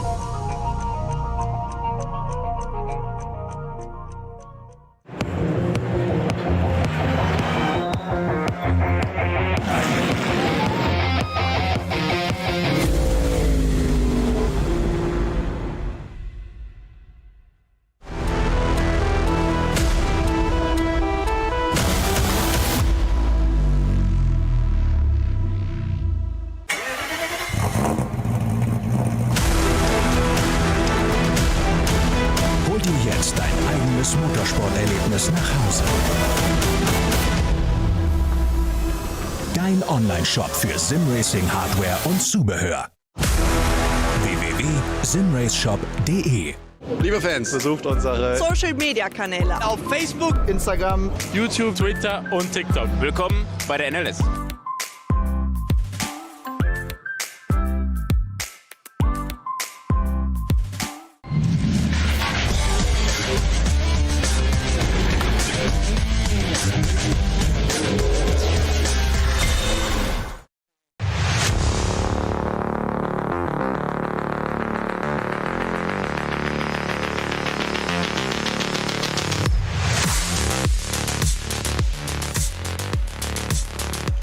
To the Dottinger Hohe for the 20th time. Manthey versus Falcon. You cannot separate these two high-class Porsche 911 GT3R teams, and particularly credit to Joel Eriksson, who has stuck with the Manthey car, maybe more so than Manthey were quite expecting. And he's in the wheel draft here, actually so casual, pulling the belt tighter as the Falcon car's getting closer and closer. They're heading towards Antonius Bucher, which is the left-hand kink underneath the bridge. Lights flashing from Lawrence Vantor. It won't be an overlap that the Falcon car can force, but he does jump ahead of a Cayman in the braking area for Tiergart, which could well have been crucial. And the tail end snaps on both Porsches as both cars, as expected, stay out for another lap. There was a car creeping into the pit lane further back, though, not from the SP9 category. We're going to be able to enjoy yet another circuit, nearly 25 kilometres of these cars, probably nose to tail throughout. You'd have to think so, barring traffic interrupting their flow. But at the end of this lap, which will be is lap 21, trying to go around the outside through the second corner. It's a long way around the outside, and there's a BMW production class car. It's tough luck there for Joel Eriksson. He was trying to go around the outside through turn 2 of the Mercedes arena of Lawrence Vantor and the Manthey EMA Porsche, but the Falcon Motorsport car, well, the driver had nailed his colours to the mast, went around the outside, and unfortunately there was a bateau in front of him, and it was a much more slow-moving BMW, so he had to back it off. But this lap he'll have to come in. This will make it an 8-lap run, whereas the race leader, sitting right across the prow of the number 4 Volker Motorsport Porsche, is the Manthey EMA car that can do this lap and the next one. But unfortunately for him, 2 other rivals, which is number 27 Lamborghini in 4th place and the number 3 Volker Motorsport Porsche, can do they can do 1 lap further than him, so we'll gain about 21 seconds in their final pit stop, which is going to close it up very, very nicely indeed. The one who is effectively out of kilter with this is the driver at number 4, the driver who's pushing so hard to take the lead, and that's Joel Eriksson. He knows the die is cast. He's going to have to come in at the end of this one, and his rivals are going to continue and then have that shorter final pit stop. Now, what of the problems down at Arenberg? I can't see that all of the Code 60s have cleared there. No, they haven't. So Hansen back is fine at this stage. That's where the race leaders are at this stage. At the 21st lap, they're going to head past the tyre wall that has claimed a few cars over the years. But bearing in mind that at the end of this next long straight, which is Hochheichen, Kittelbacher Hoor, the double right-hander at Flugplatz, but then as they head for Schwedenkreuz and they run into Arenberg, there'll be yellow flags followed by Code 60 boards that they will have to obviously be very aware of going into. And then in the case of Joel Eriksson, right on his toes coming out of that as they pass a flatbed and intervention vehicle just at the wrong point, because that was through the second right-hander at Flugplatz itself. And that's normally flat through there, but I'm sure they had to just feather the throttle because the line of attack was much narrower than normal. And how much ground can Joel Eriksson gain into the yellow flag area? Well, an awful lot. We're not at the speed limited part, of course, yet. It's just no overtaking. And Eriksson slamming on the anchors a tad later than Laurens Vanthoor to buy a bit of time back again. Beguiling. It really is. 2 drivers at the top of their craft, but for Eriksson all along, he just wants to get past. He wants to find a second or 2, but he knows by pitting a lap before the car that's in front of him, you know, he's not going to be in the mix when he comes out. However, I like a bit of a however, because Alessio Picariello is only 18 seconds down on the race leader. Now, bear in mind, he can go a lap longer than Vanthoor. I know I keep on saying you gain 21 seconds if you pit a lap after your rivals, but my reckoning is that 18 is smaller than 21. Therefore, he ought to come out ahead. And now, just almost precisely 21 seconds out in 4th place of Vanthoor is the Jordan Pepper driven Lamborghinis. They're going to be super close, I would think, after the final pit stops, with Picariello just with his nose in front. So we'll have the final 5 laps or so of this race, maybe 6 laps with those 3 cars right together. Right now, of course, we're seeing Joel Eriksson right together with the Manthey Porsche, but he's going to have to come in from 2nd place, and his stop will be long. That will drop him away from the mix. So interesting, these, I can say short races. They are 4 hours, but they're the shortest NLS races we get through the course of the year. And because there have been so many of them in the past, I think as many as 9 in previous years, you're turning up for every single one of them, then the experience gained is huge, and you realise that there are actually several different ways of potentially winning this race, especially as you're paying attention to your rivals and what they may be doing, how much traffic you're ensconced in at any particular moment, and often there is an option to get you out of those busier areas and released from the timed pit stop in a clearer area of the racetrack, and that's where things can be won and lost. But Vanthoor and Eriksson still separated by nothing at all, and Picariello definitely not out of this, because he due to be pitting 2 laps later compared to Eriksson, 1 lap later compared to Vanthoor, and that could be so crucial in the final 70 minutes of the race. We're into the final 65 minutes of the race now, in fact. So any pit stops from this point on timed according to how much time there is to the checkered flag. I think Vanthoor caught a bit too much curb that time through Bergwerk, which is, or not quite at Bergwerk, are we? Exmuller. Bergwerk next, which is where the Code 60 is in place. So we're slowing again, and Joel Eriksson, although the door was left wide open, not able to overtake, and that is because of this recovery work still taking place for one of the hatchback cars, maybe from VT2 or from TCR, which is at least on a flatbed now, so not very far away from clearing that incident, I would suggest. Yeah, the hard work is getting it loaded onto the track, onto the flatbed. The next hard work is obviously not every sector of the track has a short run to the next gap in the fencing. Of course, there are gaps in the barriers. I couldn't quite spot as we were going past to see where the closest one was, but the good news is up on the deck there'll be a safety car coming around behind that, a course vehicle to protect drivers, to alert them to the fact there's a slow-moving course vehicle. Over the years, the crews here put up by the various organising clubs have just refined their act. I mean, it's got to be the hardest circuit in the world to marshal, but they do it very, very well indeed. And you know what? Like many things in life, communication, such an enormously important role to play in that. If you're not clear, no clear lines of communication, you're going to have confusion. But I must say, they do an exemplary job on the Nordschleife. And again, just loading it up. I've never actually counted exactly how many course vehicles they have. I'm sure it's somewhere you can find something you can find somewhere, but it's more than you need on a normal sort of 4 or 5 kilometre track. Surprise, surprise. And we were talking yesterday, Johnny, in fact, even just before the start of the race today, about how this is such an incredible circuit. It doesn't just go from here to there. It goes from village to village into the next valley, back up over the hill into another valley, etc., etc. And it's very, very hard indeed. Even if you had the highest of helicopter shots, almost need a satellite shot to see one side of the circuit from the other. It really is. It's beyond old school, and the success of the place, not just in terms of being, if I say an anachronistic circuit, that's said with great affection. It's an old-style circuit built in the 1920s. We were talking again yesterday about how it was built to give employment in an area that was really poor, very rural area. And when you get a high shot looking down along the Dottinghoe, all the factories and team entities on the other side of the road, just behind where we go and buy our models and get our passes and our books for each of the seasons. It's a phenomenal bringer of industry, and a lot of manufacturers, not just of cars but tyres, have a base here. This circuit is used almost 7 days a week for manufacturers to test their cars. It's living proof that a great circuit has a huge role to play, and of course with all the different mixes of weather we get here, the manufacturers of tyres, of their rubber, and the manufacturers of the cars have so much to learn, and they've worked that one out, and that's why they use it all year to develop their very greatest tools. Just caught a sight of Arno Klassen in his Equipe Vitesse Audi R8. We might not have an Audi right at the sharp end of the field as yesterday, but there are a couple, in fact, in SP9 AM, and the AM category is led by Verimenko's Jutta racing car. Klassen running third in that division right now, but they're all trying to catch Alexei Verimenko with his, prior to this season, experience with K. Kramer Racing.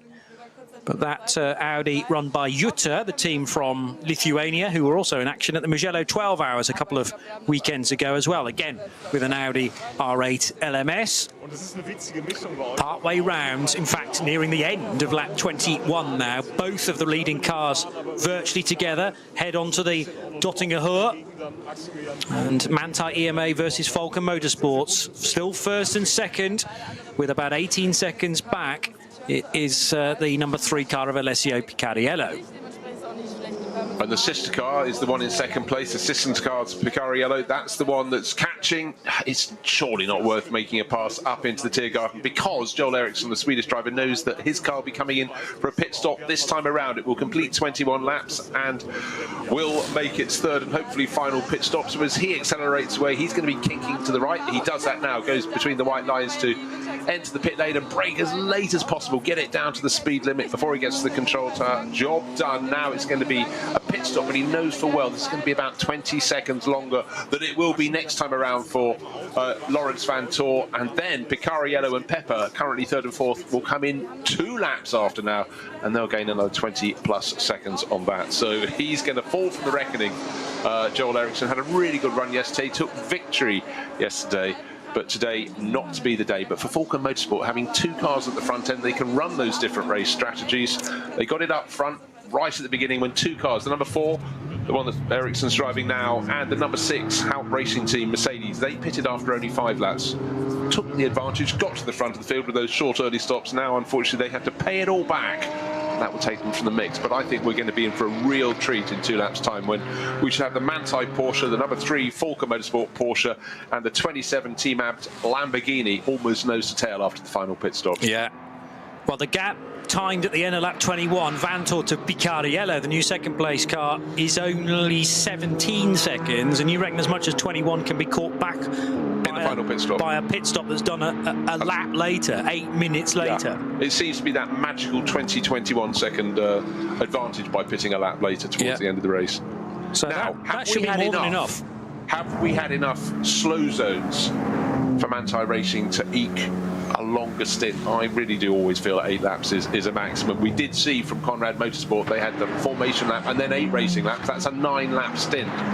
But they were running at an abated pace, which certainly Laurens Vanthoor has not been running at. He's been running at absolutely cracking pace at the front of the field. I think they'd be crazy to try and risk that just to benefit from a quicker final stop. You know, a car that is a top-notch and current GT3 car will be burning as much fuel as every GT3 car has generally done over the years. I don't know whether the Conrad car was given a fuel break as such, because that is an older car and technically out of its now global homologation for GT3. That ended, as far as I can read, in 2023, the December of last year. So the Evo 1 is a different beast entirely these days, and unfortunately, as Danny Soufi came in for that car's second pit stop, it then did not emerge, and I still think that car... Oh no, he's running again with Torsten Kratz at the wheel, but sadly down in 36th position. Amazingly, they are still second in SB9 Pro-Am, because that was a relatively small entry, of which both leaders have hit big dramas this race. The number 6 car that leads Pro-Am is now Dennis Fetzer for Team Advan in the Mercedes that started on the front row, but had that very long pit stop, 10, 11 minutes or so, when Hubert Hout was driving it. And speaking of the number 6 car, it is now due for a pit stop. In comes Dennis Fetzer from 16th position overall, but still, as I say, the lead of SB9 Pro-Am.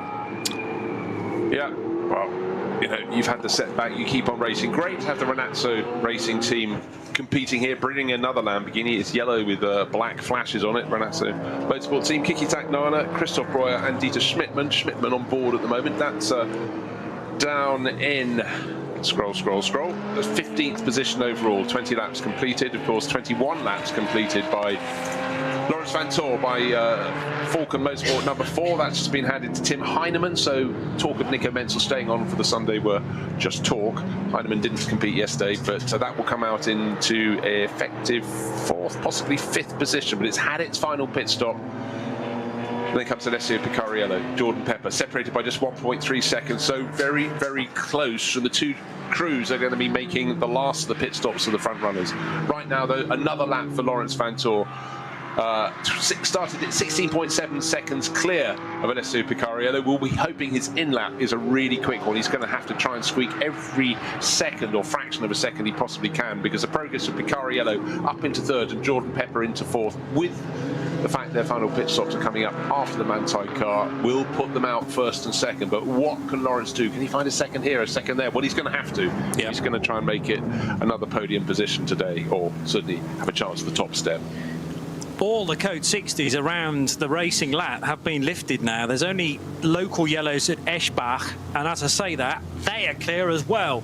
So a clear racetrack with now less than an hour to go. We've got 55 minutes and change, and it's set to all perhaps switch around at the head of the order, because Laurens Vanthoor, who began this lap leading Alessio Picariello by about 16.5 seconds, has to pit at the end of this, whereas Picariello and the chasing Jordan Pepper can stay out for a further lap. And why wouldn't they? Because they set to benefit from a shorter pit stop, pitting closer to the checkered flag. Concentrating for a moment though on the 680 BMW, which runs in the 240i division, 6th place in class for that car. And the 240i's have always been competitive throughout the 4 hours. It's sort of designed to be that way. Yannick Reinhardt sharing with a certain Timo Glock, by the way, in this car, and Daniel Durschuk completes the 3-driver lineup. As I say, they are outside of the top 5 in this category at the moment, because it is still Joshua Goodman in the 650 car that leads the way in that car. Sorry, Toby Goodman rather, sharing with Ranko Majatovic and Sven Markert. And Sven had a blistering opening stint yesterday, did exactly the same today, the Berliner, putting the 650 Adrenaline Motorsport Manhattan Wheels car in a great spot for another trophy on Sunday. Yeah, just taking a little look down through the classes. Cup 2 is being led by car number 124 for Mulner Motorsport. It's been a real battle between them, Johnny, hasn't it, and the Black Falcon team.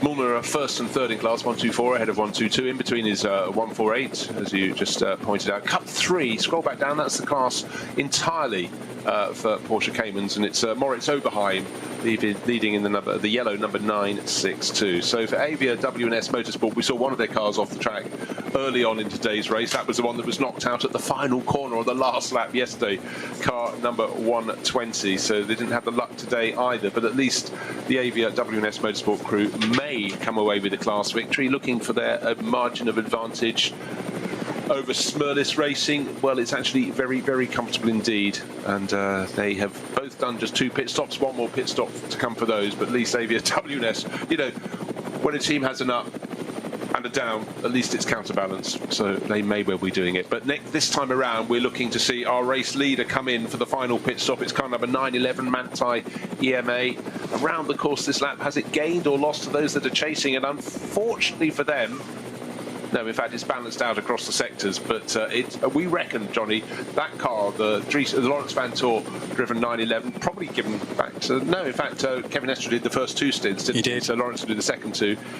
Will come out just behind Incidents, providing Alessio Picariello and Jordan Pepper in the number 3 Falcon Motorsport Porsche and the Red Bull Team Abs number 27 Lamborghini. So Porsche, Lamborghini, give the pack a shuffle. Let's see where we end up. But we're getting close to the finish, into the final, almost the final 50 minutes. Oh, the Porsche slowing. That's the number 3 car. It had issues yesterday, and all of a sudden the Lamborghini of Jordan Pepper shot by at top speed because Picariello has got a puncture. It's a rear left which literally let go halfway down the Dottinger Hohe, and all of a sudden, because it was around slower moving traffic initially, I didn't see the drop off in speed, but then a dark blue car, which was the Red Bull livery Lamborghini, shot by. Picariello nearly runs the car off the road now because he's trying to get it back in such a hurry, and this is risking damage to the rear left corner, so he's not going to be able to make the 8 laps. In fact, it's 7, and with that, of course, it's going to be a longer pit stop as well. Jordan Pepper now with a huge advantage over everybody else. Yeah, Jordan Pepper should be in the lead of the race because the Manthey EMA Porsche in for its final pit stops. That's 22 laps on the board. The Lamborghini that was just at the back of the 6-car pack in the start of the early stages of the race is going to be coming out shortly after its pit stop in a lap time, providing it doesn't have a puncture. You have to add to the mix. But for number 3, this is a car that could and should have won yesterday, and then it had 2 problems: a drive-through penalty and then something that caused it to stop. They cannot buy luck, the number 3 crew, but they know they've got the pace. There we were a minute ago, looking as it had a small advantage over Jordan Pepper and the Team Abs Lamborghini. Now they're possibly not even going to finish in 5th place. Has there been any damage? Because certainly, Johnny, it was being driven back as fast as, if maybe even slightly faster than possible, to try and reduce the deficit. But it's always the potential for counter-activity, I think we could say. A little bit too fast, possible damage. But in fact, it must be said, the left rear wheel arch looks pretty tidy from the outside, so maybe no bodywork, but you never know what it's done to the suspension. What tyres is the Lamborghini Red Bull car actually on? Do we ever get to the bottom of that? I didn't, go too fast for me to read them. No, indeed. It's an apt car, isn't it? I'm not sure whether I can pick out a picture of the car and close in. I think it should be on Michelin's. Yeah, it is in that image. Well, indeed. But how old is that image? You never know. Well, it's a Nürburgring Langstrecken-Serie publicity shot, which was put on X in the middle of March. Apt Sports line with Lamborghini Huracan Evo 2 at the beginning of the racing season. Surely those images were released by the team, though. So let's tentatively say it's on Michelin's rather than Falcon tyres. I mean, that's not necessarily down to the construction of the tyre. It might be down to the amount of curb that Picariello's been hitting. I would doubt it's down to camber settings, because Falcon know far better to compromise those and go, you know, at ludicrous angles with the potential risk. They're not putting that rear left tyre on though at the moment. So even though this is a minimum pit stop reference time, Picariello opening the door of the car, and are they now suggesting that this car can go no further, just as was the case yesterday? From the strongest possible position, this has slipped through their fingers again. And of course, Picariello's about to get out. I think he's flapped the door open and it's swung back on him, but as he's just trying to keep the cockpit cool, but the dolly jacks are going under that number 3 Porsche. The Belgian driver gets out. He's going to be thinking, you know what, it's really good. I've used up all my bad luck that I was going to take for the 24 hours of the ring. Of course, next weekend is the qualifying weekend here, all covered on Radio Show Limited network of channels, but well, suddenly the sister cars in with the hope of a podium. That surely has promoted the number 4 crew into 3rd place overall. We think the number 27 Lamborghini, bear in mind it was running 6 in the early stages of the race in the first of the 4 hours, was trying to get into 5th, didn't quite have the ultimate pace, but it just got better and better as the days warmed up, the track has warmed up, and when you've got a car in the hands of a crew as capable as the South African duo of Kelvin van der Linde and Jordan Pepper, it's always going to be in the mix, but it's just been getting closer and closer to the sweet spot. So the battle for the lead is going to be between the car that's leading at the moment, which is Lawrence Van Tor, but he will be coming in to make his final pit stop. He's only just heading out onto the Nordschleife now. Done the final pit stop. This is the out lap. Sorry, what am I talking about? Yes, I've written that down already. Yeah. So 8 laps completed. So he came in after lap 7, lap 14, lap 22. Lap 23 will be the final pit stop for number 27, the Lamborghini that, you know, came here with marginal hopes, but looking at the form of Bantai yesterday and today, the Falcon Motorsport Porsches yesterday and today, the Shira Sport PHX Audi yesterday, all very, very strong indeed. But the Lamborghini, as I said, getting better and better through the course of this 2-day meeting. But the point is, not only does the Lambo have great road position at this time, but it's also going to be the... Let's actually cut that off. Let's hear from Picariello with his thoughts after that puncture. So tire alarm, and then all of a sudden they explode. So it was at full speed, and it was a bit scary, to be honest. But yeah, like I said, no warning, so I'm not sure from where it come from. Probably a debris. But yeah, it's unfortunate that we decided, of course, to retire the car because it makes no sense to continue now because we lost the podium and everything. So we bring it over. You said you saw the tire alarm. Is that something on your dashboard, or how does it work? Yeah, exactly. In the dash, we can see the tire pressures, and if they go below a certain number or if they go down too fast, we have a warning or an alarm. So I had the alarm for like 1-2 seconds, and then all of a sudden they explode. So yeah, it was probably a debris, I guess. But yeah, it's unfortunate. So the time span between the first warning and the actual puncture was about 2 seconds, going 250, 260. Yeah, exactly. I had no time to even slow down, so this was the scary part because the tire exploded at really high speed and the car was going sideways a bit. So luckily, no too much damage, but yeah, it's a bit sad.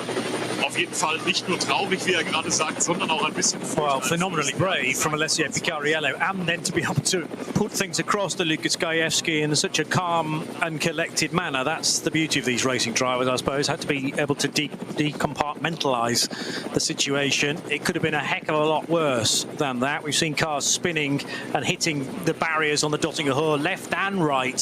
So lurid is the spin. So it sounds like he did incredibly well to hang on to the car. And Lukas Gajewski wasting no time at all in catching up with the Belgian racer, who is now officially out of the race. The point I was making is that no other SP9 car is going to pit this close to the checkered flag than the Red Bull team at Huracan. Therefore, it can spend less time in the pit lane, and it already should have a road position advantage anyway. It's not leading...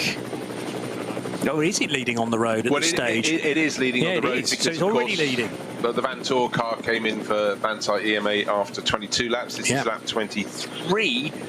And still a fair distance to go around this lap. We've got 45 minutes in this race remaining, but certainly the pendulum has swung in the favour of Lamborghini. For so many years we've been looking for a Lamborghini victory here, and hey presto, could be here today, could be now. So for the AB team, which doesn't have as many years of experience on the Nordschleife races, you know, this could be day of days. And if you talk about momentum, you think about last year when the first Ferrari 296 GT3 victory was coming up. And they did it in the 25s. Right, if you want your puncture to happen, you don't want it at enormously high speed, but you do probably prefer to have it in a straight line, and just being treated to a replay package there, and the twitching side by side. But as we heard from Lucas when he was talking and interviewing Alessio Picariello, 2 seconds from the warning to the bang.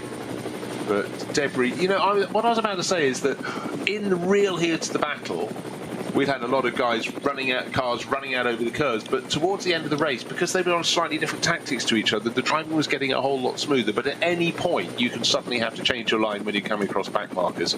So there is a lot of curb hitting, but some curbs drivers will learn they can hit without any punishment at all, and others are rather larger, and particularly halfway around the circuit, when you're going Exmuller and Bergwerken around there's some real thumpers, and if you get those wrong, they literally spit the car across the track. Yeah.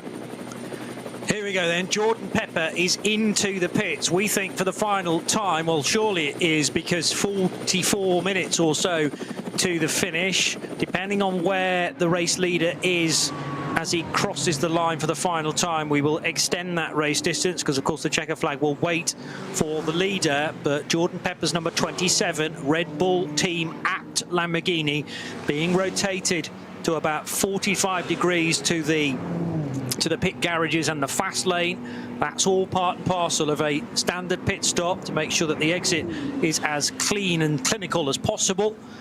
And 23 laps completed.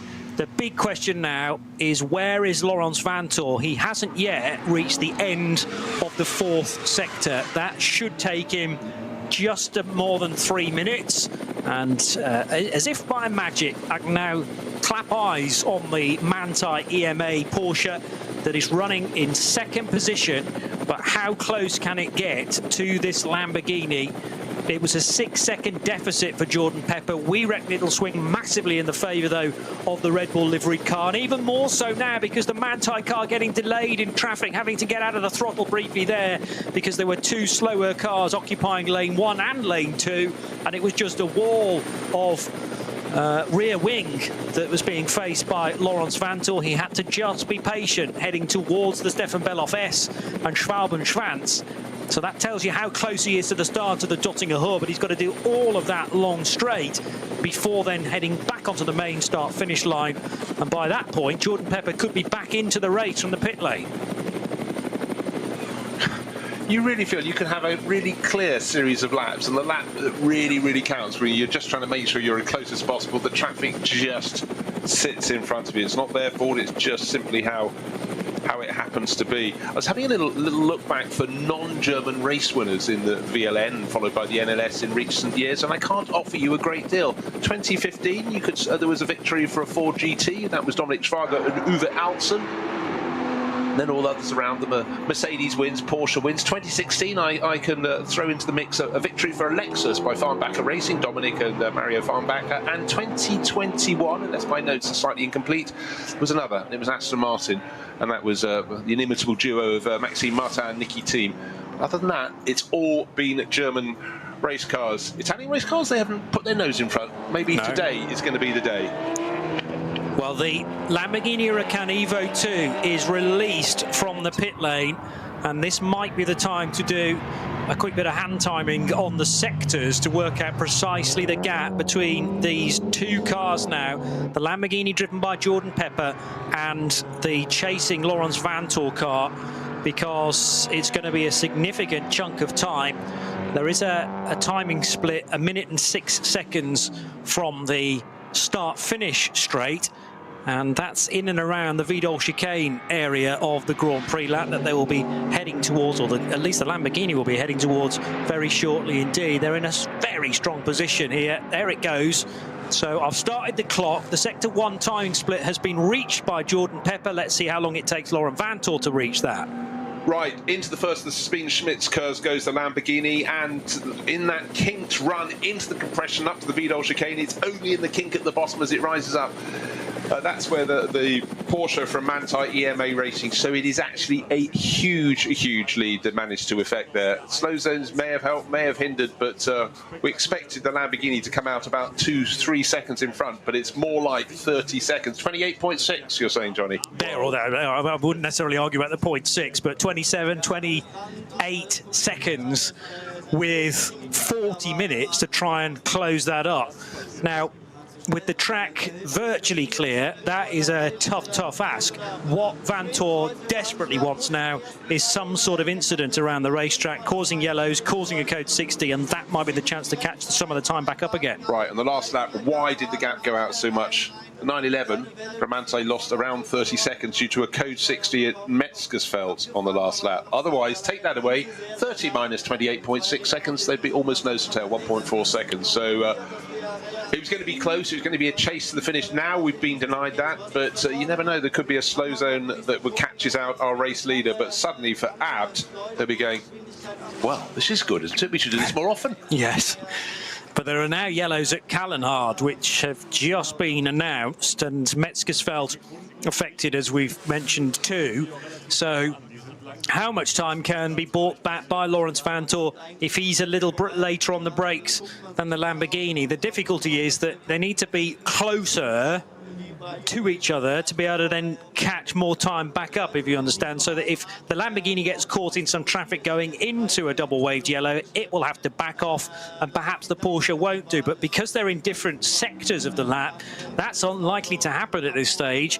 And obviously the bigger the gap grows, the more work that Laurens Vantor has to do. He's got to be patient on the approach to Schwedenkreuz, and indeed the exit of that quick, or ordinarily quick left-hander. It's much slower at the moment with a code 60 in place, and they've just upgraded the caution at Kallenhard now to a slow zone, well, from a slow zone to a code 60 at a couple of marshal posts at Kallenhard, both 105 and 106.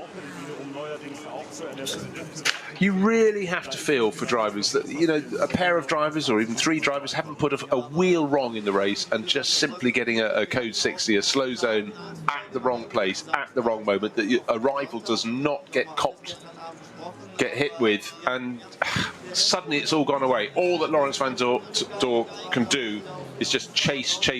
37 minutes remain in this race, but suddenly for Jordan Pepper, he's going, hallelujah, this is fantastic. But you know, he expected to come out of his pit stop and see, as soon as he was turning down into turn one, coming out of the pit exit, to see the bright yellow and green Manthey EMA car coming there and possibly maybe being close enough to even try and outbrake him down into the first corner. But he came out, Manthey car was not to be seen. Then he must be on the radio to his pit crew going, what's happening? But he's in front. Now he can simply concentrate. But what catches out one can catch out a rival. Let's take a look down through the classes. SPX is still in the hands of Glickenhaus Racing. They are the only car in that class. On the timing sheets, they're listed as third overall. That's slightly inaccurate, simply because they were in third position and they came into the pits. It's gone back out with Lance David Arnold for the run to the flag, but that will fall behind Tim Heinemann in the number 4 Falker Motorsport Porsche, and I would suggest also Frank Bird in the Hout Racing Team Mercedes that's holding down 5th place at the moment. From the lead of Cup 2, Peter Terting has come in, the Mullner Motorsport, obviously a Porsche, a 911 GT3 Cup car. That's from 6th. 7th place is Black Falcon, number 148. That's second in the Cup 2 class. And again, being very competitive. Tobias Muller at the wheel of that, but really Peter Terting and the gang of the 124 crew have got this one surely in the bag for Mullner Motorsport. So that's Moritz Kranz and Peter Terting. I just noticed the name Jack Aitken appear on my timing screen. Now, do we reckon he wasn't meant to be racing today? He's not in the Hyundai, but he is in a Smurlis Racing BMW 240i, I've noticed. So bagged himself a late drive in the 660. Well, maybe because I think they hit mechanical problems yesterday. He probably wanted to get a few more laps under his belt, or maybe just had simply so much fun and, you know, hey, the next week can swing. But running third in class, in fact, just a short distance ahead of the sister car. So 660 and 662. So actually, it's not just time on the track, it's time driving different cars. These aren't the cars he'll ultimately want to be racing, because of course so many races at the top level of hypercar around the world. But I think there was only one driver. Yeah, there was one driver originally on the entry list, and then that was the one with Justin Bruce Witchman joining and Jack Aitken. We keep finding these things out. Here we are, just about the final half hour of the race, and up pops a sort of global racing superstar. But certainly for Jack Aitken, that's good. A bit more mileage, why not? Well, he's here, he's on site, and presumably nothing else planned for Sunday. He's already stated to Lukas Gajewski that sadly he won't be able to put or tick off the Nürburgring 24 hours this year because it clashes with the IMSA race at Detroit at the end of May, start of June. And that, of course, is I'm not sure whether it's all the classes for the IMSA WeatherTech Sports Car Championship involved in Detroit, but it will involve GTP, which is what Jack Aitken races in, otherwise known as, or in the World Endurance Championship, same cars, but they are called hypercar instead. A combination of LMH and LMDH machinery in the World Endurance Championship. Jordan Pepper, along with Kelvin van der Linde, effectively both leading this race. Kelvin van der Linde did stints 1 and 2, and fellow South African taking over for stints 3 and now 4, with the Toyo Tyres car just up ahead, and he can draw level with that, and in fact put a lap on it as they squeeze, as that car squeezes through. And in fact, he now reaches the Dottinger Hoor. So that was at Galgenkopf. Needed to be cautious through a blind right-hander, which is full commitment. You cannot afford to blend out of the throttle there if you can avoid it, because that will then determine your top speed on the fastest part of the circuit. Waiting for Laurens Vanthoor to appear at the start of the Dottinger Hoor. I reckon the gap was about 28 seconds before we got going. Well, that's a big gain for Laurens Vanthoor, to the tune of nearly 3 seconds, but he needs it to be going a lot more in his favour in the closing 33 minutes. There are 1 or 2 code 60s out on the track, including now at Adenauer Forest, and Metzgersfeld still affected by a code 60 zone at Marshall Post 100. So will we get 3 more laps? Will we get 4? 24 laps on the board. I'm just doing some very simple mental arithmetic there, and 4 would be a bit of an ask. All we need is 1 slow zone. So let's call it 3. We'll get to 27 laps on the board, which is what we ended up with yesterday. Gap between first and second, but we've got to wait. Jordan Pepper sets off on another lap. He's gone through the second part, or turn 2 on the 4-turn Mercedes arena. We wait. 23 seconds, so 5 seconds gained there by Laurens Vanthoor on that lap. But even if he does 5 seconds a lap for each of the next 3 laps, that's not going to be enough to take him up to victory. But that's not the case that he's going to stop trying. He's certainly going to be pushing on and see where that's going to take him. Well, that fits actually, because around 2 seconds quicker Vanthoor was through sector 3 than Jordan Pepper, and as I say, it was very nearly a 3-second gain through sector 4. So, well, if you can keep going at that sort of pace, then we could have a very close finish indeed. And that's the catching done. The problem is then he may only have 1 stab at an overtake the final time they go down the Dottinger Hoor. And is there an element of Jordan Pepper just reining the pace back a little bit here to avoid any errors and to bide his time through the traffic? So if he needs to up the pace, I'm sure the team will be straight on the radio to say, just give us a little bit more, Jordan, if you don't mind. He may also be looking after the tyres in the first half of this stint to make sure that there's plenty of meat on them in the closing stages. Yes, they're running with a different tyre manufacturer with the Lamborghini compared to the Falcon machine, but they will know a great deal about how quickly a race can go south if you pick up some debris unknown to you and unknown indeed to the tyre sensors that are on the dashboard, as Alessio Picariello was so accurately describing. He had about 2 seconds warning that the pressure was dropping in the tyre, and then it fully exploded, and the car control at 250 kph, something like that, was phenomenal. And don't forget, that's the point when the drivers are running along the Dottinger Hoor where they get a real chance to check all the gauges and stuff. So he would have been looking in the right vicinity to see a warning light suddenly come on, but suddenly was followed by suddenly, and that was where the puncture occurred. But at least it was in a straight line. But the onboard footage shows that that's where you're starting to wrestle something that's really moving around in a way it shouldn't. But it was in a straight line, and just to compound yesterday's disappointment, where there was a very, very late non-finish, just as it had worked its way back, having gone through a drive-through penalty, got that under its belt, lost the ground, went to 4th place, got back to 3rd place, looked as though some good points for the championship would come their way, and then Alessio Picariello had to park it. Today it was rather more dramatic, but over and out for them. Let's take a little look down to Cup 3. That's, in fact, we've got a clear leader, 962. Moritz Oberheim is leading that by actually a country mile, but 2nd and 3rd place is 952, which is Danny Rink, former champion for Smurlis Racing, and the 950 of Schmickler Performance, nose to tail behind for 2nd and 3rd. In fact, it's switched around because Schmickler's gone up into, there's a pit stop for one of the runners. The Rink car came in for a pit stop. That's fallen to 4th, so in fact Frank Schmickler by the tiniest of margin in 9.50 ahead of 9.30. It's always a packed class, the Porsche Cayman Cup class. Cup 3 as we call it here. Started today with 13 cars in class, all with great racing, but now is Schmickler going to be able to pull away? 9.50 at the moment, it's in the hands of, you always have to check which generation of Schmickler, but it's Stefan Schmickler with that one. Roland Fruser, I reckon, in 9.30. The car he shares with David Grieser and Stefan Kreuser. I remember mentioning Kreuser's name, not Max Kreuser, but Stefan Kreuser in the 9.30 earlier on. They're about to be caught by the number 6 Mercedes, trying to force its way around the outside of the Ravenhall left and right sweeper. And driving the number 6 is a recovering Dennis Fetzer, but still leading the SP9 Pro-Am part of the race after a long pit stop for Hubert Haupt in that Yokohama Advan Mercedes earlier on in the opening hour.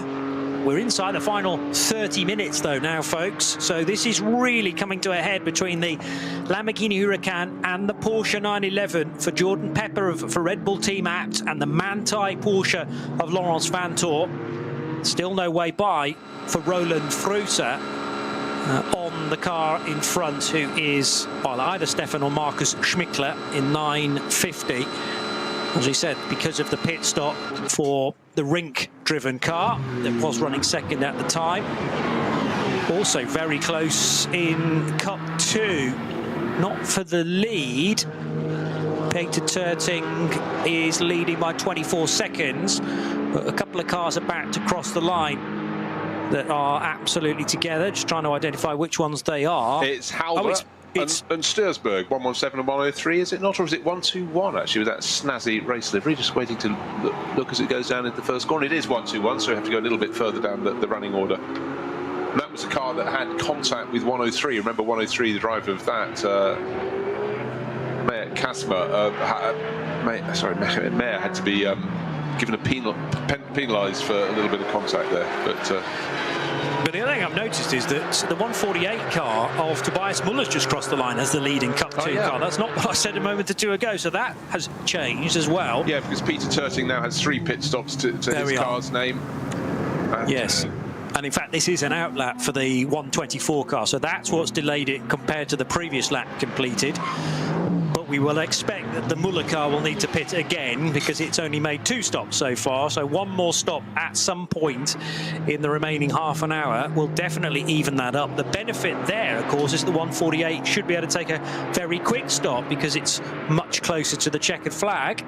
And remember, it's all about the minutes that remain between the time you pit and the end of the race, the hour of 4 o'clock. Lots of green arriving again on the racetrack. We haven't quite got rid of the Code 60s at Adenauer Forest and Metzgersfeld, but at least Exmuller is now clear. There, in fact, is a new Code 60 area at Metzgersfeld, which is Marshall Post 101. Metzgersfeld is actually considered to be quite a large area with the 2 left-handers that then lead on into Kallenhard and Verseifen. Now, what we wanted in the chase to the flag, we knew that 30-second loss or thereabouts for Laurens Vanthoor. Instead of having him almost be on the heels of Jordan Pepper when the Lamborghini driver emerged from the final pit stop for the 27 crew, but with losing about 30 seconds around Metzgersfeld, that has really hit them hard. And unfortunately for Laurens Vanthoor, this lap hasn't been particularly kind to him either. Instead of catching Jordan Pepper bit by bit, he'd have probably run out of time anyhow. Laurens Vanthoor is falling away. Let's wait, they've just gone through the first 3 timing sectors, waiting for sector 4, but that's the longest sector. It's normally about just north of 3 minutes, but we said even if he was gaining 5 seconds a lap, it wasn't going to be enough in good, clean running through to the end of this 4-hour race. We've got 25 minutes and small change remaining, but it's going the wrong way instead of the right way at the front of the field. Well, it's only the wrong way if you particularly want Manthey EMA to win. In fact, I think in so many ways it'd be fantastic for Hans-Jürgen Abt's team to win. They've had success in all sorts of places. Oh dear, even at this late stage, just on the exit of the chicane, and possibly now peeling the back way to the pits, one of the Hyundais, one of the i30Ns, but that gets going all over again. Might be 492. It is 492. I thought that was roughly in that sort of area, and had a slow first sector. Another of the Mertens Motorsport entered cars.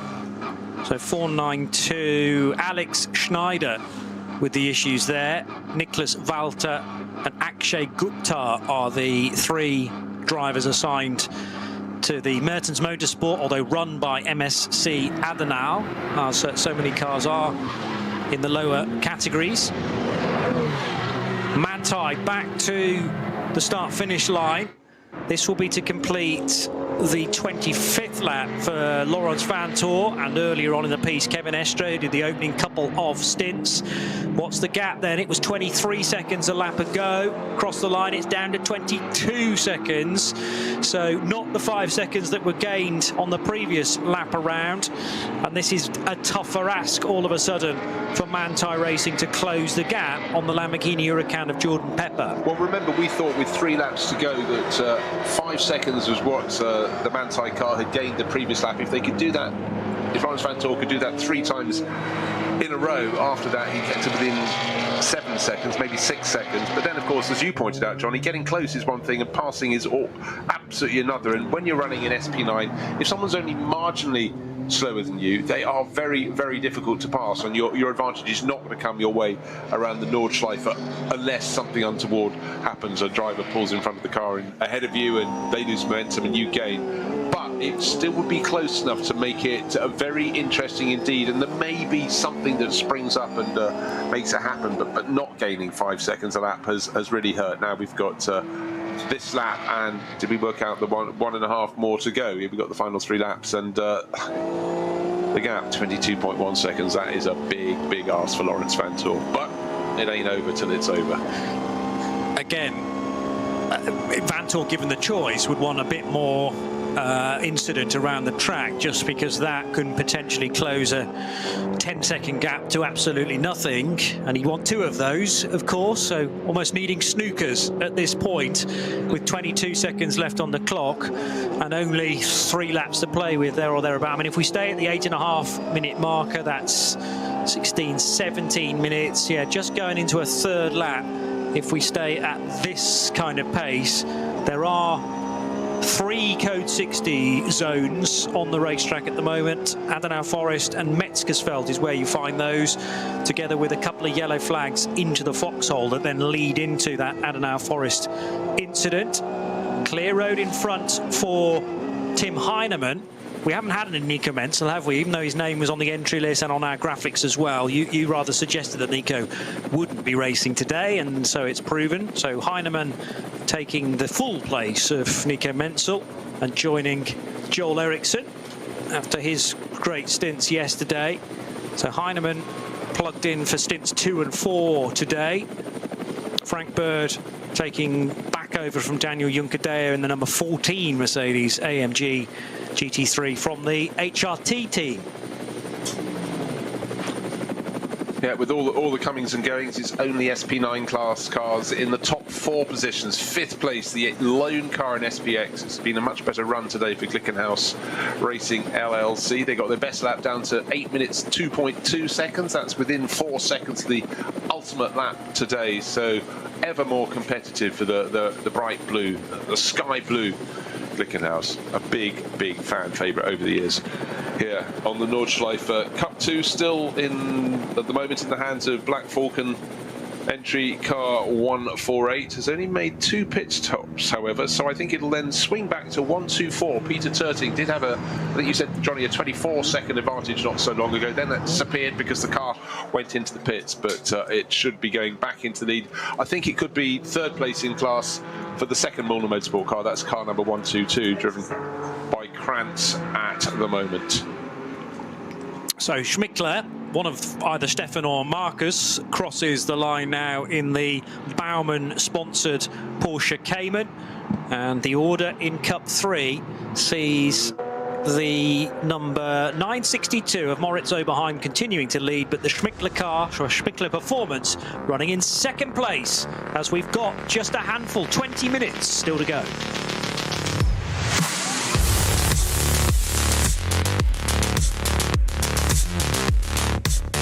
And a tough ask.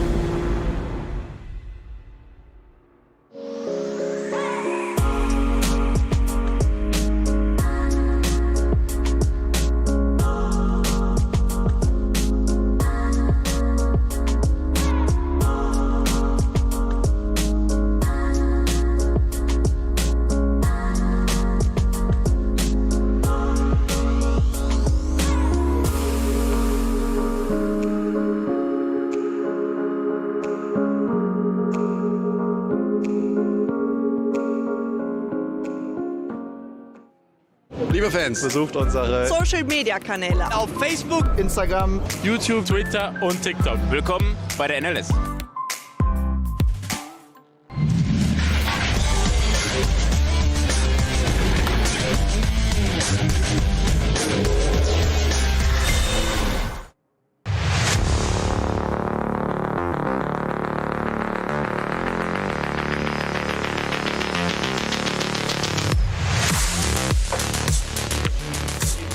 The second race in 2 days of the NLS, the ADAC Reinoldes Langstrecken-Rennen, following the ADAC ACAS Cup yesterday. We had 4 hours of action, and thrilling it was throughout.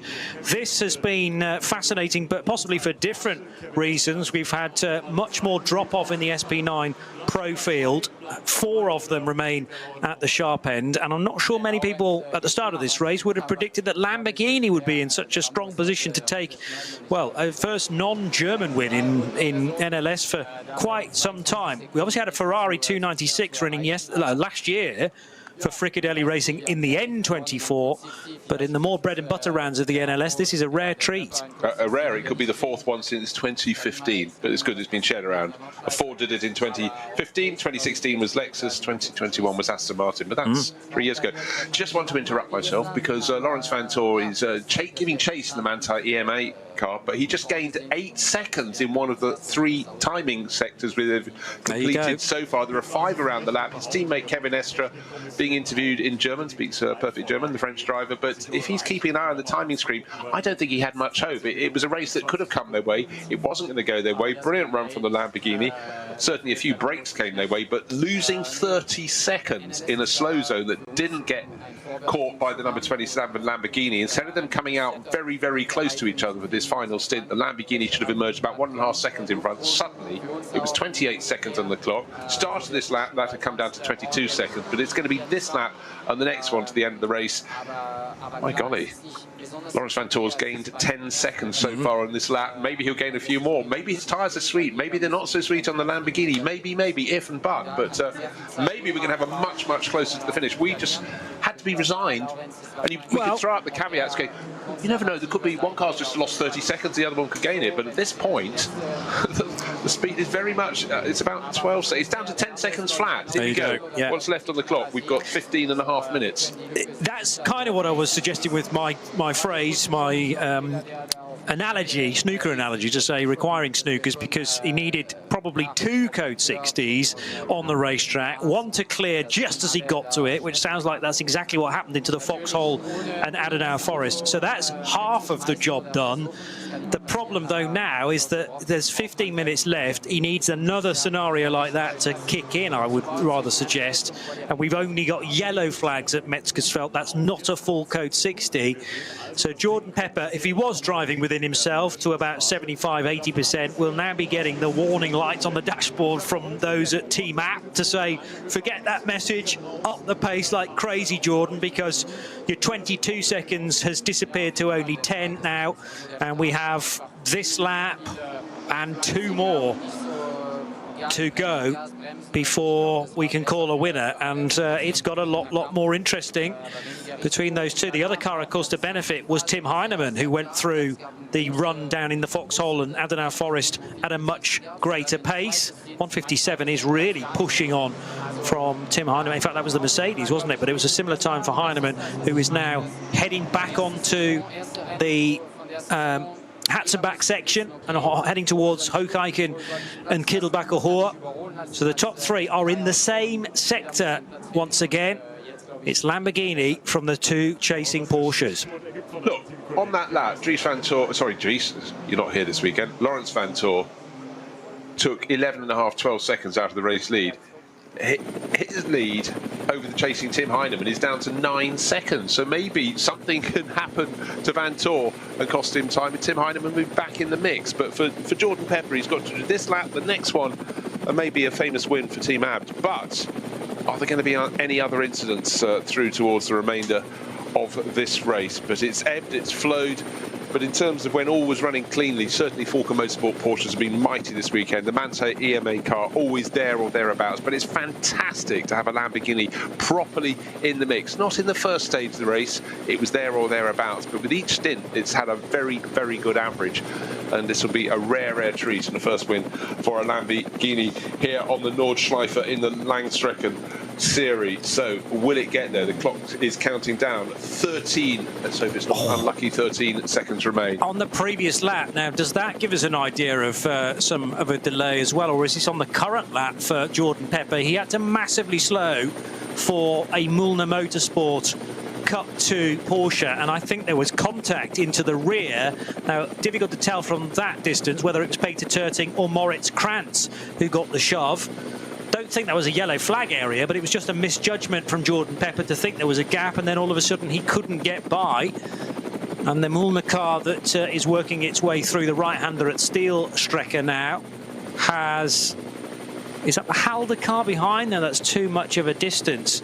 Peter Terting, if it is Peter Terting, doesn't have a fellow Cup 2 car tucked in behind. That is the green and grey.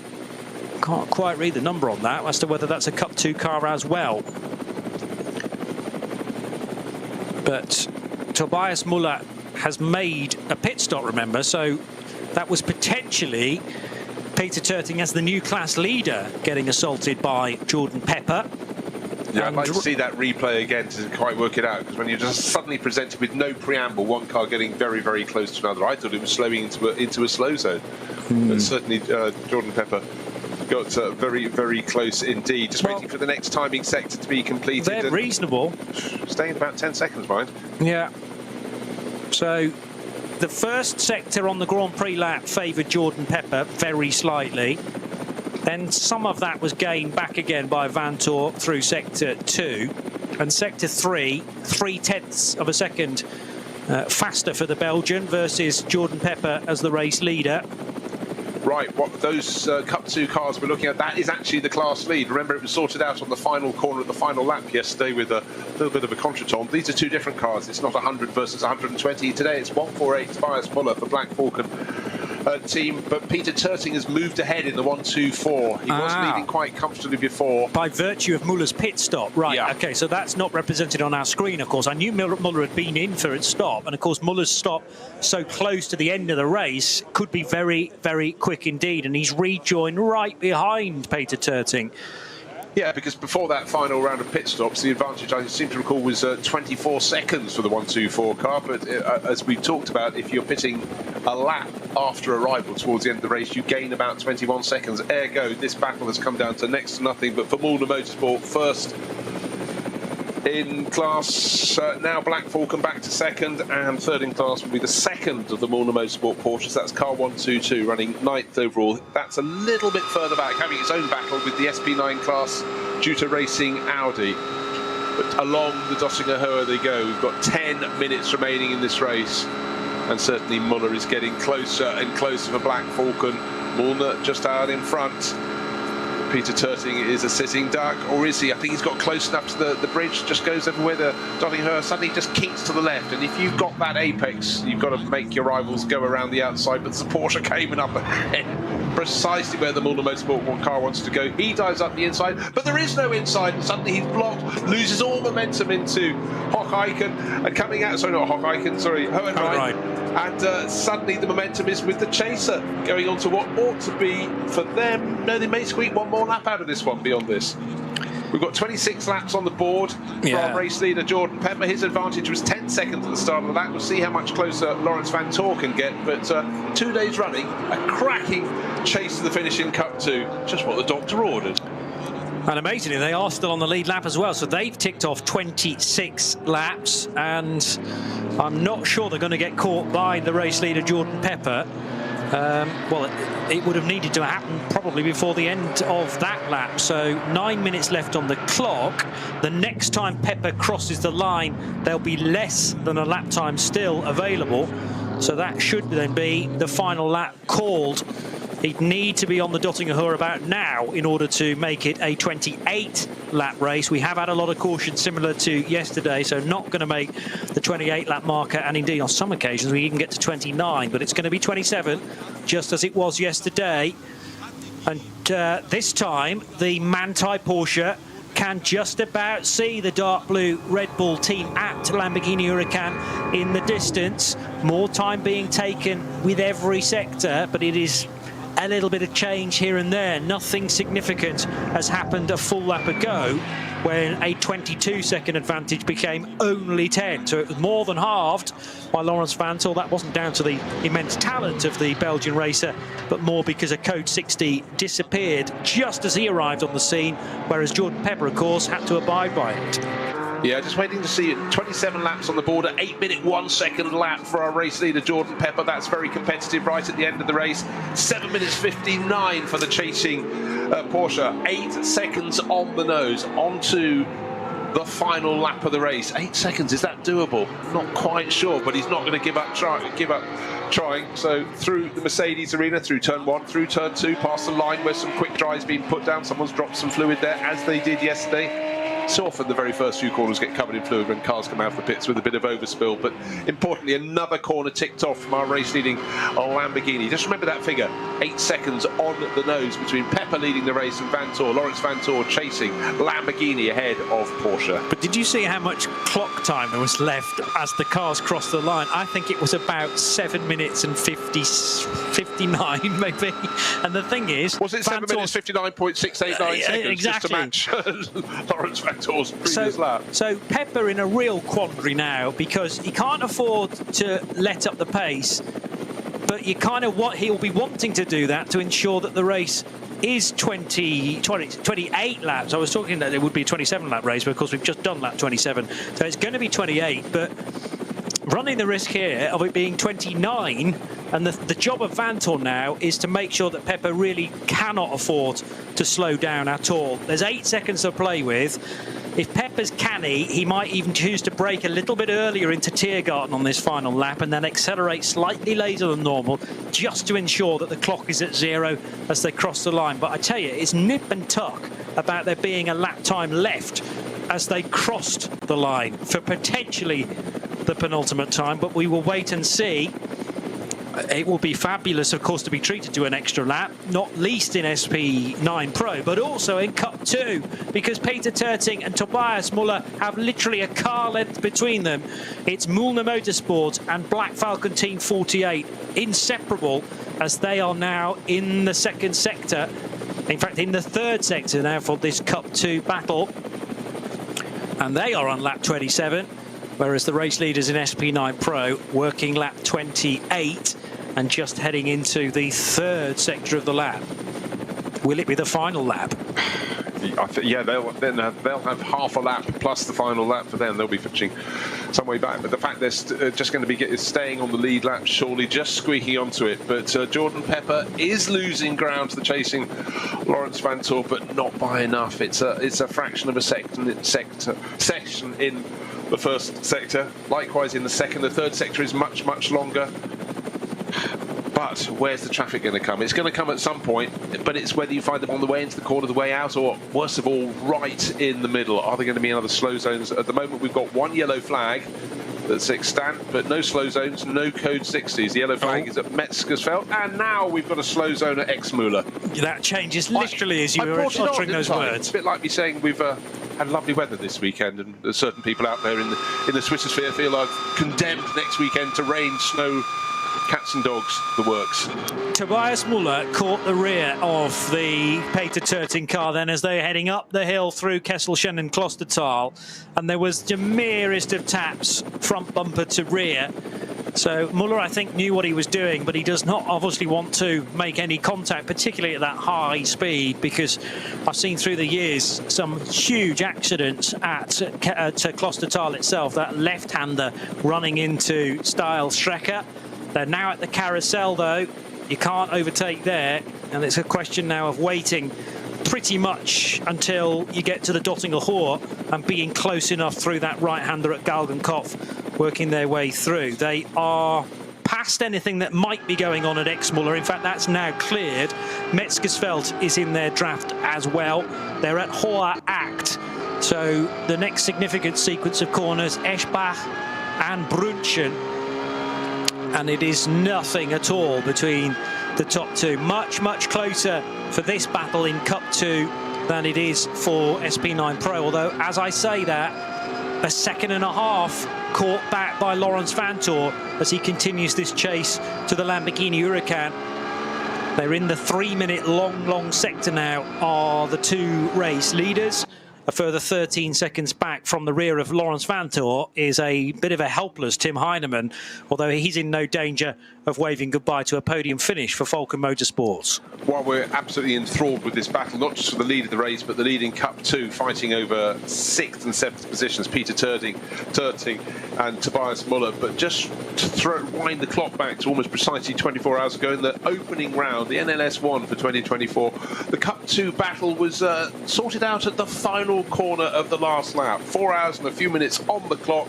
Contact when the lead had changed on the run along the Dottinger Höhe, then it was reversed all over again as the new race leader was given a spin around into the tyre wall. It did rejoin. The assailant, which was Nico Otto, went through to win, but then he was hauled back with a 30-second penalty and ended up third overall. But you know, you could say you got to try, but it wasn't the smoothest of attacks down there. Talking smooth though, Jordan Pepper leading this race. He is shedding a second here or there, but he's halfway around this final lap. 4 hours will be on the clock very soon indeed, just over 2 minutes time. But as Johnny was pointing out, he needs to sort of just be a little bit cautious that he doesn't get there with 3 hours and 59 minutes and a handful of seconds on the clock. His advantage at the start of the lap was 8 seconds. Still, as they twist towards the end of the lap, he doesn't have clear line of sight behind him, but I think only now he might start to see the flash, the green and yellow on the nose of the EMA Manthey Porsche. Laurens Vanthoor pushing, pressing, closing. And talk about pushing and pressing.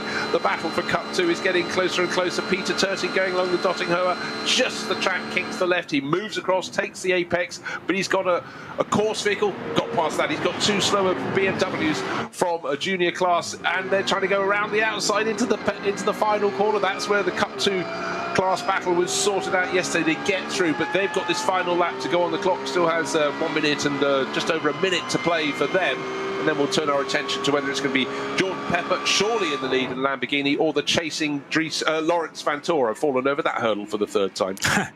Now, I'm looking out for the clock reading something like 49, 48 seconds. And where are the leaders are going to be at that point? Will they have entered the Dottinger Höhe sector? They're not there yet. 55, 54 seconds, 52. They need to be on the Dottinger Höhe around about now. And I think they are. Yeah, they are now, but that's 45 seconds left on the clock. So this must be the final lap, therefore. And Laurens Vanthoor is not going to be close enough. We haven't anywhere close to a 45-second final sector all weekend. So that, for me, should ensure the victory for Red Bull Team Abt. They'll be coming into Antonius Bucher for the final time. The gap was 8 seconds. It's come down to maybe 6.5 or so. 5. 5, you think? Yeah, okay. The previous sector, the chaser, Laurens Vanthoor, took 3.5 seconds out, so it might even be down below that. Down to 3 seconds. Now. The Lamborghini has almost stopped going into the final couple of corners. Making sure that this is the end of the race. It has to be. Jordan Pepper being told, brake early, brake early. The clock is at 0. The checkered flag is out, and it's going to be a win for Lamborghini and for the Huracan of Jordan Pepper. Although, no, hold on. Hang on a minute. The timing screen say the positions have swapped by 42 thousandths of a second, and the advantage of the Manthey EMA Porsche will wait. But that flip, oh my God, in braking and losing about 4 seconds by braking heavily to make sure they're the right side of 4 hours, has cost the Lamborghini crew and Jordan Pepper. We won't have a 4th winner that's not of a German manufacturer since 2015. And I bet Laurens Vanthoor does not know he's won this yet. Well, okay. Word. Well, that's what the timing screen says. It's 42 thousandths of a second. I was watching them crossing the line, and I was pretty convinced the Lamborghini was ahead. So is that going to be checked again. We've got to make sure, of course, that the line and I suppose the transponders are sitting correctly in the car. Do we have another angle of it? We certainly do. So as Jordan Pepper accelerates out of the final corner, he can't get the power down. And you're quite right. It's the Porsche that makes the jump. And from that long shot, we've passed the checkered flag already. The finish line before the start line, and Porsche win it. And I'm sure down at Red Bull, they are still trying to work out precisely what's gone on there. Looking at the shot taken from the helicam, it was almost as though Jordan Pepper lifted again before the line, not realising just how much more acceleration the Porsche had as it chased to the finish. We'll keep an eye on that. We'll also keep an eye on the Cup 2 battle, because it's still Peter Terting in 1-2-4 in 6th overall from Tobias Muller. There is still next to nothing. There's half a car length between them. They've got about a third of a lap to go. This one may also be sorted out at the final corner. I've never seen something as extraordinary in the run to the finish. Yes, around the course of the lap, there was an 8-second deficit between Lawrence Van Tor in second place and Jordan Pepper leading, heading to victory. The big question, would the Lamborghini driver get across to the finish line before 4 hours were completed and then have to do another lap? Then he'd have been a sitting duck. However, extraordinary, just was so slow. We thought car problem, but you were quite right. He's trying to make sure he's the right side of the 4 hour mark, and then he just couldn't get the power down after the final corner. But he didn't need to do it, though. No. As I say, there were 45 seconds left on the clock as they reached a sector which normally takes 48 seconds. So he could have been as quick as he likes into Tiergarten and still won the race. I wonder whether there was genuinely a problem with that Lamborghini, and that's the reason why it wasn't as quick into Tiergarten. It was nowhere near it at Hohenrhein, and he couldn't accelerate coming out of the corner either. Otherwise, why on earth? I mean, Red Bull Team Apt are more clued up than that. They should have been straight on the radio to say, Jordan, you have slowed down enough already, so just hit the final sector as quick as you like, because if you go through and stay in front, this will be the end of the race and you will win. That is very, very peculiar, and apologies for calling the wrong winner over the line. From the long shot, it was very difficult to tell the order they finished. The head-on shot, you can see. Even when they came through on the timing screen in that order, I wasn't convinced that was right. You know what? Having seen the replay with the aerial shot, there was another hesitation just before the line. It was as though Jordan Pepper thought he'd done enough. And you know, sometimes we had a famous moment in Indianapolis years ago, the two Ferraris trying to get a photo finish, and two different lines on the track, and it was the nose of Rubens Barrichello's car that was the one in front. But there was this little hiccup. Yeah. Yes, the slower acceleration didn't get the power down quite as soon as the chasing Porsche, but then there was another little hiccup just at the moment the Porsche went past. Can't wait to listen to the interviews, which will be coming out fairly soon, because the cars don't go for a further entire lap. They cut around the back of the pits, they do the Grand Prix, half the Grand Prix loop, and then they come in. So they'll be arriving under the control tower fairly soon. Meanwhile, as they say, out on the track, still plenty to pay for in 6th and 7th overall, or more to the point, in the order to try and work out the victory in the Cup 2 class for Porsche Cup cars. And it's less than a car length. It is super, super close, but it's still it's Mullner Motorsport in front, Black Falcon team pressing all the way through the carousel, but it's still Terting from Muller. Will it be like that at the end? Grello, meanwhile, the Manthey car in the pit lane. Kevin Estre goes out to meet Lawrence Van Tor. Can't wait for Lawrence to take his helmet off to see if he's smiling. Well, he surely would have been told, hey, you did it. Yeah.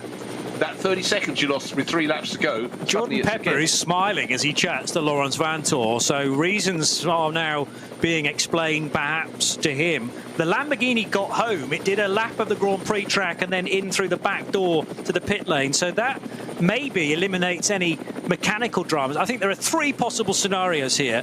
They've genuinely made a mistake at Team Apt, so they were trying to give real-time information to Jordan Pepper, and for whatever reason 45 seconds on the clock through a 48-second sector just wasn't enough for them, so they were still telling Jordan to slow down.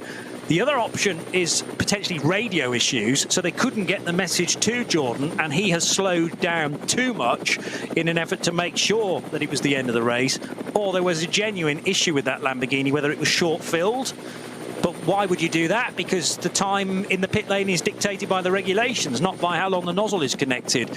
But it just seemed that there was intermittent power maybe for the Lamborghini, but then he was braking very, very early for Tiergarten as well. So maybe they just couldn't get the message to him. Radio frequencies are all often fought for like hotcakes around this place, and also when you dip into the valley and the tree line section, you can't always make a clear radio signal. to the driver. But a real mystery that. However, by 42 thousandths of a second, Grello seemed the most surprised of anybody. Laurens Vanthoor and Kevin Estre very, very happy to tick off a win this early on in the NLS season. Cup 2 still not decided, Bruce Jones, though. No, but you know what?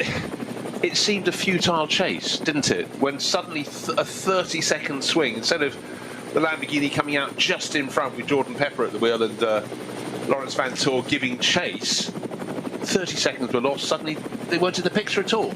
Chipped away, 8 seconds gained in one lap. And then there was one timing sector.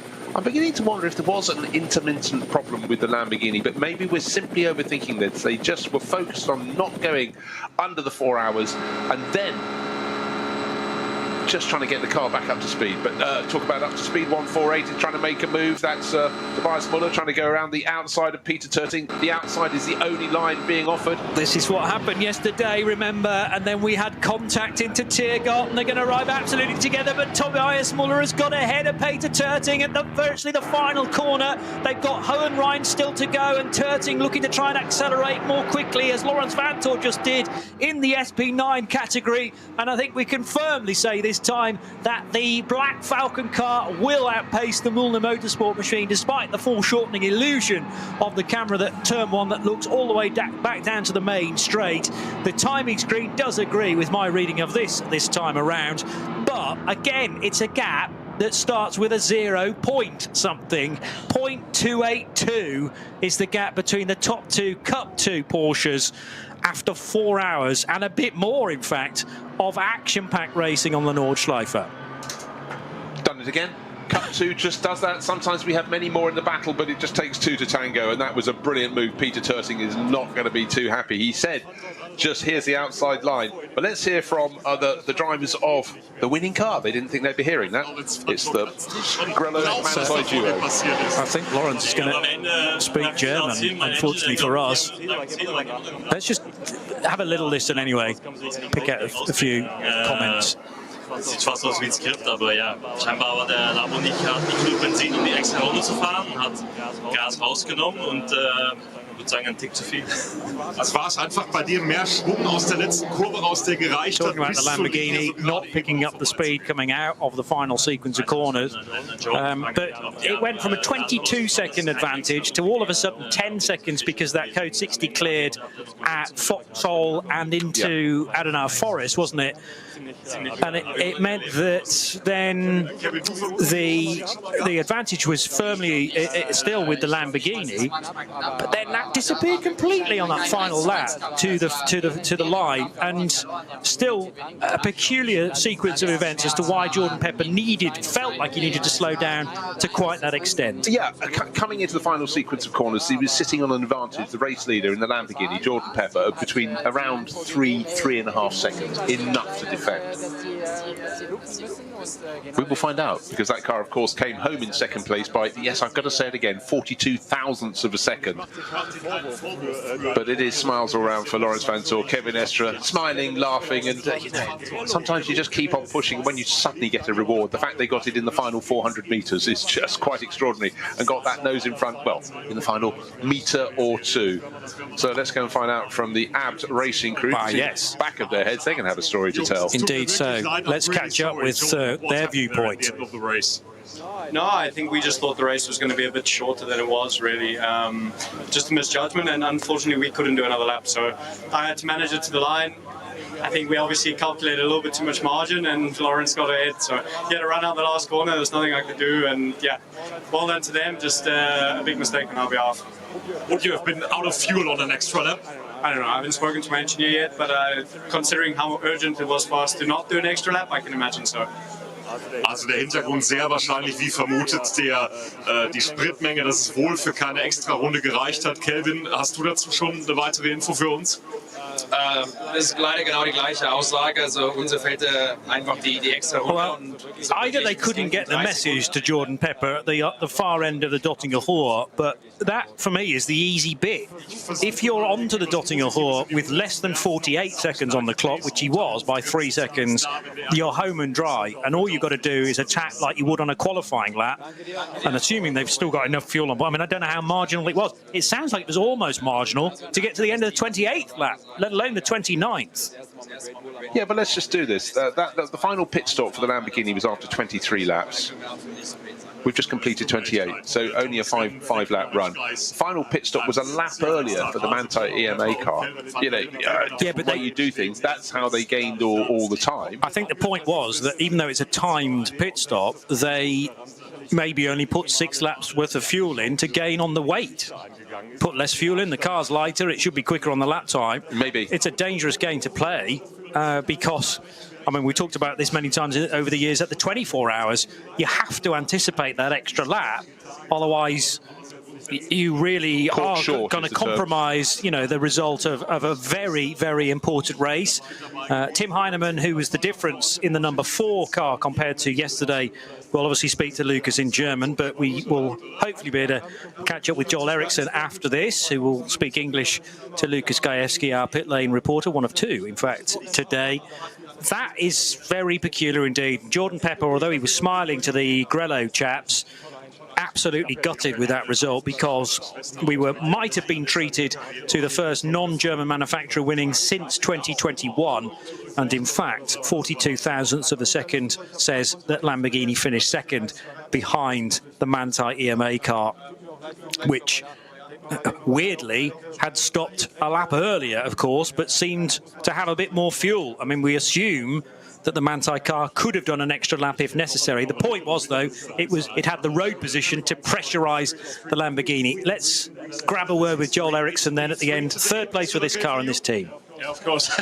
We're always happy with the podium, but obviously we wanted a bit more in the race. But yeah, we had to go shorter on the first stint, and then we had to wait a bit longer in the pit stop. So I lost quite some time there. But anyways, we're here to test and to develop the tire in the car, and this is what we achieved in the end. So have a very strong car. The car feels great, the tire feels great, and the team executed a clean race, clean strategy for us today again. So yeah, head off to the team and to the team as well for executing a clean race. And yeah, the pace was good and the car felt amazing once again. So obviously very happy to be in the podium, but would have been wanted to standing in the middle of the pit lane. So but yeah, it's a good day. Next time. Thank you very much, Joel. Thank you. Also, das sind Joel Eriksson as part of the Falcon Motorsports crew, chatting to Lucas Gajewski. They finish again with one of their cars on the podium. The other one, the number 3, which looked again a mean bit of kit this weekend with both Martin Raginger and Alessio Picariello, had bad luck once more for 2 days in a row now, Bruce. It really did. You know, Falcon Motorsports have a great advantage in having 2 cars, but both of the cars have been competitive on both the days. Today it was definitely the turn of number 3, but it was taken away from them. But you know, this is going to live long in my memory, just the way we had that run to the finish. You know, just as you think, oh, well, we've been denied a 2-car run to the finish. In fact, it should have been a 3-car run to the finish because the number 3 Porsche would have been there. It got removed, went down to 2 cars, and then we had the ultimate surprise. The one that had it in the bag lost out today. No Lamborghini victory, but for Manthey EMA, they've won before, they'll win again. And at the end, it was Laurens Vanthoor in front by next to nothing. All about qualifying next weekend for the Nürburgring 24-hour race at the end of May, start of June. Full coverage, of course, on the Radio Show Limited network of channels. My thanks to Lucas Gajewski in the pits, to Bruce Jones, from Johnny Palmer. We'll see you next weekend for the qualification race here from the Nordschleife. Bye for now.